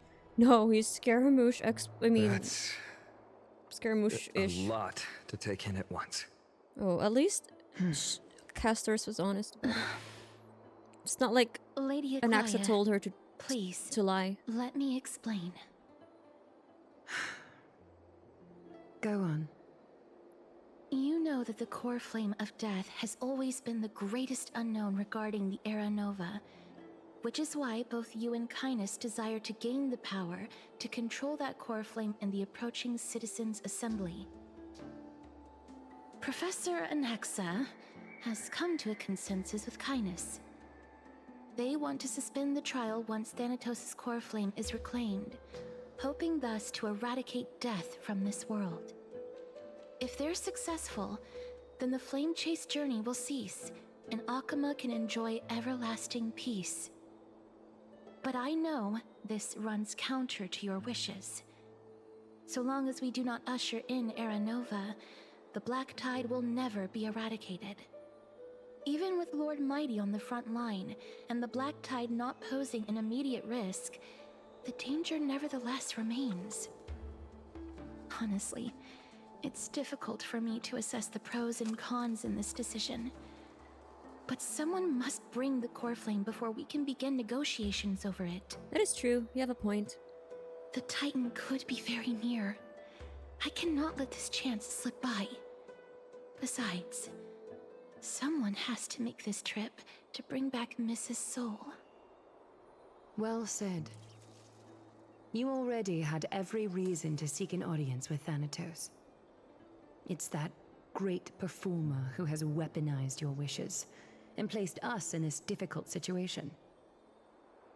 A world without death. Do you desire that too? If fate dictates that my path must oppose yours, I will do all I can to resist it and protect what I aspire to achieve. Lord Mighty showed me that without taking the first step, all talk of what follows is moot. That's true. I agree. One step at a time. We'll cross the bridge when you get there, etc., etc. Castorice, you've changed, unsure of what to say, but offers a smile. Have mercy, Aglaea. Stay your threads. Oh no, not the time, not the time. How I wish. Oh my gosh, I wanna choose this one.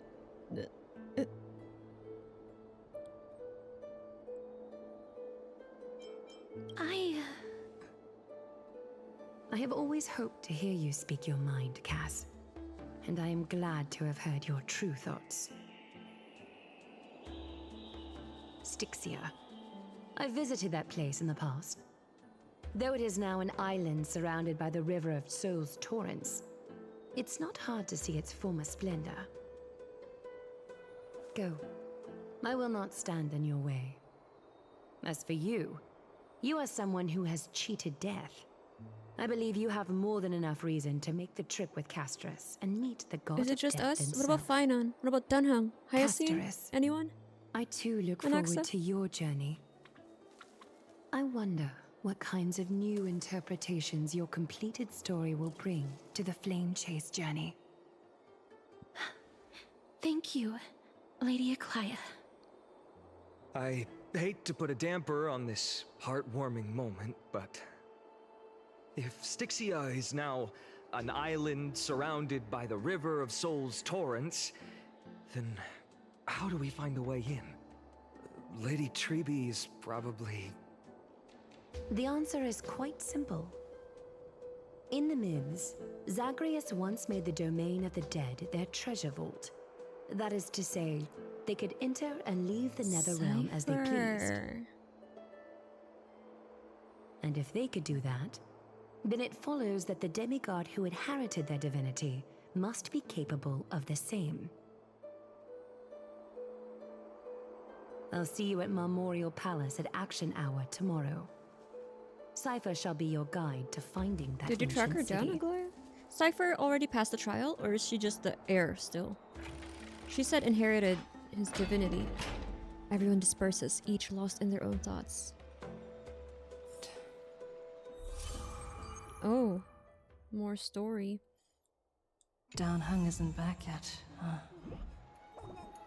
Okay, head to the private chamber and speak with him. This is the 6th one. Pathstrider sets sail upon the river of souls. So we will stop it here. This before we start the 6th onwards, because there are a total of 10 quests. I have the wiki up now, at least for the patch update, so just I can see all the quests in the patch. So that way I can budget accordingly. But before we end, let us update the book.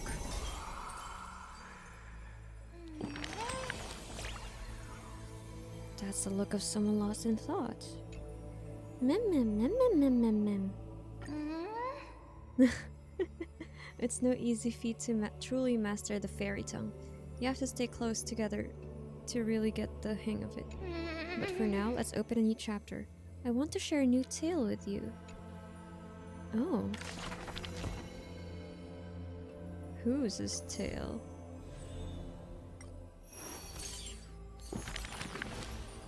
Hyacine, Anaxa, and Castorice. 3? Okay, so from the previous patch, these are all voiced, so I don't have to read it. Let's just listen and vibe.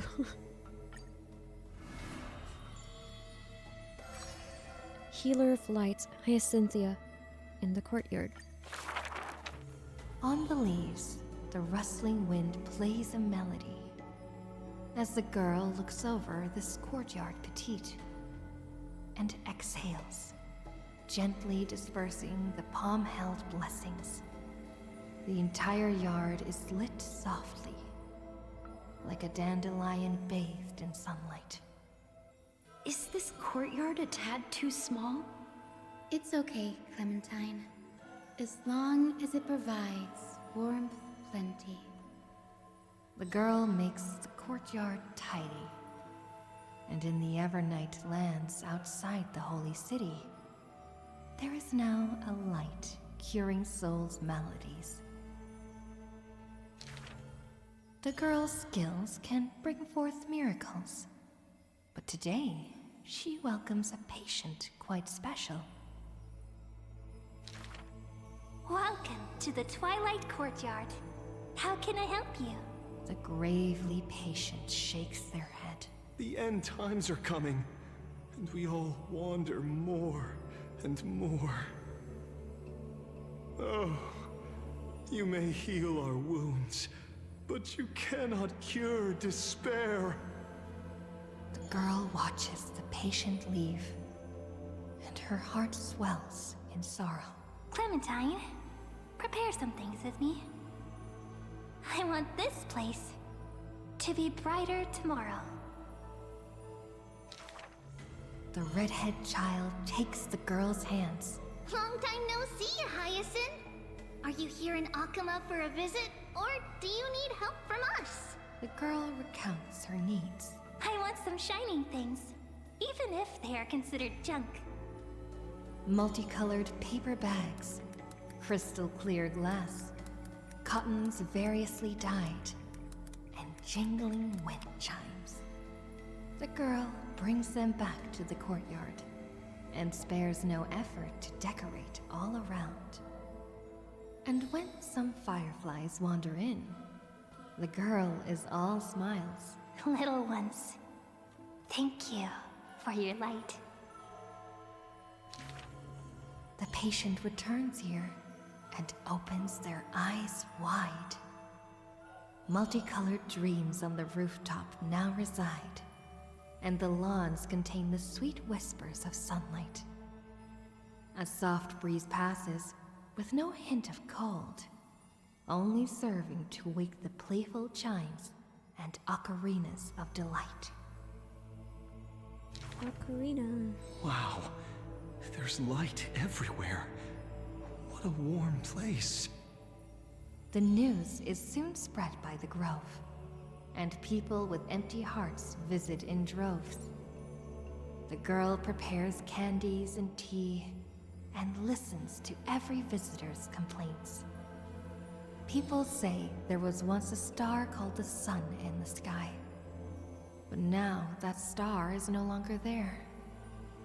People say that Aquila took away the world's light, but they still left behind a heart bright to illuminate this happy dream in the night. Like the blizzards in the month of mourning, doth calamity fall, burying warmth and dawn's calls. Orderless tides swallow up the grove of reason, and that tiny healing haven is also extinguished, broken and barren. When the girl, far from home, hears of such grave news, the wind brings her a moment of confusion. But it also evaporates the tears that briefly sparkle into being, and the girl still smiles, bright and happy.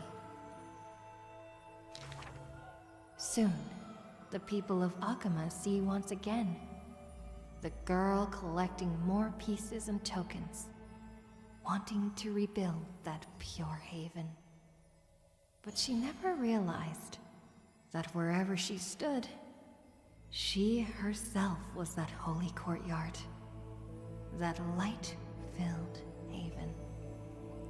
Oh.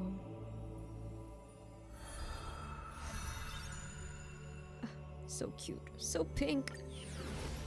Alright. Castorice. Oh my god, I love how his is upside down like the tarot card of... Is it death? Or like the Fool or something like that. Willing to adorn the living. Born with an evil curse, her hand dips into lethal cinnabar and white lead to personally decorate the faces of the dead.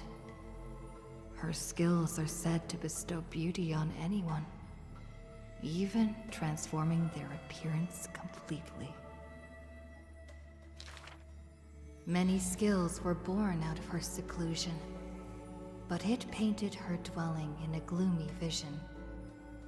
Only a select few have set foot in this mansion, and the thief and the weaver were two such lucky persons. The girl converses with all items in the house. Specimens, tea sets, and even pillows in profusion, as if she can hear the responses of these non-living things. I have always lived in isolation. Out of courtesy, this is how I practice my words and actions. 'Tis hard to believe her explanation.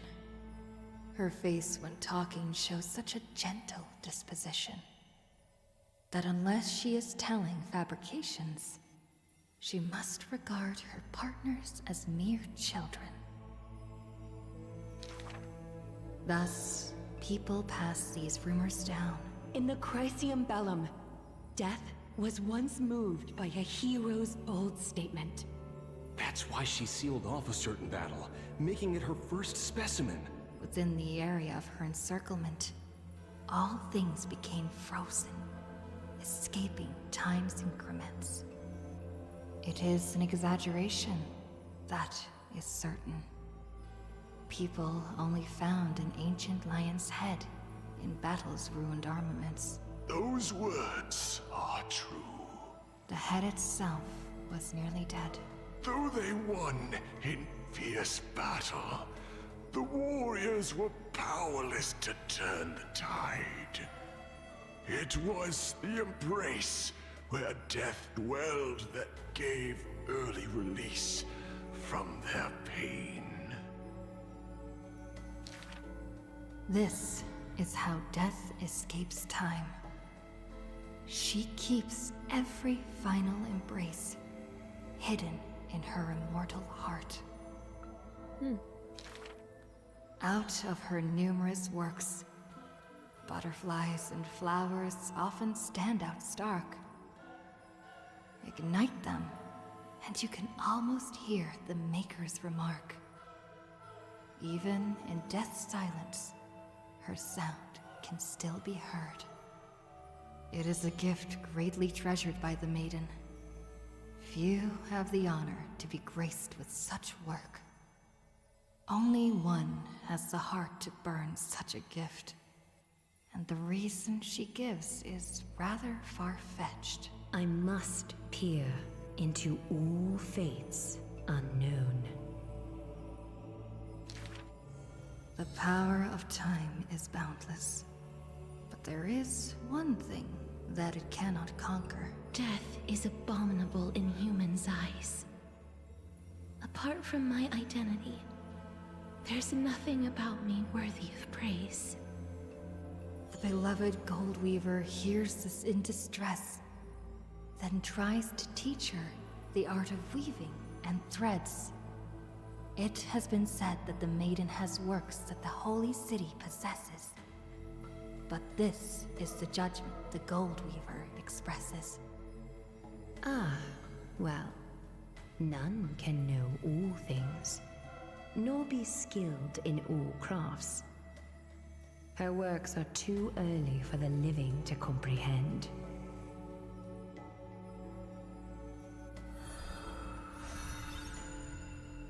Servant of Death. And lastly, this guy. Discard not the broken. He really is. They exported Sue's appearance-ish with one eye blind. Sue was completely blind, but gave him Scaramouche's personality before this his is story. A tale buried in history. One day, a student elated in victory dashed around the Grove's territory. I saw the spell the professor carved on his body. The youth with white hair was beside himself in joy. It must be a power most secret. A means for one man to stand against 1,000. That spell was rare indeed, for it was a secret way to overturn a cart of hay. The scholar was still a mortal body, as yet to snatch life from death, or to reforge a new flesh through a god's remedy. Various minute tricks and parody. He studied them all, crafting schemes, oh so busy. For everyone knows, he wishes not to use the divine power that is his, refusing rightful custody. And in that unwitnessed moment of his death, final tragedy, he still held the Haycart spell steady, standing alone, facing the evil enemy. Now, that craft is regarded as a magnificent study, not because of what it was, but because of its purpose, known to everybody. In fact, he once crafted miracles, forging silent servants using soil as vehicle. Though no sentience, they do their job without obstacles, rivaling Titankin in spectacle. However, one day, he suddenly changes his tune. Creation is the Titan's work, and slavery is the Titan's manacle. When imitating divine evil, there's no need to invest reason, most pinnacle. When the servants have all been recycled, he deigns not to explain, fearing to waste his reason or muscle. So he jokingly concludes the questioning with a chuckle. If it's just for odd jobs, students are a better gamble. The way he addresses himself comes from elsewhere. An imitation of a divine machine with some flair. He happily answers 5 questions for those unaware. Knowledge seemingly given with stingy care. For a wise one, 5 answers reveal creation's secrets, the truth hidden and bold. But a fool learns but not, and is left in the cold. Now, inquire. That is in fact the scholar's crafty snare. He hides the answer he seeks behind questions posed by those unaware. Doling breadcrumbs as bait to lure and compare, whether the inquirer may be worthy of his wisdom to share. The scholar never looks at laws and measurements, ignoring the flow and shift of time's passage, and uncomprehending students gossip in eager regiments. Why? Obviously to drag out class time as a statement. The student's answer seems rather adamant. He is panicked by the flow of time, for his work is yet done, yet to implement. The stubborn assistant interjects in a rare display of testament. This man is too arrogant, and he intends to desecrate Oronyx's accomplishments. The passing sage from another school brings admonishment. Outside the courtyard, the gossip flows into the scholar's ear. He silently gives a grade to every question and argument. But none know the true answer, according to his judgment.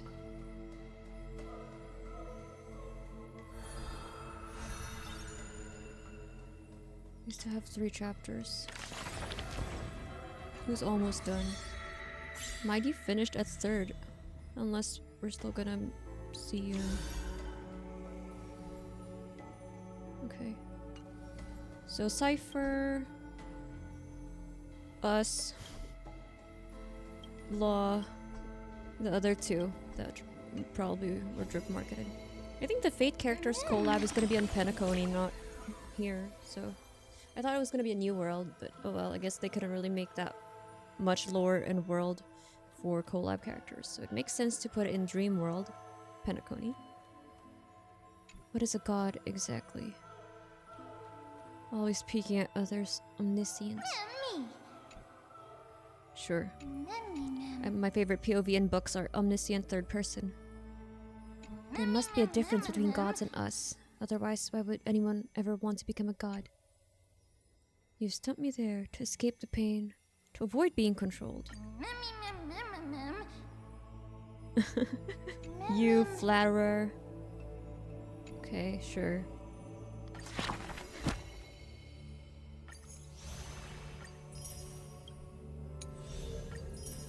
Okay.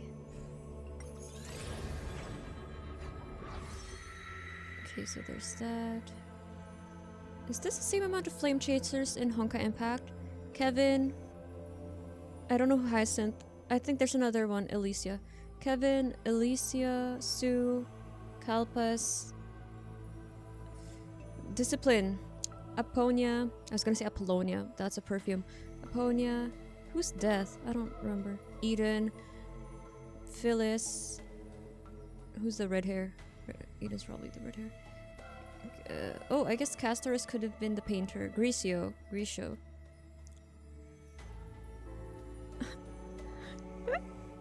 Did I miss anyone? Is there more? Oh, Mobius, the researcher. Oh, Mobius. Ah, maybe he's not a Sue XP only, but Mobius as well. Mobius is snaky snake. Okay. You know what? It doesn't matter. It's Honkai Star Rail. So, whatever. It's been so long since I played the other game. So, can't wait to meet the remaining.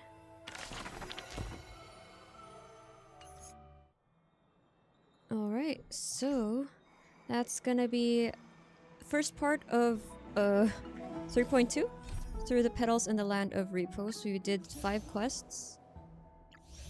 Whoa, the timeline's getting blurry. 1, 2, 3, 4, 5, and then there's 5 more after, including Pathstrider. So I'll see you in the next one. This is gonna be one long compilation video. Again, recording mostly for posterity, and if anyone wants to see the full story because we don't skip through that, alright. Although I'm a bit late, admittedly. I'm doing my best to catch up. See you in the next one. Bye bye.